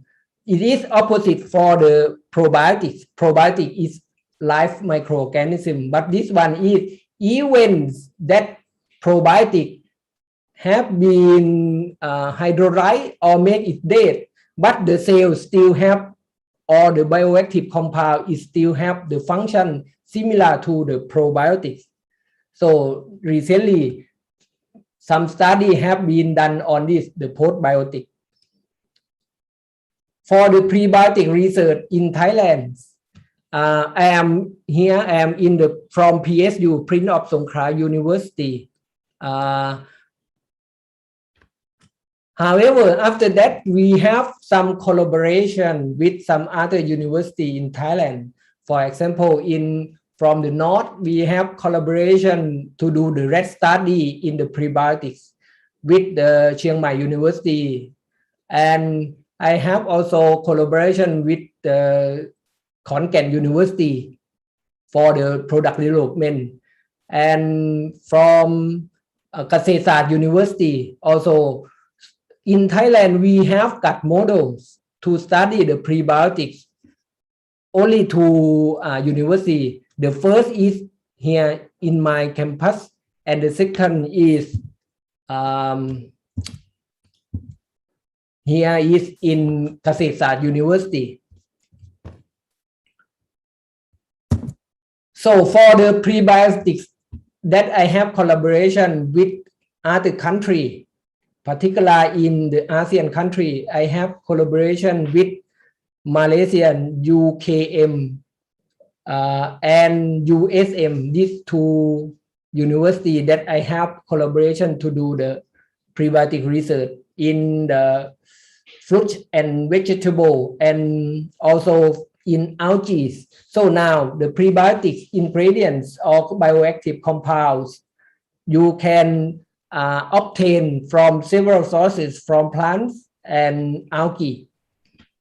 And then I have also collaboration with the China university in China and India. And yes, I have collaboration with university in Indonesia too, UGM and USU. So one of your member staff, Mr. Arian Human Lubis, is one of that have been trained about the prebiotic study in from my lab. So hopefully that after this we can have more collaboration on the prebiotics research. For the health claim of the pro and prebiotics, because the probiotic actually have been coined more than 50 years ago, and in regulation is the probiotic is more well known in regulation of almost country for food regulation. But for prebiotics, the regulation in the food regulation is not see from in any country. Even in Thailand, we don't have the definitions in the Thai food regulation in Thailand too, and I think in Indonesia may not have too.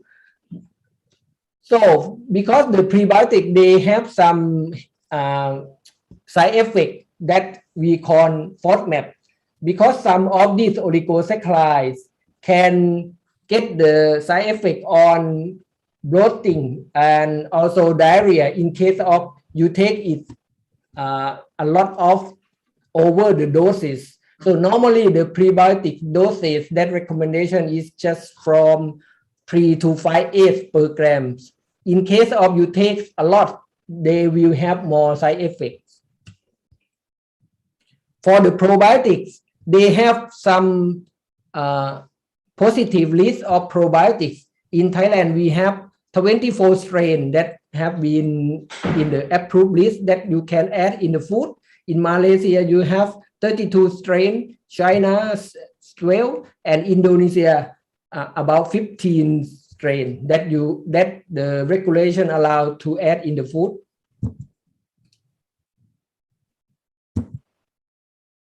This model that I have in my laboratories, the model is stimulate like human colons. So this system is a fecal system. The inside we mimic the colons. We control the inside at an aerobic condition by flushing with the nitrogen gas, and also we put fresh fecal slurry at the sample of gut microbiota. Then we add the sample that we want to test about the prebiotics to allow them fermentation for 24 to 48 hours. And then we measure the population of gut microbiota. In our lab, we use these two techniques, fish fluorescence into hybridizations, that we use DNA probe to hybridize with these 5 specific group of genus gut microbiota, and you can count the number of these gut microbiota under fluorescent microscope. And another technique that in my lab have been used is by using next generation sequencing, using the DNA sequencer, and then we can know on off populations in the gut microbiota. And we also measurement of the metabolites from the fermentation. Mainly is we measure about the short chain fatty acid by gas chromatography. And another model that we have is representative of 3 parts of colon. For the first one is just only representative of only one region of colon. But this colon model we call 3 states colon model representative of 3 parts of colon, proximal colon, and transverse colon and distal colon. So we control the pH at specific value of different region of the colons, and inside is also control the anaerobic condition and control temperature at 37 degrees Celsius. So then but this model is take about 21 days, almost 1 month.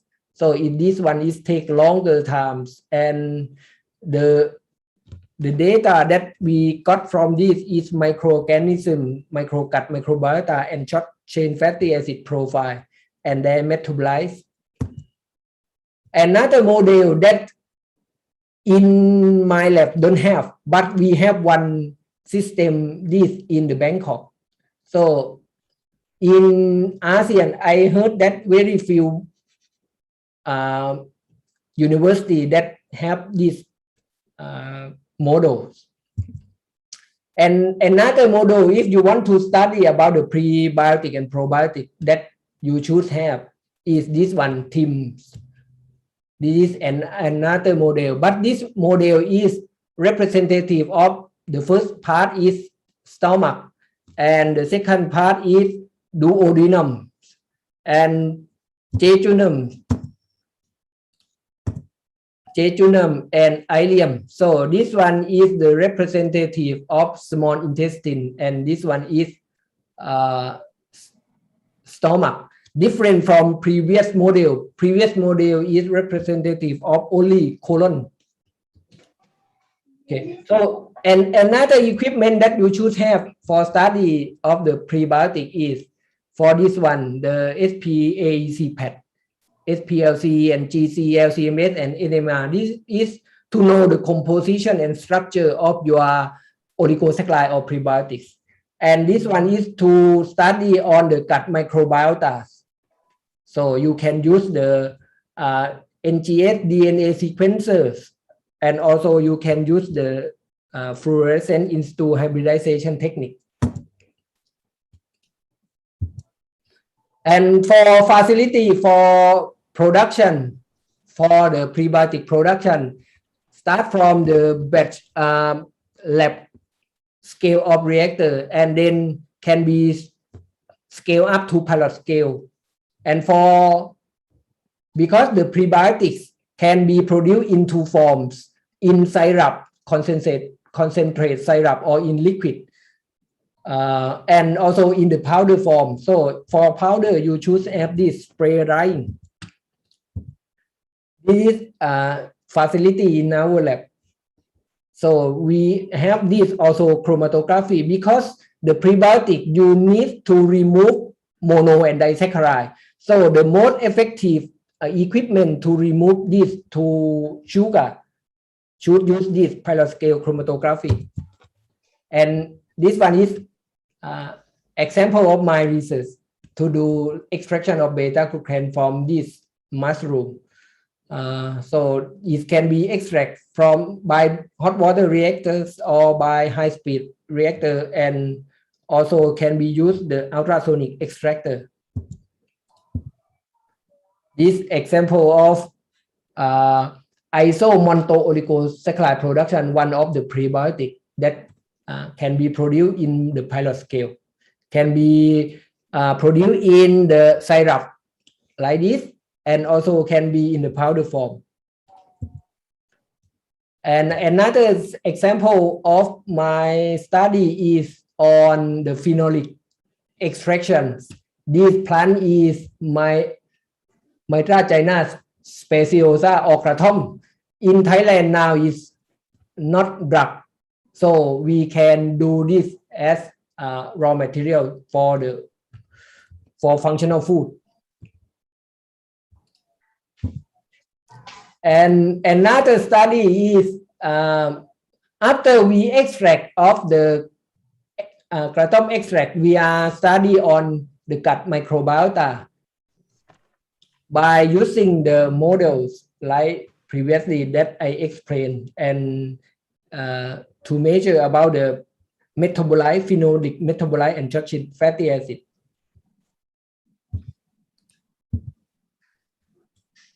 What we have expect to see from the phenolic compound when they reach the colon, they can be fermented by the gut microbiota, and they can generate some of phenolic metabolite. That metabolite we expect to see that they can have brain health on anti-Alzheimer and anti-Parkinson's.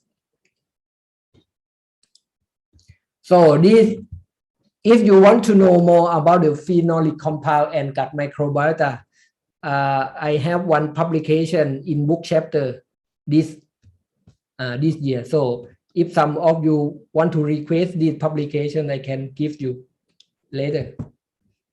This is example of my product that I'm produced in my lab, dragon fruit oligosaccharide in the dietary supplement form.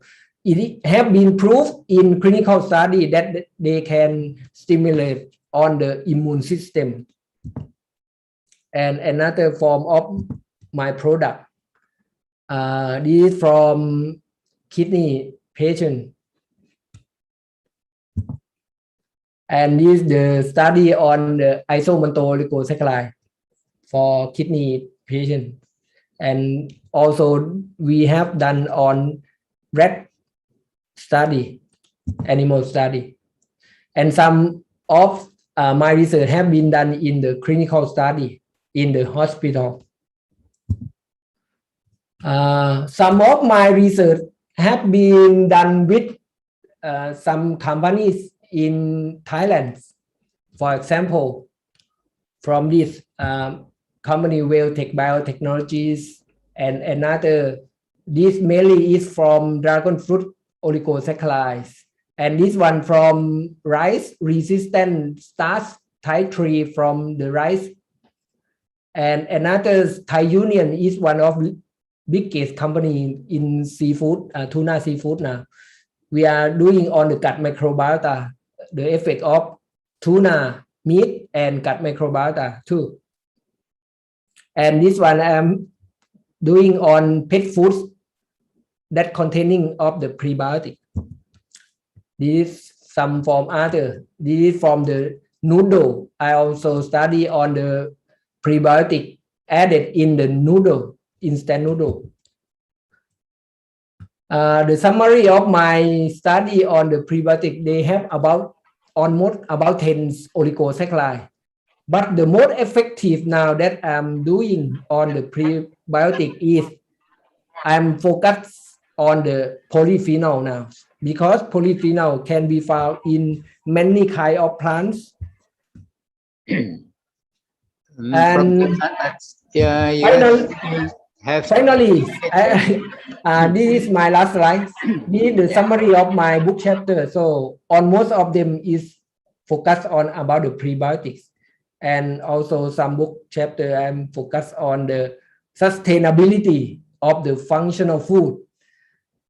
This is to be correlated with our faculty, because our faculty have mission on this agro industry for sustainable development, and hope that this theme is matched with the conference today.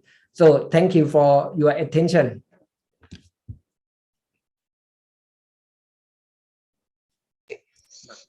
Thank you from Professor Santat.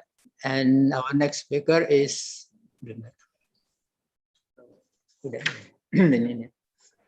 Professor Claire Gayani from University of Lorraine, Nancy, France. Mana dia?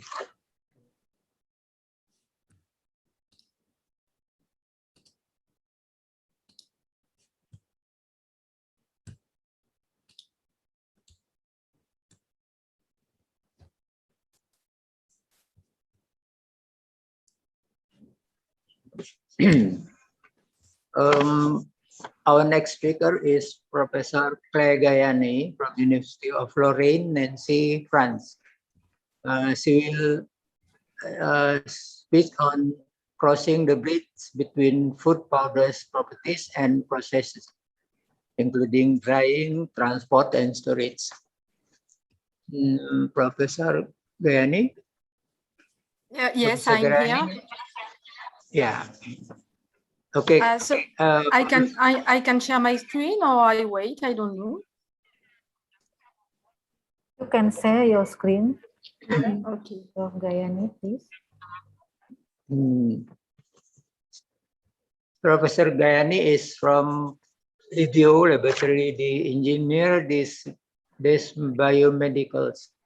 She is expert in food processing, including extraction, structuration, formulation, and food security, and stabilization and conservation. Would you please present your paper, Prof. Gayani? Can you start the presentation? Yes. Yeah, please. Could you see and hear me? Yes, please. Okay, so let's go. First, thank you for the invitation. So today I will speak about my large research thematic about crossing the bridge between dairy powder properties and processes. And we will see some example of what can happen during drying, transport, and storage. Just before to speak about science, I wanted to introduce my laboratory and where I'm working. I come from France, in Nancy. So Nancy, as you can see here, yeah. So Nancy is a town in the northeast of France. It's a small town, but quite large in terms of students and engineer and PhD students. My laboratory is the Libio. And at the Libio, we are working on 4 large research thematics. We are working with agro-resources, mainly vegetal, sea and milk products. Some people are working on green extraction, others on structuration and formulation, food security, and my team is more working on stabilization and food powders.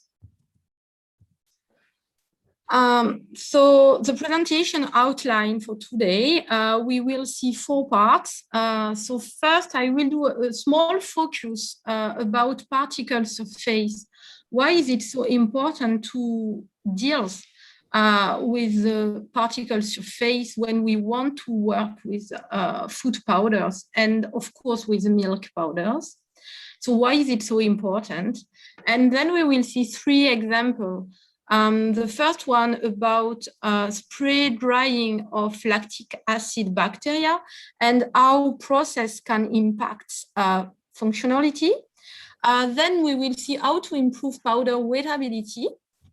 And finally, we will have a focus on powder aging and the loss of functionality related to transport and storage. So my first part, why particle surface is so important. here you can see exactly on what I'm working. I am studying the relationships between process, structure, and function in food powders. So we are doing some processes, mainly spray drying, but not only, lyophilization, coating, etc., to make powders. We are working a lot on powder structure with a multi-scale approach, from the powder to the particle and of course to the surface. And this is very important to manage that part if we want to improve, for example, the functionality of the powder, like reconstitution, or also to improve the process. As you will see in the presentation, has lactic acid bacteria encapsulation and control release. So why surface is so important? If we are speaking, for example, about reconstitution, the surface of the powder is the first layer in contact with the solvent. So this is why the surface of the particle are so important. And we will see today how is it possible to master surface properties for control release of core ingredients, and more particularly lactic acid bacteria. And we will see also today how to obtain a full reconstitution or full rehydration of protein powders. So what you need to remember is that the surface composition and the surface structure of the powder has a crucial role and is essential to master surface properties.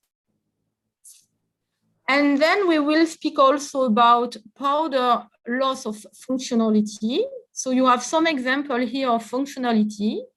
For example, a loss of functionality can be related to slow rehydration steps, to the development of Maillard reaction, powder caking, lactose crystallization, surface fat release, sticking to steel, but also many other loss of functionalities like poor weighting, protein denaturation, lipid oxidation. And again, here, for this loss of functionality, it is necessary to better investigate the surface of the particles. And again, here, the surface composition and the surface structure has a crucial role because it is the first layer in contact with water, with other particles, with steel, for example.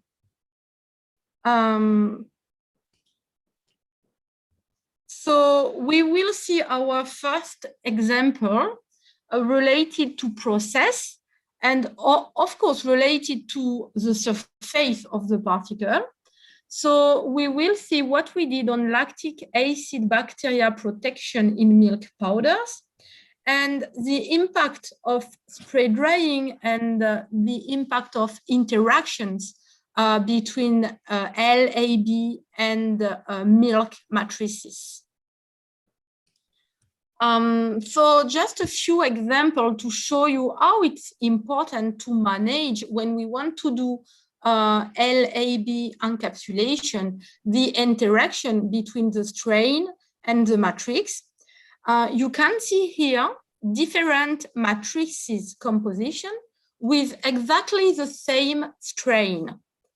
You can see on the left the cut particle and on the right the surface of the particle. And you can see that depending on the strain, you can find with exactly the same matrix the strain nicely encapsulated.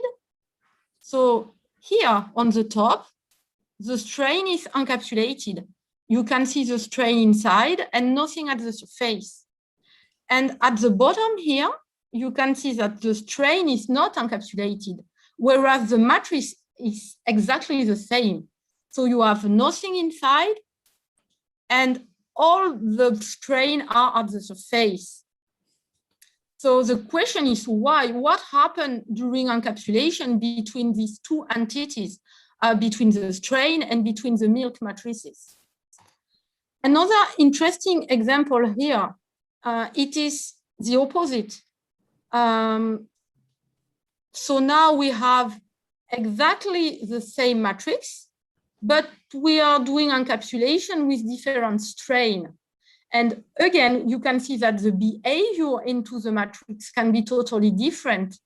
On the left here, you can see that the strain is nicely dispersed in the matrix.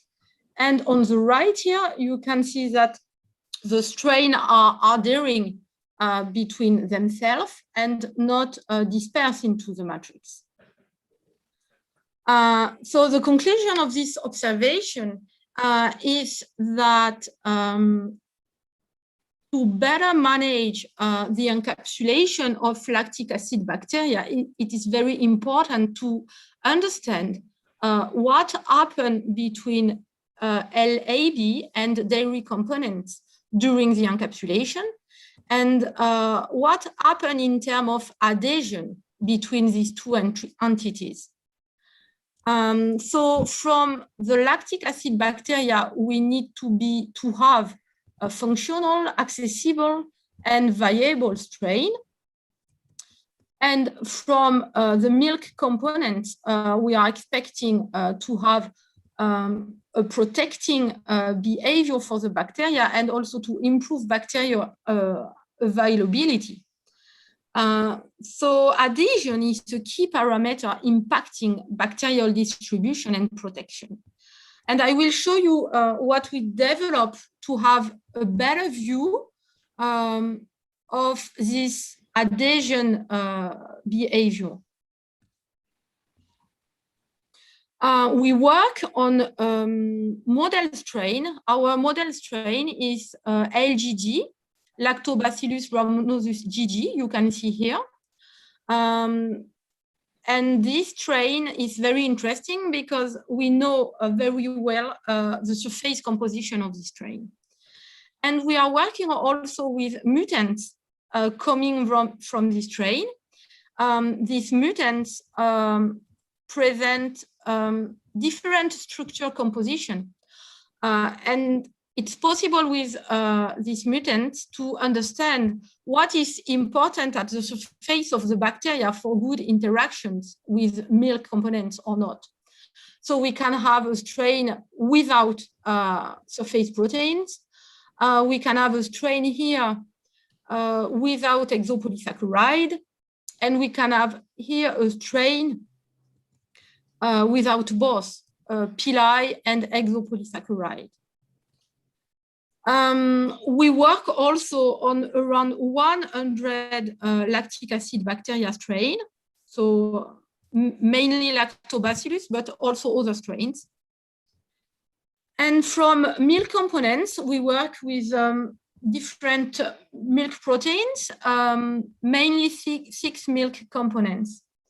And we wanted to cross all these strains with all these milk components to know what happened between these two entities in terms of adhesion.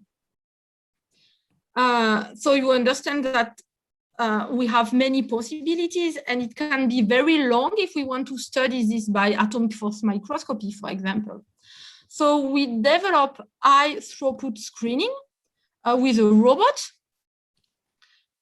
So what we did, so here you can have an idea of the robot. And with this high throughput screening, it's possible to screen a huge quantity of strain with a huge quantity of milk components. So first, we did component immobilization. So here in that step, we are adding, for example, the proteins. Then we are doing some washout to remove unbound components and also to block empty sites. In a second step, we are adding the bacteria to do incubation. The incubation is done directly into the robot at the right temperature for the bacteria. We are doing some washout and adding a culture medium to allow bacteria to develop. Then, after a precise time, we are following in situ the bacterial growth during time.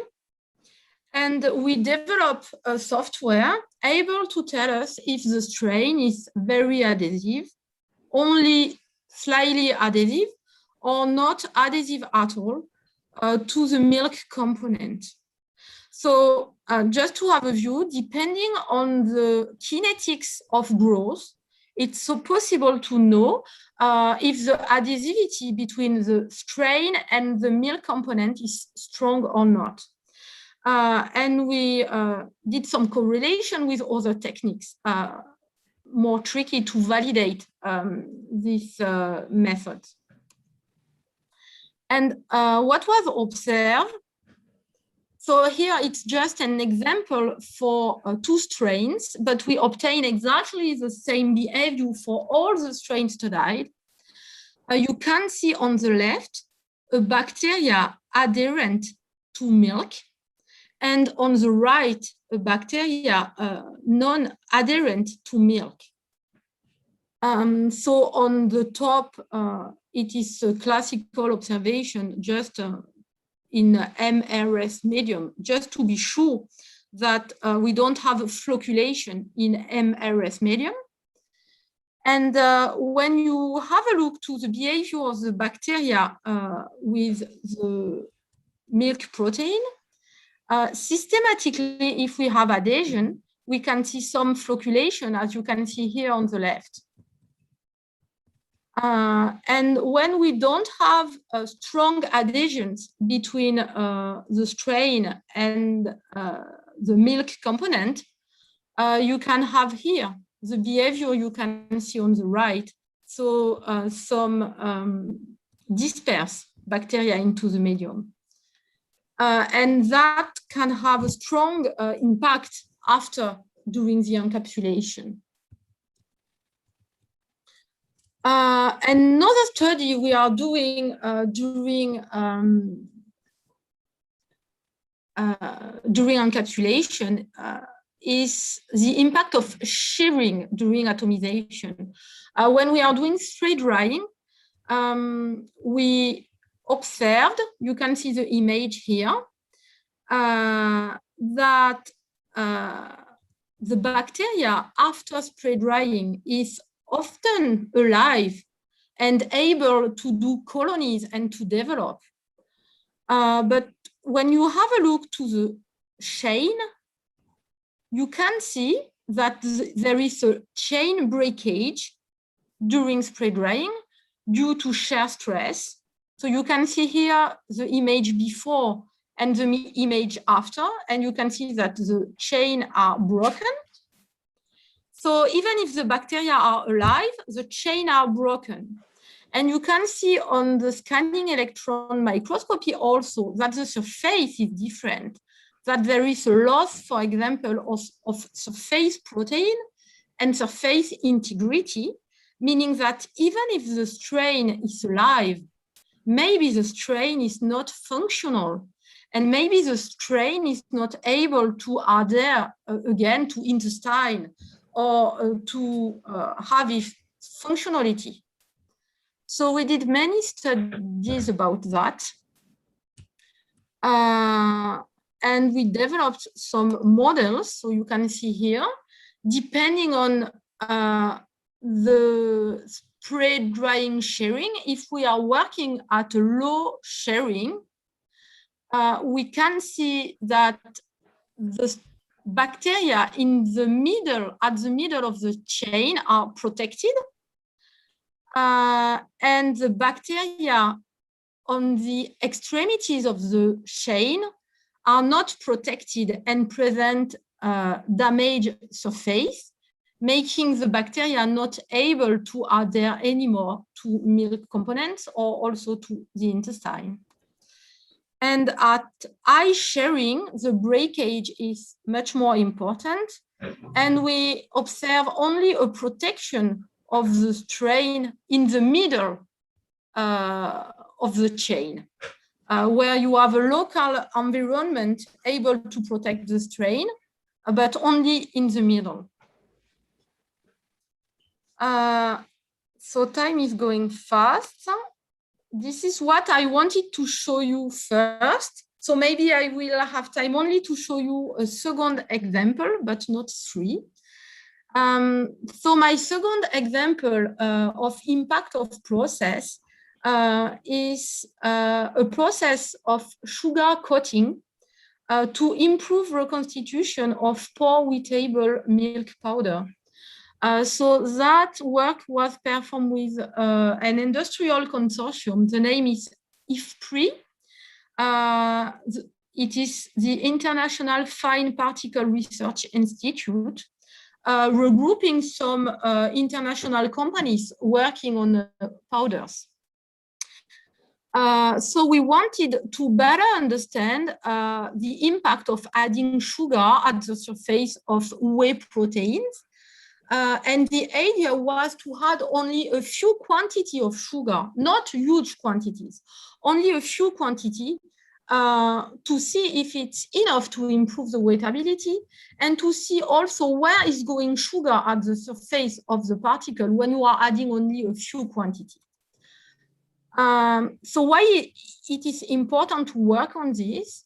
The powder on which I was working is whey protein, and whey protein present, you can see here on the reconstitution steps, a very, very bad waiting behavior, meaning that the waiting time here on the left is very slow. So by adding sugar, we can improve this step, making the total reconstitution step much quicker. So by adding sugar, what we did here in the lab is to study the surface by atomic force microscopy. And we studied the young modelers. We tried to have a view of the surface softness by adding sugar. Have you got a soft surface, a hard surface? How did you improve by adding sugar the weightability and to make links with the surface composition? So first, when we are adding sugar, you can see here that the waiting time is strongly improved. Without sugar, the waiting time was very long, more than 1,000 seconds. By adding a few quantity of sugar, 3 grams only, you can see that we decrease by 2 the waiting time. When we have a look to the surface composition of these particles by XPS, atomic surface atomic composition, we can see that even if we improve the surface composition by adding sugar and the weightability by adding sugar, we couldn't see any differences by XPS. The reason is that the quantity of sugar is so small and we are adding only small patches. The method is not able to see any differences. This is the reason why we studied the surface by atomic force microscopy. So what we did first is topography. So you can see here a non-coated surface by atomic force microscopy, and here a coated surface.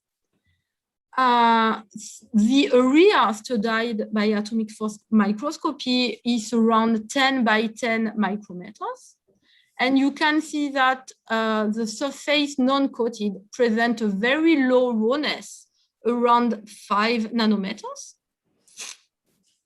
And on the opposite, when we have a coated surface, the rawness is more important, around 122 nanometers for that particle. And when we are doing topography on a huge number of particles, we can see that we have only scarce and small sugar patches. And only these small sugar are able to strongly improve the weightability. So it's not necessary to have huge quantities of sugar, for example, for food formulation. Only small quantities can improve strongly the weighting. By atomic force microscopy, we can have also an idea of the thickness of the patches. So you can see that the thickness here is around 0.4 micrometers at the surface of the particle. And here, this is what we did in terms of hardness and softness of the surface. So you have the non-coated surface with a very low Young modulus between 1 and 3 gigapascal. And here you can see the surface of the coated particle with 2 Young modulus, a small one corresponding to the uncoated surface, and a large one you can see here in the red area with value between 3 and 10 gigapascal, corresponding to the sugar and the presence of sugar. I have a look to the time, corresponding to the sugar area. So it's very easy by atomic force microscopy, by topography, but also with the Young modulus, to differentiate between coated and uncoated area. And it's possible also to do this, to follow the area during a process. For example, here, during an increase of relative humidity, and to follow in situ in the atomic force microscope the increase of relative humidity on the same particle, and to follow the evolution of the Young modulus to have an idea of the first steps of reconstitution, for example, the weightability, by increasing slowly the relative humidity from 0 to 100.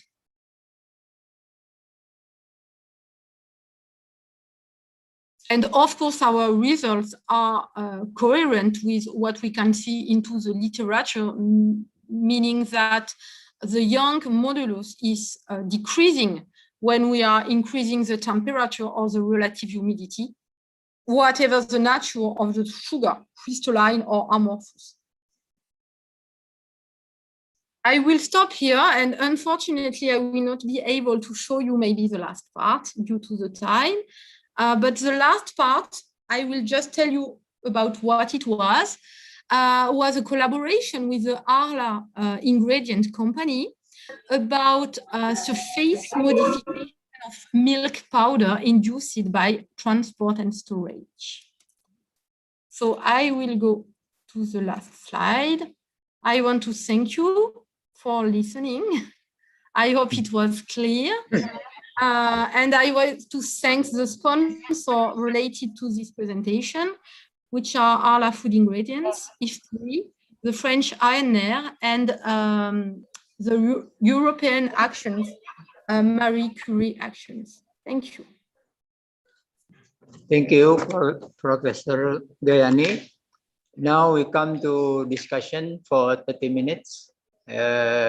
Participant can ask the question to either Prof. Gayani or Prof. Santat.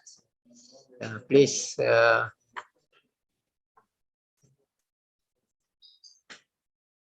Anybody have question?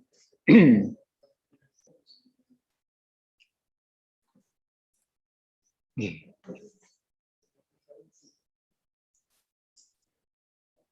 Any question, please?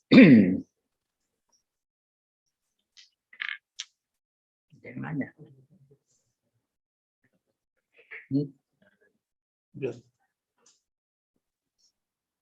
I have a question, Professor.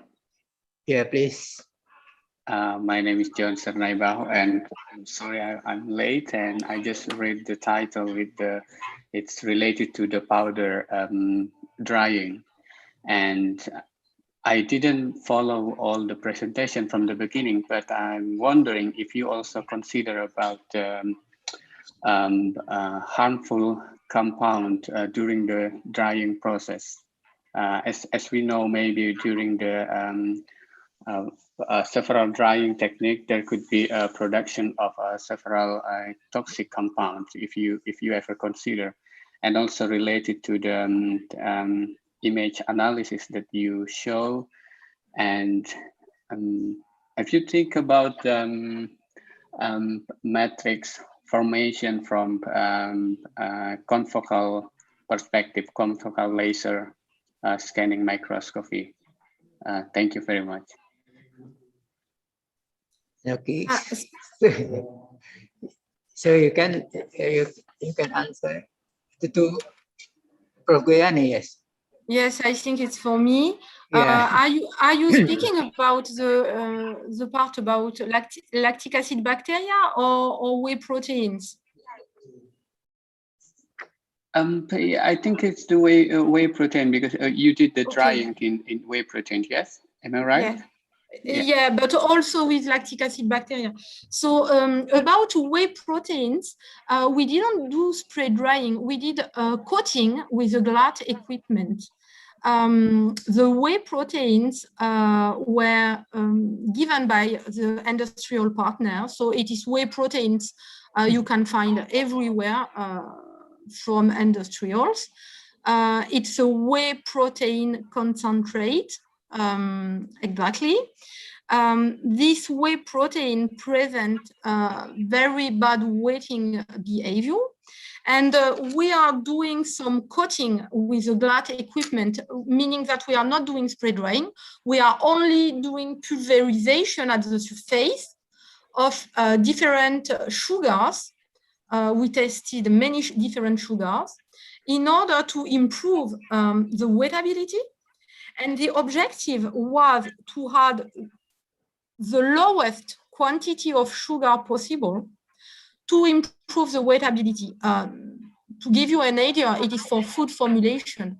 What we can find, for example, in Nesquik formulation, all formulation presenting many sugars for functional and reconstitution wettability.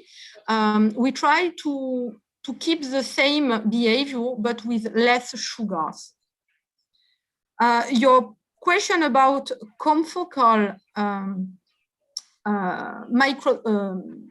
confocal microscopy, of course, we did some confocal microscopy, but the resolution for this powder is not enough. The layer of sugar at the surface is very small. The patches are very scarce, meaning that by confocal microscopy, you can't see clearly what happened at the surface. We tested many different surface techniques. I didn't list all of the surface we tested, and the only successful to understand what happened was atomic force microscopy. I don't know if I answer. Yes, thank you very much. Okay. Any other questions?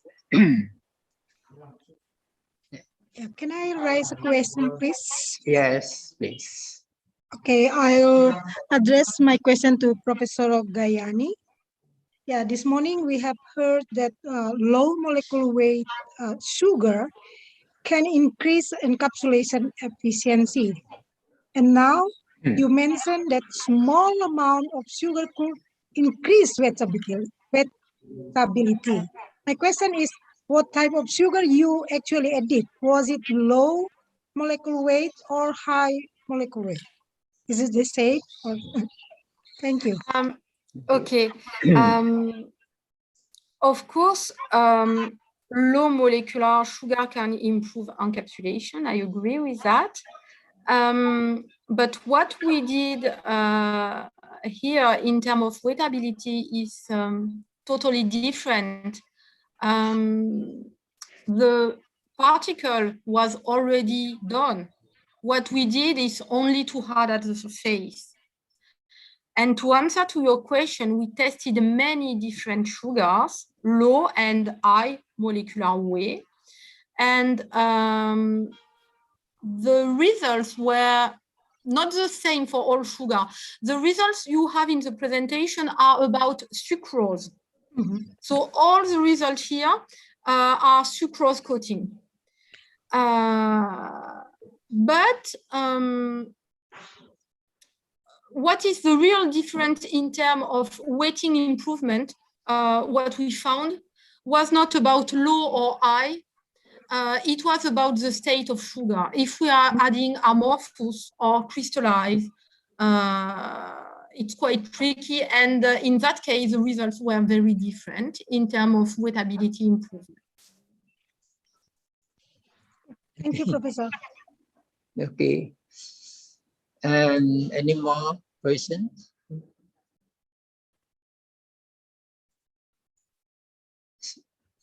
No more. We still have 20 minutes more for discussion.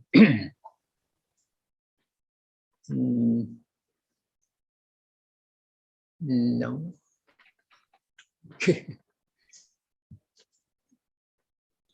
Anyone want to ask more about the functional food or prebiotics? You can ask.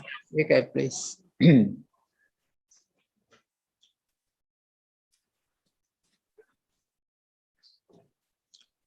Excuse me, Mr. I do have a question, Mr. Zulkifli. Yes, okay, please. My name is Muhammad Hafiz Akbar from the USU, and I want to ask this question to Miss Professor Santa Vicenzo. I'm sorry for the pronunciation. Right. My question is this. Now, in your slideshow, you one of products you mentioned is the IMO bar. So my question is, how is this so? Because normally we see medicinal things in, say, capsules or some syrup, but I cannot work out on what snack bars like you shown just now. Thank you. So first, your pronunciation on my name is very correct. Santani is my name. And your question is you talk about the IMO bar, right? And you want to know that. My question is, how does this work? Because I never seen a medicine in the form of snack bar. Oh, okay. So how come that we produce the snack bar for patient, right? Because normally patient not take the snack bar. This idea come from we have kidney patients, and during they have to be dialyzed, because for the chronic kidney patients they have five state, right? For the fifth state is they have to be dialysis for about 2 or 3 times per week. So during for dialysis, they have to take rest or stay on the bed for 2 hours, and they have concern that during that period or during that they have to waiting for the medical doctor to check this. It take long time. So they want to get some food that they have health benefit. So that's why we invented this snack, because it's convenient to consume. And the formula that we invented is suitable for the patient nutrition, because the patient require limitation of some nutrient. For example, the content of protein and minerals, limit number of minerals. And this idea product I put at the IMO isomonto oligosaccharide, because we prove in the animal study already that we force the rat to have kidney disease first, and then we feed with this product. And we found that IMO or isomonto-oligosaccharide can reduce or remove the toxin in the colon or from the blood. So that's why we have this idea to put the prebiotic in the snack bar product. Okay, thanks, Professor, for the answer and for fixing my pronunciation. Okay. Any more questions, please? Hi, this is Dr. Shyam Sablani from Washington State University. I have a question for Professor Clara Gani. So my question is, you did some solid mechanics measurement with your microcapsules, microparticles. Does the mechanical property of your powder also relates to wettability, or it's the surface property which explains or relates to wettability more?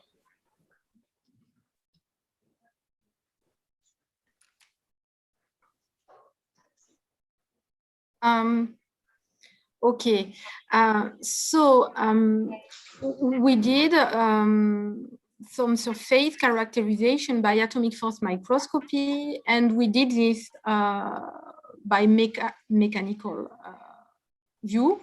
What we can do with that, it was possible due to the different behavior of the two materials to identify the area non-coated and the areas coated by sugar, because the sugar presented a significant Young modulus higher than whey proteins.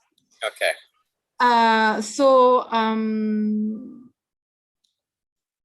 What we want to do now, but we didn't finish, is to do in situ, to increase slowly the relative humidity, to try to make links between this relative humidity increase and the first steps of the reconstitution of the wettability. And what we observed, because it's possible to do this relative humidity increase in situ in the equipment by following the same sugar patches during time. And we try to see if the softening, because during relative humidity increase, you have a softening of the surface. If the softening starts at the same time for whey, for sugars, if we are creating a pore able to improve water entrance on the location of these patches.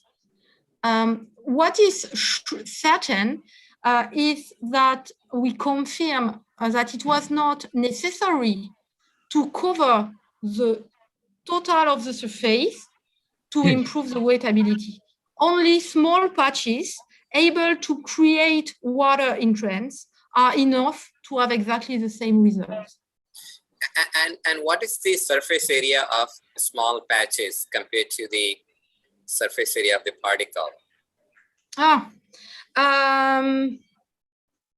I don't have here, I don't remember, but we calculated it because we are doing coating, so we know exactly the quantity we are adding, and we know the thickness of the patches. So it's possible to know, it's quite small. I don't remember, but the ratio is around, I think we have only around 10%, not more, of the area covered by sugar. So it's not a lot. And it is also one of the reasons why it was very tricky, because it's complicated to find the coated area when we are investigating. Very often we found, because the area are 10 by 10, we found uncoated area. So it was quite tricky to find good areas. Yeah, no, I can imagine. That's very fascinating. Thank you. Thank you. Okay, any other, please? Pak Jogul Fifli, I would like to ask question. Okay, please. Hello, can you hear me? Yeah, my name is Aziz Boeing Sitanggang. I'm from IPB University. I would like to ask to Claire. Hi, Claire. Very nice presentation. I would like to ask two questions actually. For the first one, the formulation or adherence, was it due to charge of the protein or lactoglobulin-rich solution or due to something else? That's the first thing. Hello? Yes. So Hello? you Can you hear want me? to know, I hear you a little bit. You want to know the surface component able to do interaction with a milk component? Exactly. Okay. How is it possible? Okay. So at the beginning, we were thinking maybe it was very easy and simple because for LGG, we clearly identify the surface component able to do the interaction. It was easy to identify because we worked with some mutants. And by comparison, we identified the component. So for LGG, clearly, the pili is responsible of the interaction with beta-lactoglobulin. We confirm it by atomic force microscopy by doing adhesive interactions between LGD and beta-lactoglobulin. And we also identify the protein at the surface of the pili, the subunit responsible of the interaction.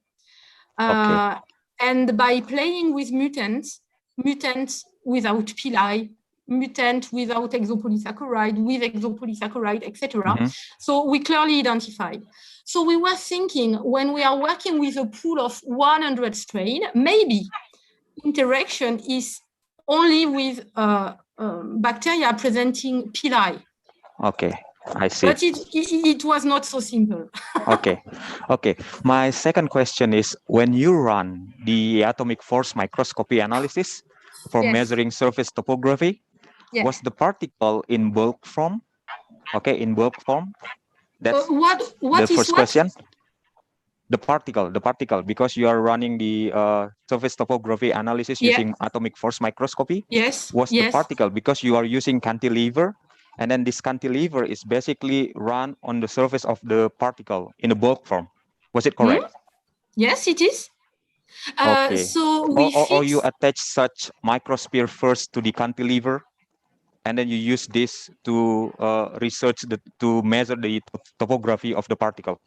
You understand what I mean? Yeah, so the particle were indexed in glue, in a special glue. So it's quite easy to perform. And on the quantilever, to do topography and to do nano indentation, we didn't do any coating of the quantilever. We are doing quantilever functionalization only for chemical mapping. And we did this also, but I didn't present this result here. For nano indentation and topography, it's the raw quantilever without functionalization. So it's just cantilever itself, right? Yes, but it's possible to do functionalization. It's possible to add CH3 or OH groupment. But when we are doing this, we are doing chemical mapping. It is something different. Okay. Because previously I also did some measurement for topography measurement using, but what I actually would like to see the interaction between the enzyme molecule and the membrane surface. So I attach actually the proteins, the enzyme on the microsphere, and then microsphere attach onto cantilever, and then I will bring this on the surface of the membrane. Of course, it's possible. Yeah. We did this. We did exactly the same to study the interaction between lactic acid bacteria and milk proteins. I didn't show you the result, but we put the bacteria into the mica and we functionalize the quantilever with milk proteins. It's possible. Okay. Thank you. Okay, we still have 10 minutes more time. And we need some more questions.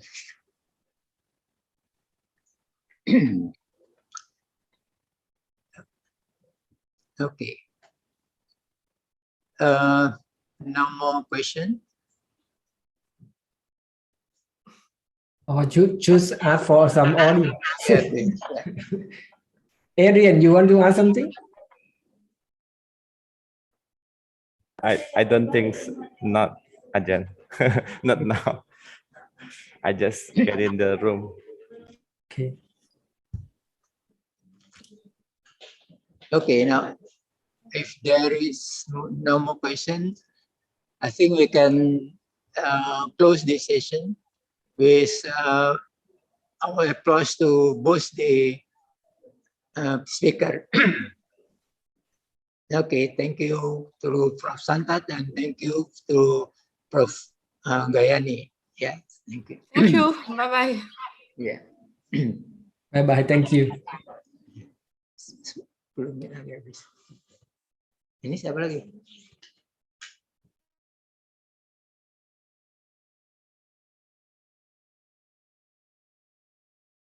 Yeah. Okay, we are back to the MC, please.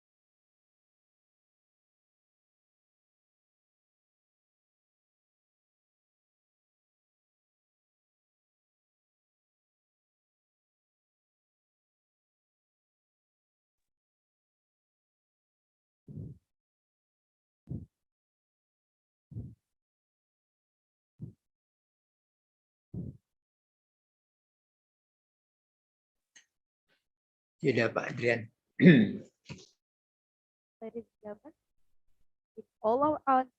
We would like to symbolize our time and honor to our keynote speaker by giving certificate. The first certificate goes to Professor Santa Tissenser, and we invite the PIC of the community to take the certificate.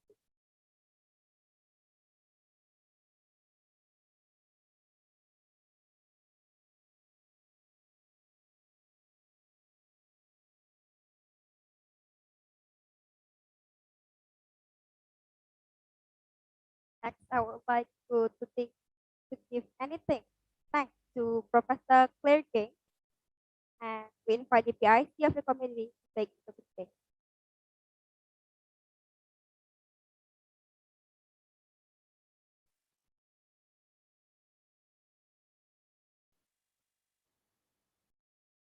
And also to our moderator, Professor Zulkifli, we would like to give the certificate symbolic. We invite the PIC of the committee to take the documentation.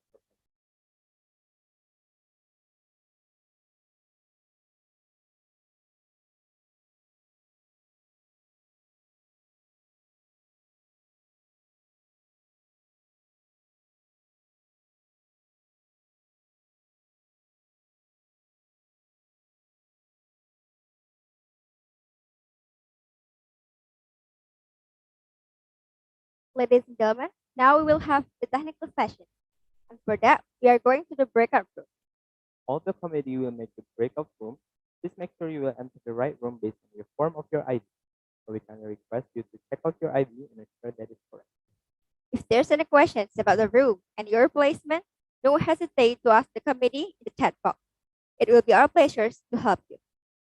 Once again, ladies and gentlemen, now we will have the technical session. And for that, we're going to the breakout room. All the committee will make the breakout room. Please make sure you will enter the right room based on the form of your ID. So we kindly request you to check out your ID and ensure that it's correct.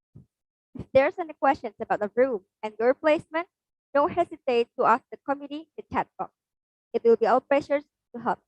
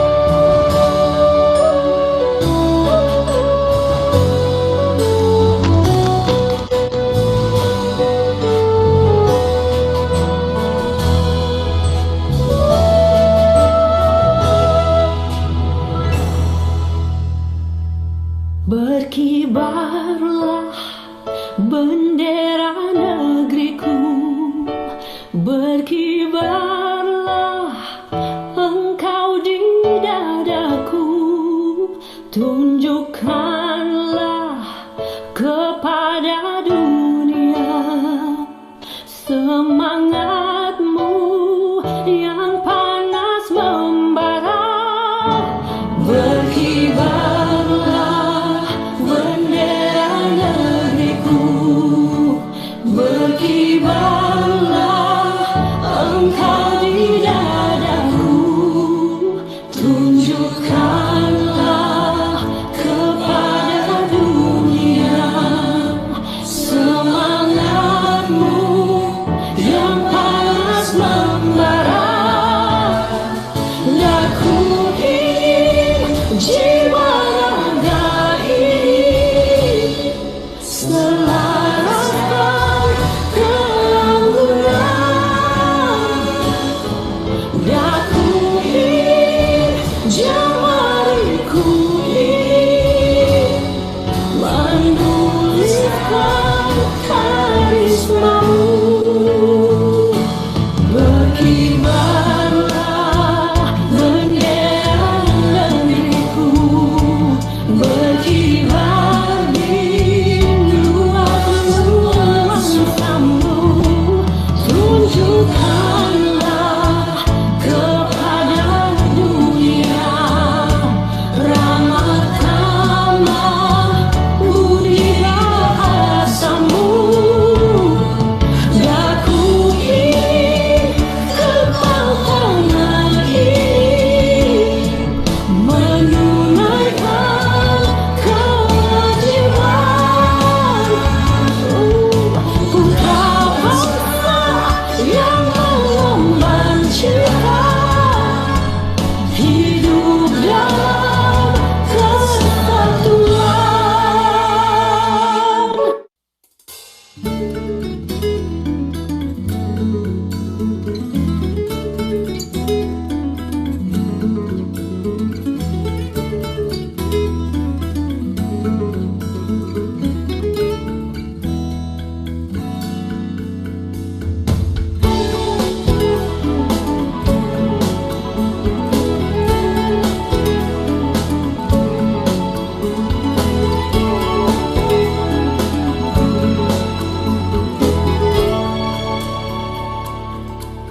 Mandi kalau buat mandalian, mandi kalau buat mandalian, udang disangko tali-tali, udang disangko tali-tali.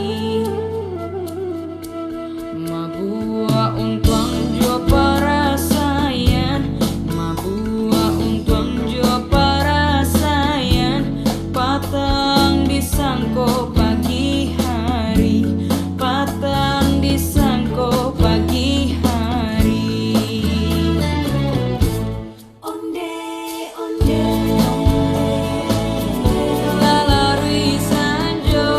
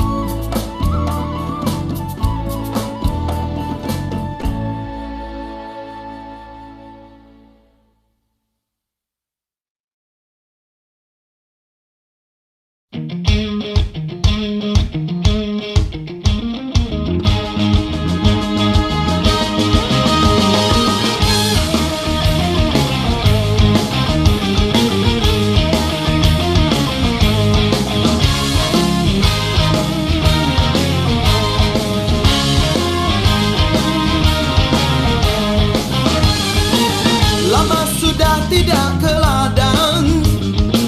Tinggi rumput jadilah lalang, lama tak ku pandang, hati telah bimbang. Lama tak ku pandang, hati telah bimbang. Layang-layang, selayang pandang, hati di dalam rasa bergoncang.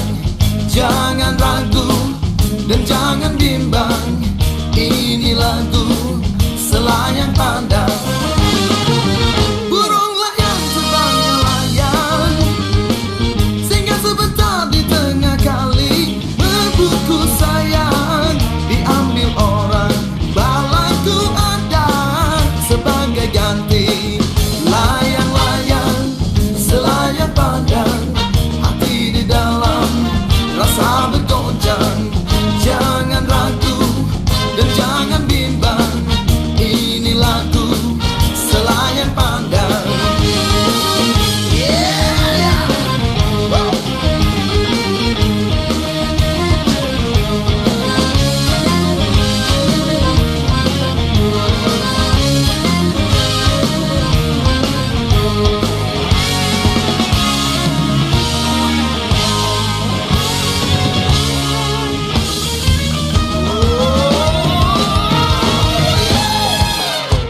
Wow.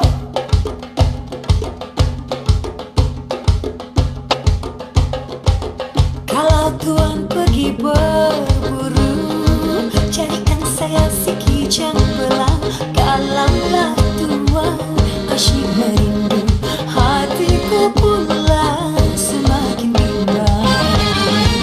Layang-layang bertali benang, benang ditenun menjadi kain. Kasih yang lepas jangan dikenang, samalah sama mencari lain. Layang-layang, selayang pandang, hati di dalam rasa bergoncang. Jangan ragu dan jangan bimbang, ini lagu selayang pandang. Wow.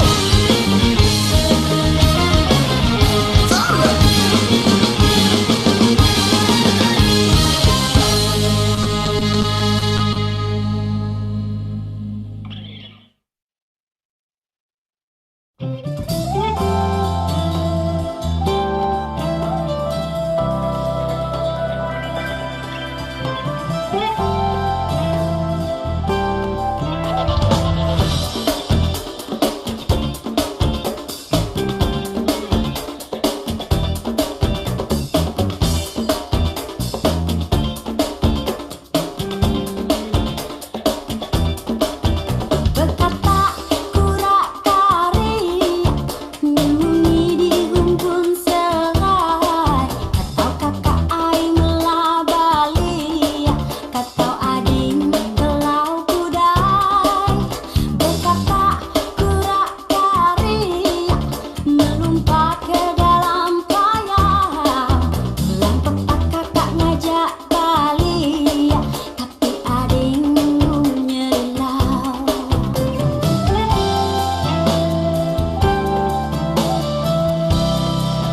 Berkata kura-kari, menyembunyi di rumpun segar. Katau kakak ai melabali, katau ading kalau kudai. Berkata kura-kari, melompat ke dalam payah.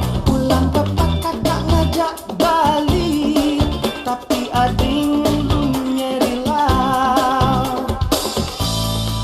Kura-kari, kura-kari, dua itu muni berkata, melabali, melabali, tapi ading lungkila galau. Berkata kura-kari, menyembunyi di rumpun serai.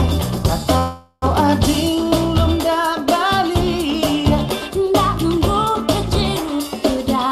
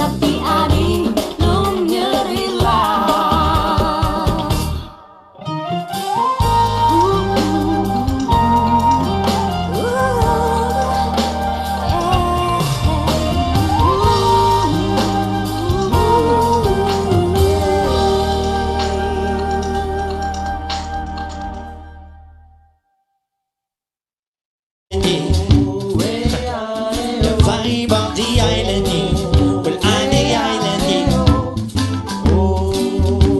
Samosin at the island. Pulau Samosido, Haroro aku Samosido, Ido asalu satongi otoku, salele ngoluku upujiho. Ido asalu satongi otoku, salele ngoluku upujiho.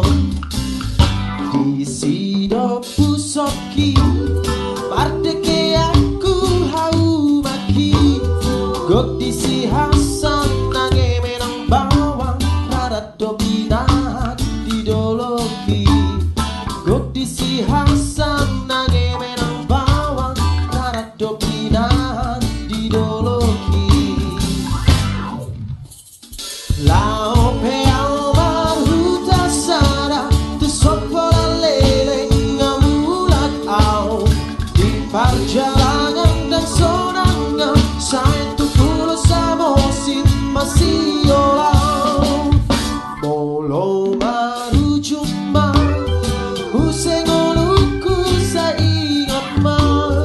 Anggo baketku disita nomormu, disiude aku sari homa. Anggo baketku disita nomormu, disiude aku sari homa. Watch it. Let's get together. Enjoy the vibrations of the island. Lao peau maruta sana, tu sopola lele ngamulat au. Di perjalanan dan sonangnya, saya tu pulau Samosin masih olau. Molo masih olau, di Nopur masih olau. Manang iura doho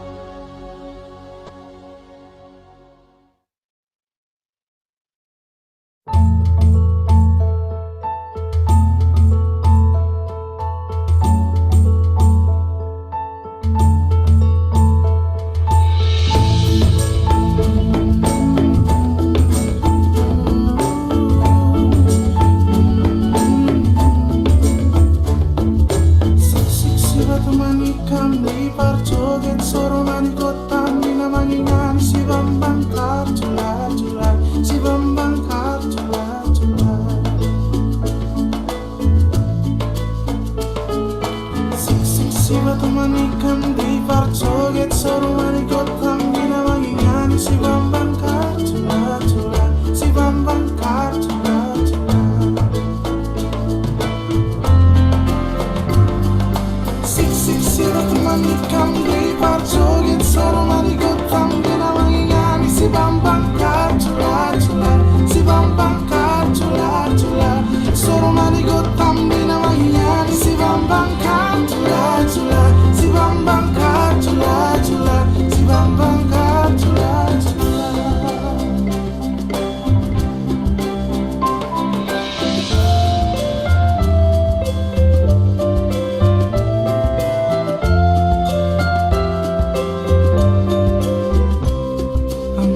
ampar pisang pisangku belum masak masak sabigi di hurung bari-bari masak sabigi di hurung bari-bari masak sabigi di hurung bari-bari masak sabigi di hurung bari-bari.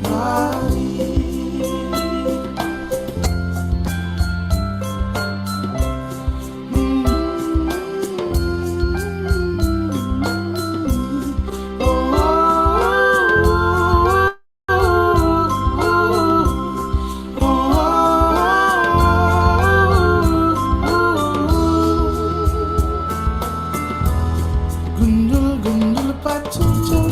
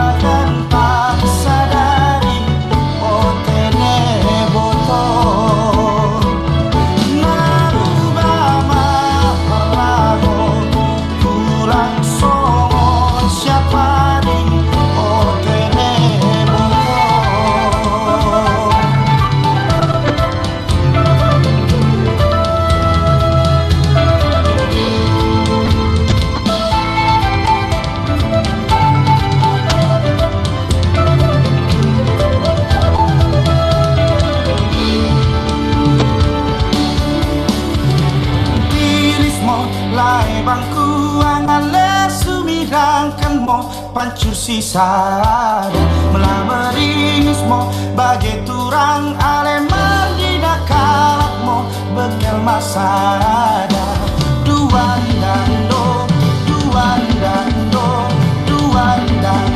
alekati papo duan dando alekati papo.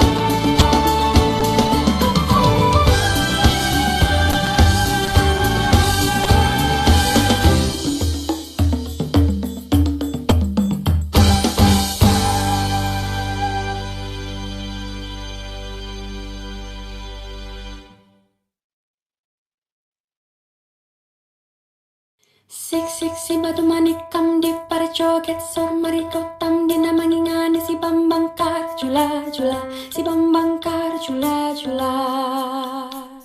Si batu manikam di parjoget sor marikotam dina manginani si bambang karjula jula si bambang karjula jula. Si batu manikam di parjoget sor marigotam dina manginani si bambang karjula jula si bambang karjula jula. Rasa sayangi, rasa sayangi, lihat dari jauh. Rasa sayangi, rasa sayangi, rasa sayangi, lihat dari jauh. Rasa sayangi. Kalau ada sumur di ladang, boleh kita menumpang mandi. Kalau ada umurku panjang, boleh kita jumpa lagi. Kalau ada sumur di ladang, boleh kita menumpang mandi. Kalau ada umurku panjang, boleh kita jumpa lagi. Rasa sayangi, lihat dari jauh. Rasa sayangi, rasa sayangi, lihat dari jauh. Rasa sayangi. Bungong jempah megah di Aceh. Bungong pelebeh dan lebih indah lagoina. Putih kuning macam merah. Amang siula cidak tak terupa. Mesat ngapeng luhur jauh di awang-awang, mau berkencang jana bangun bayar karingkan. Suku narangau senceng pamatung nangelu, nyapak mega bari pernah tarik nurungku. Saha anu bisa nyusul kana tandangnya, kandang jeng pertentang tayak andinganana. Dipika gini, dipika senapku sesama, tayak karembang kasih lagu mananena. Mano dadali, mano manggagana, terlambang sakti Indonesia Jaya. Manuk dadali, pantakon carana, resana hiji, rukun sakabena. Re ayo re, mlaku-mlaku nang tunjungan. Re ayo re, rame-rame bebarengan. Cak ayo cak, sopo kudu melu aku. Cak ayo cak, boleh kenalan cak ayu. Ngalor ngidul lewat tekang membawa tak, masih yang menyenggol-nyenggol hati lego. Sopo ngerti nasib awak lagi mujur, kenal anak ising dodol rujak jengur. Ampar-ampar pisangku baru masak. Masak sabigi di hurung bari-bari. Masak sabigi di hurung bari-bari. Mangga lepok, patah kayu bengkok dimakan api, apinya cangcurupan. Bengkok dimakan api, apinya cangcurupan. Nang mana batis kutung, dikiti bidawang. Nang mana batis kutung, dikiti bidawang. Sajojo yung dorang koi sabab para sa muna keke, sa muna keke. Sajojo yung dorang koi sabab para sa muna keke, sa muna keke.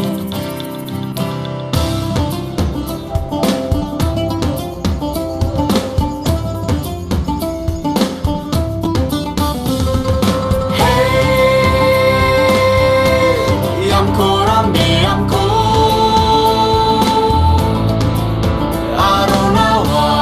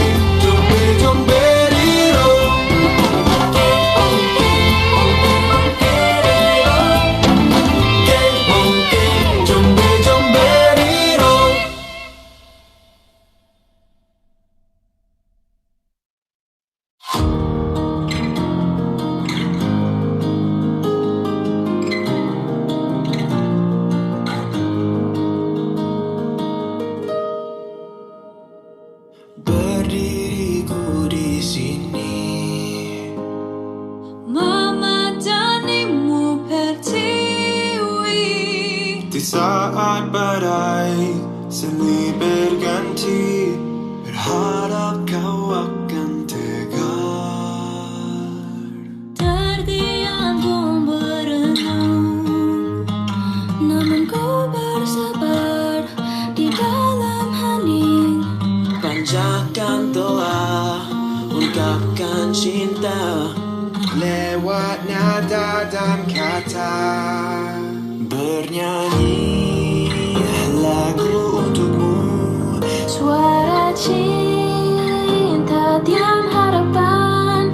di setiap langkahmu hadapi tantangan. Lagu ini untukmu, Indonesia.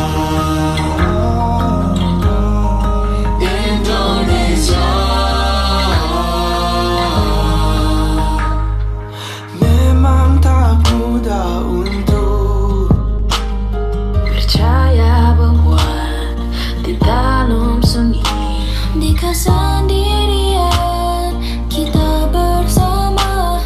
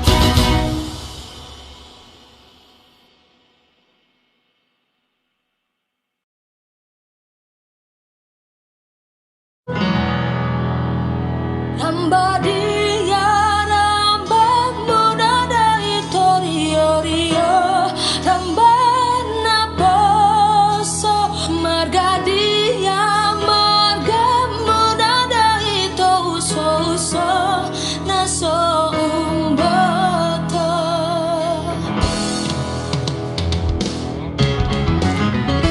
ramba dia ramba muda dari torio rio ramba naposo marga dia marga muda dari to uso uso naso umboto Allah tipang tipang tipang polola bala Allah rudeng rudeng rudeng po Allah tipang tipang tipang polola bala Allah rudeng rudeng rudeng po Iyang gorang banami dari to para saran niyang baroba Iyang gomarga nami dari to idarata paboa-boa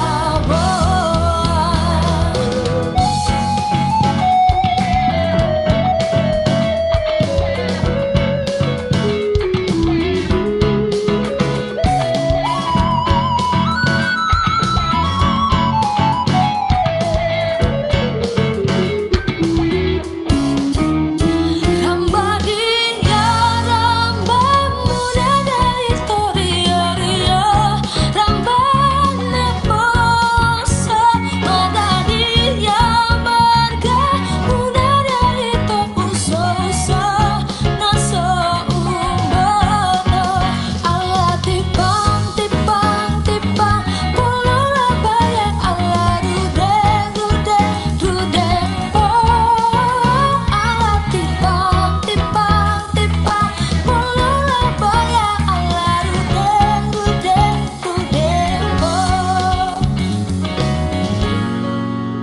Allah tipang tipang tipang polola baya Allah rudeng rudeng rudeng po Allah tipang tipang tipang polola baya Allah rudeng rudeng rudeng po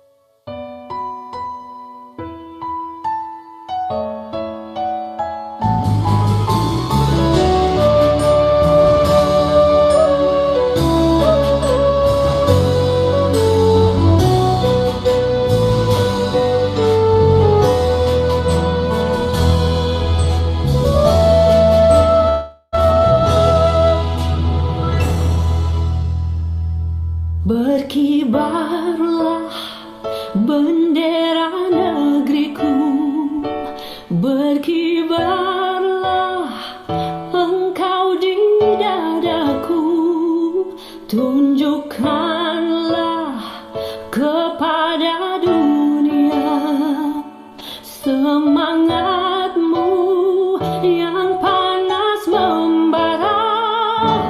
Berkibarlah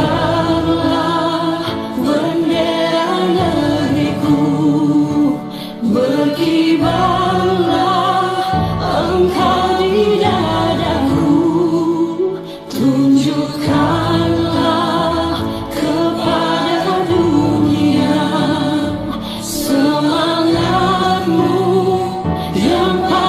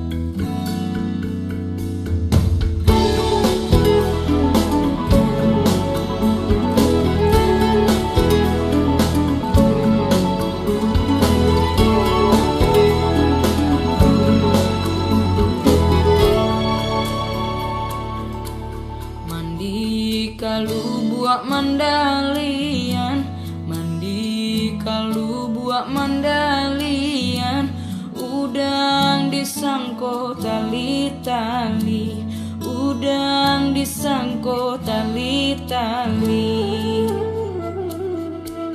Mabua untuang jo para sayan, mabua untuang jo para sayan, patang disangko pagi hari, patang disangko pagi hari.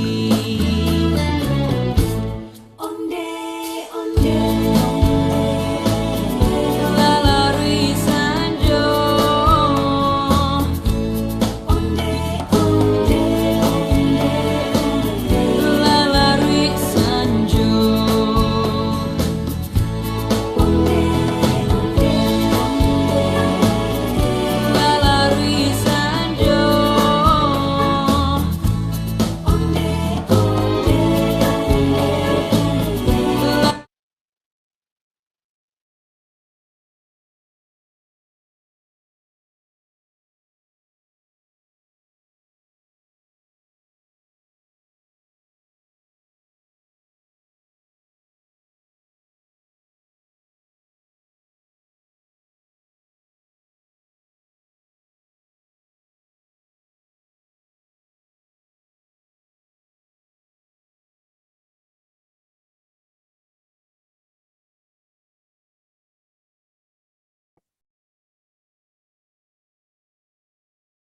Ladies and gentlemen, we currently enter the closing ceremony of our event.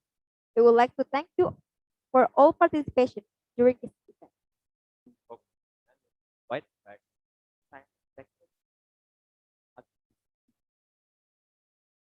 For the next session, we are going to announce the winner of PATPI Award. We already have the name of all winner of categories of this award. Third winner of this the first category is the academic achievement category, and the third winner of academic achievement category belongs to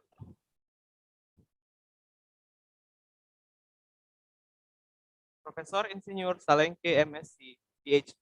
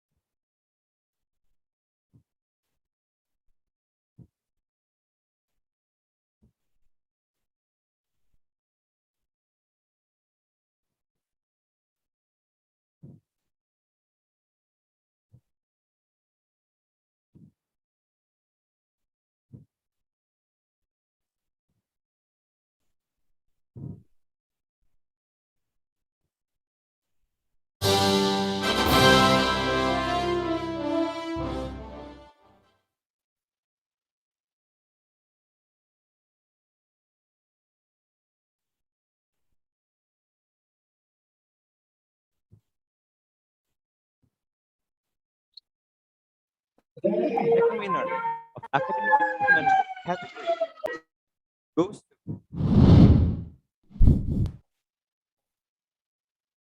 Dr. Nancy Dewi Yuliana, STP MSc.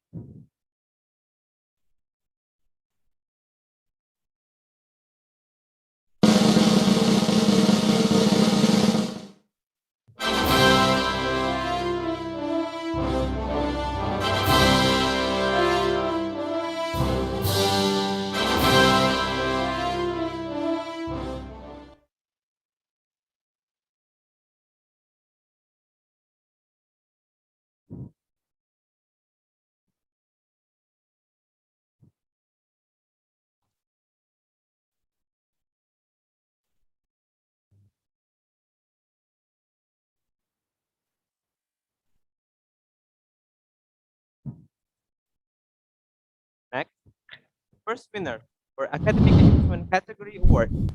Big applause to Profesor Dr. Teti Estiasi, STP MP.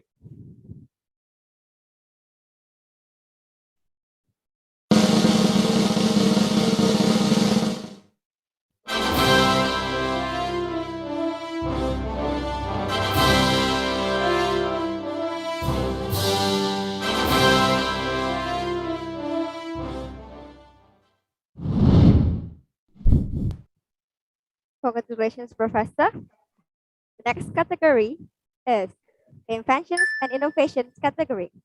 The winner of Inventions and Innovations category goes to Insinyur Muhlis Bahraini.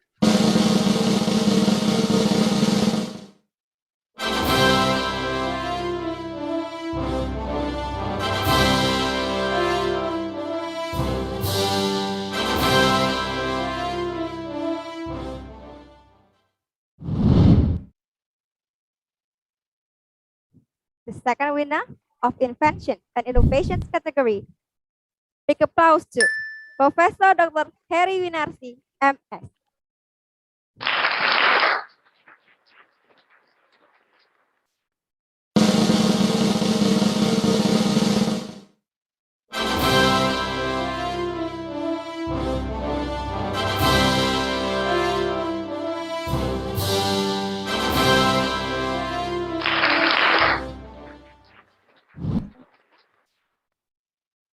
The next, the first winner for Invention and Innovations Award, big applause to Dr. Caca Muhardi, STP MT.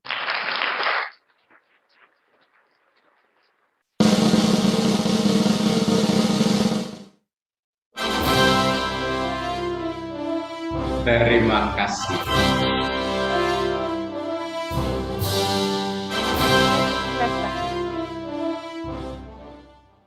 Next category. Jump to the next category for the Young Scientist category award. The third winner of Young Scientist category award. Congratulations to Weni Lekti Sunohar, STP PhD.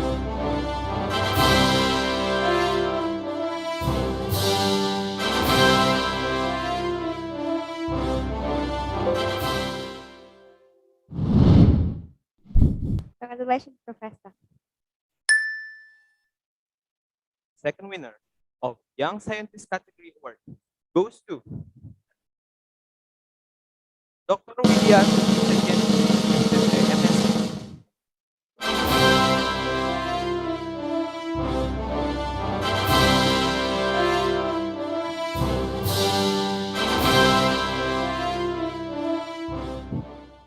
Congratulations, Professor.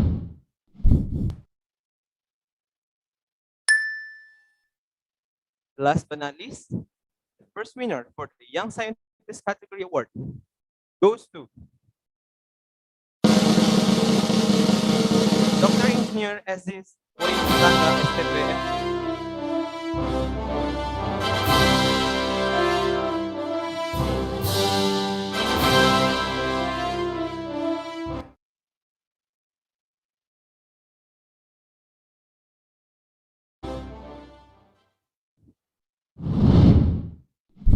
Congratulations, Professor. And congratulations for all the awardee of PATPI Award. For the next session, we would like to invite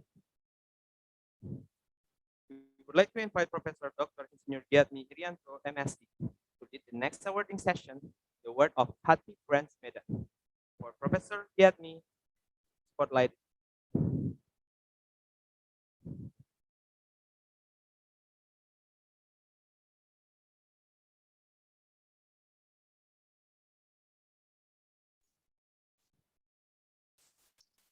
Good afternoon.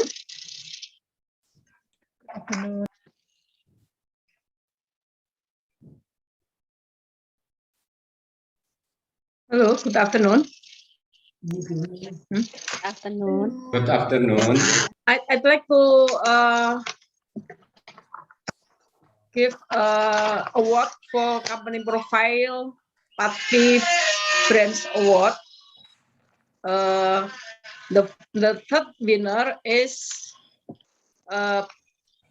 for PATPI Brands Malang. Congratulate for Prof. Teti. Thank you. And the second award for PATPI Jakarta. Congratulate to Dr. Rahmawati. And then the first, thank you. Yes, and the first award goes to PATPI Medan. Congratulate for Professor Erliza, the host of this conference. Okay, thank you very much. Congratulate for all. Thank you.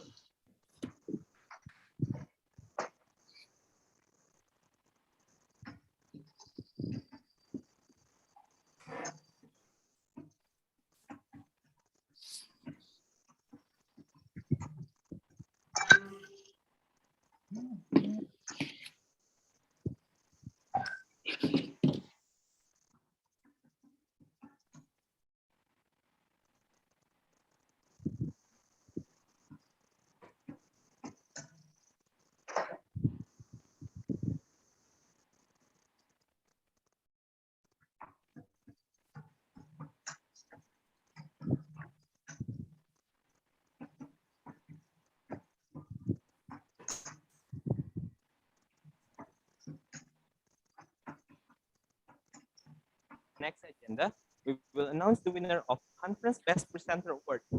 But before that, before we announce the winner, we would like to invite three of our participants to share some of their opinions and experiences about this event. First, we would like to invite Fumit Takagi from Taiwan to share his experience about Fumit Takagi. The time is yours. Hi, selamat sore. Nice to see you, everyone. First, I want to express my appreciation to all the people organize this conference. Actually, I really enjoyed this opportunity, and it was my first time to create the recorded video for the conference within 7 minutes. And actually, it's pretty challenging work for me, and I learned a lot from this experience. And also, I learned many things from the presentators in the same chat room, in the room, and to showing the result with only 7 minutes videos. It's very difficult to share all the result tables or something. But I impressed the presentators showing the good summary tables and also providing the good explanations. So I am very glad at least I can share with my students to show our study result from Taiwan. And I also thank to the people who support this online conference. I can imagine how difficult it is, and people are using all English, and the keynote speakers that come from US, Thailand, France, different countries. So, but I really impressed. We can get this kind of opportunity together from different countries online. And again, thank you very much for giving us to the opportunity, giving me and my students to giving the opportunities.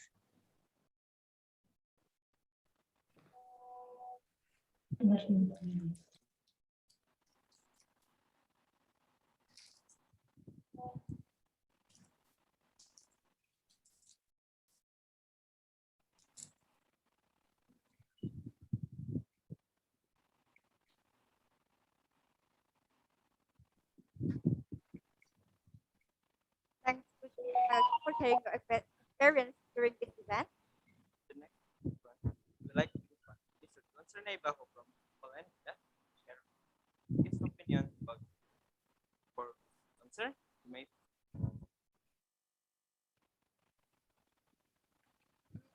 Okay.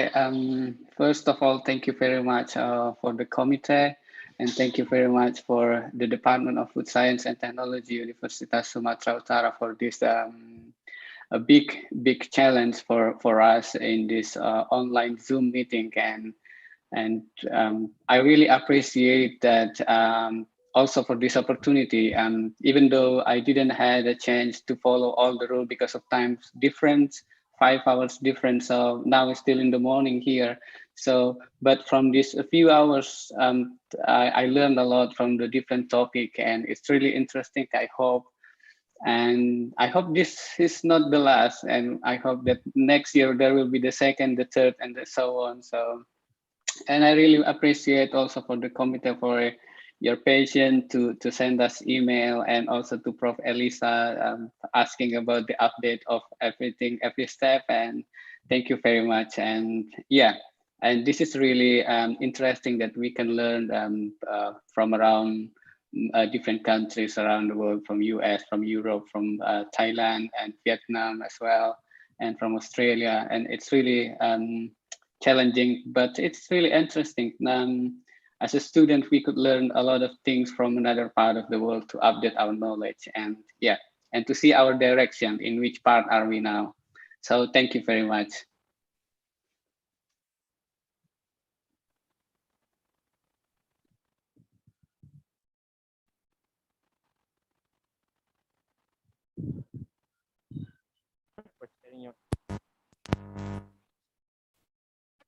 We would like to invite Wajia Farid from Pakistan to share the experience. Wajia, the time. Assalamu alaikum. Good afternoon, ladies and gentlemen. I am Wajia Farid and I have participated from Pakistan. It gives me an immense pleasure to deliver the vote of thanks for the International Conference on Food Technology, Nutrition and Sustainable Agriculture to all dignitaries assembled over here. It's an honor for me to be a part of this conference. This conference provides the platform for the researchers of different countries to interact with each other, to share their work and ideas with each other. The topics under discussion are quite interesting, like functional foods, probiotics, prebiotics, the encapsulation of for the stability of micronutrients, like role of food technology in strengthening or to cope with the food security. Organizers and environment are very friendly and very cooperative. Overall, it is a well-organized conference, and from which I have learned a lot. Thank you so much.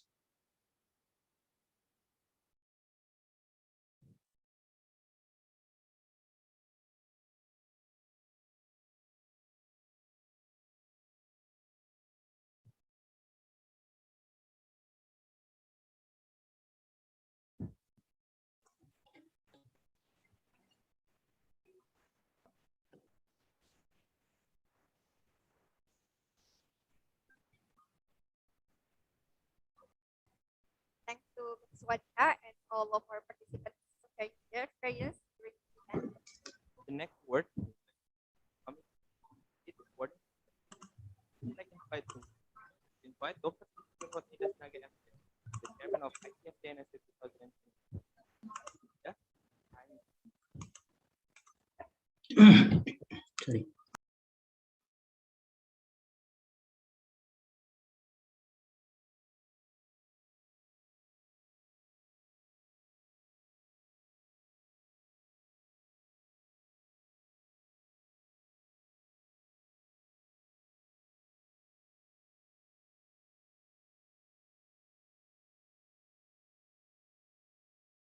Namanya ini ada.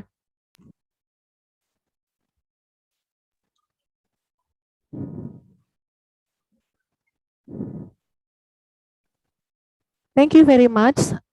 Today I would like to announce the best presenter from each room. From room 1 is Dimas Rahadian Aji.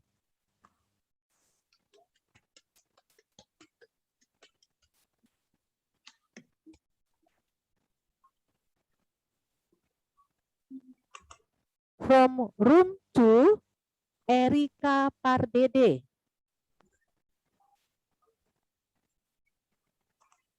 Thank you. From room 3, Sri Wahyuni.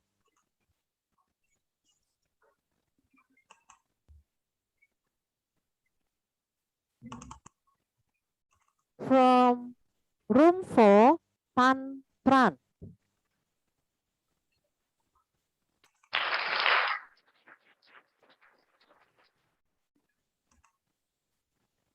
From room 5, Shifumi Takaji.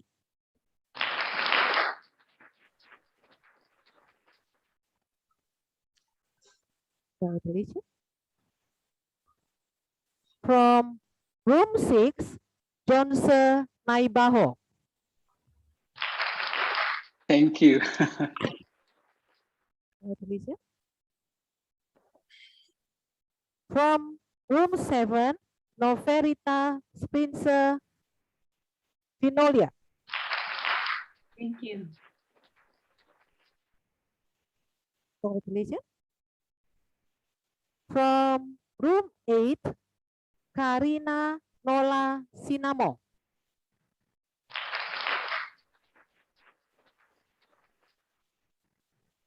From room 9, Agung Sugeng Widodo. Congratulations to all the best presenters today.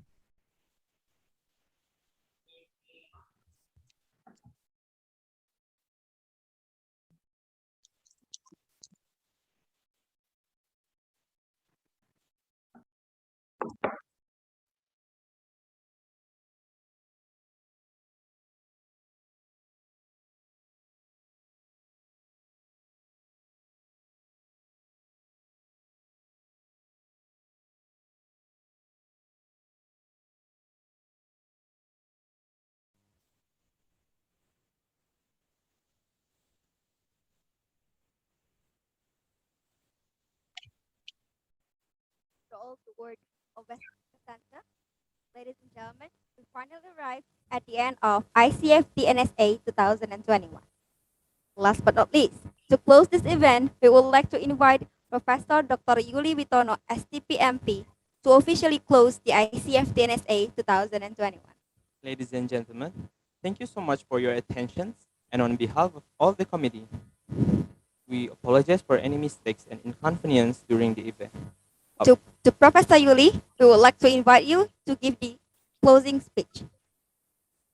Okay, Master of Ceremony, let me only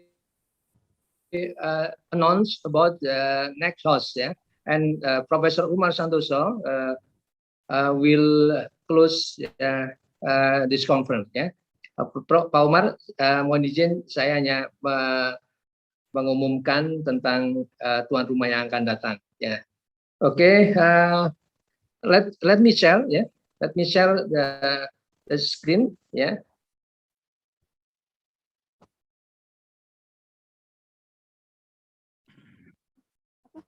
Okay, the host. Okay. Okay, today we have registered the proposal for the prospective host for the PATPI biannual conference. Yeah, until 11 we have entered to proposal host candidate consisting of PATPI EIT, yeah, PATPI then Pasar branch and Surabaya branch. Then we did food. It is found that PATPI Denpasar got 61.8%, and Surabaya got 38.2%. Furthermore, the IAFT both determines that the host of the PATPI annual conference 20 and 23 would be IAFT or PATPI Denpasar branch. Congratulations. And please, Professor Umar, to close this conference. Thank you very much. Well, thank you, Prof. Yuri. Ladies and gentlemen, good afternoon, good evening. Nice to meet you again. This is time, about the time to be closing time. So 2 days we have events, yeah, 2-day conference along journey from the morning until now. We have learned much of this lecture and papers presented. And yesterday we had a pre-conference workshop, yeah, and for the official of PATPI, there was a annual meeting, yeah. Okay, just now Prof. Julie announced about the next IAFT biannual meeting. So 2023 will be in Denpasar, right? Yes. Okay.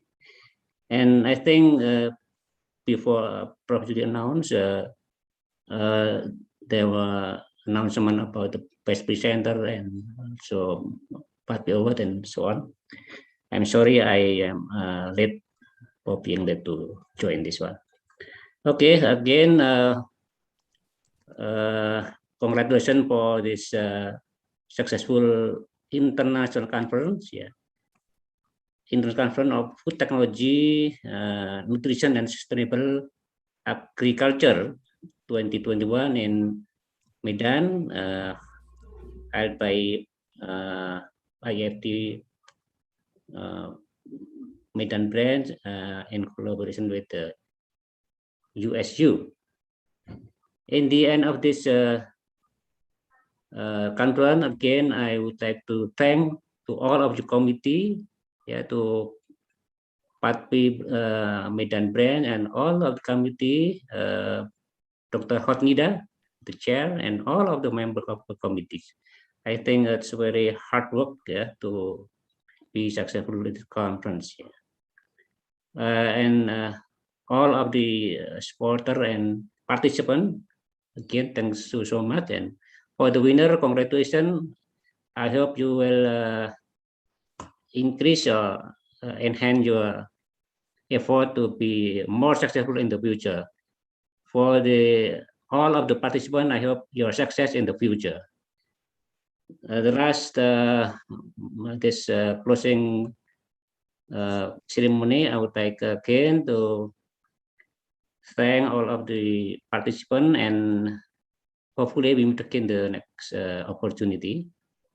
And so let me take this opportunity to close officially by invoking Alhamdulillahirabbil alamin. May God bless you all. Thank you. Wassalamualaikum warahmatullahi wabarakatuh.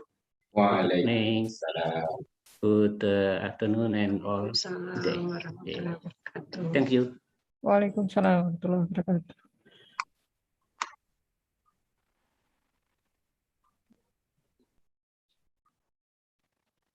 Excellencies, delegates, and all participants, ICoFTeNSA 2021 has officially closed.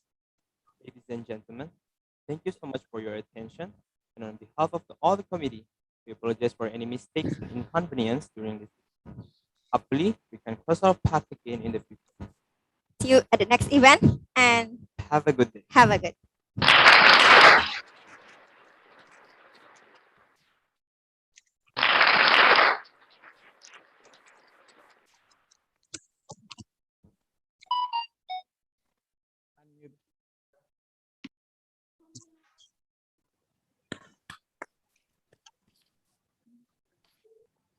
Thanks, Prof. Umar. Thank Thank you, you, Prof. Thank you, Prof. Umar. Thank you, Pak Thank you, Umar. Thank you, Prof. Yuliati. Terima kasih, Very Pak successful. Thank you. Pak Thank you, Pak. Terima kasih semuanya. Terima kasih Pak Pak Aji. Mufis, Assalamualaikum Thank you, warahmatullahi Pak Mufis. wabarakatuh. Prof. Yuli. Bu Aji. Sehat-sehat semuanya. Terima kasih juga Pak Mufis. Seminar. Ya. Thank you, Ya, Rizky. terima kasih panitia, Profesor Yuli. Semuanya. Sukses ya. Mari pamit Ya. sehat. Prof. Yuli, terima kasih Semuanya ya, sukses ya. Atas apresiasinya kepada saya dan PT Pacira. Terima kasih Oh banyak. iya. Terima kasih Pak. Terima kasih Prof. Winner. Congratulations ya semuanya. Selamat dan sukses, Prof. Elisa. Prof. Terima Terima kasih Prof. Elisa.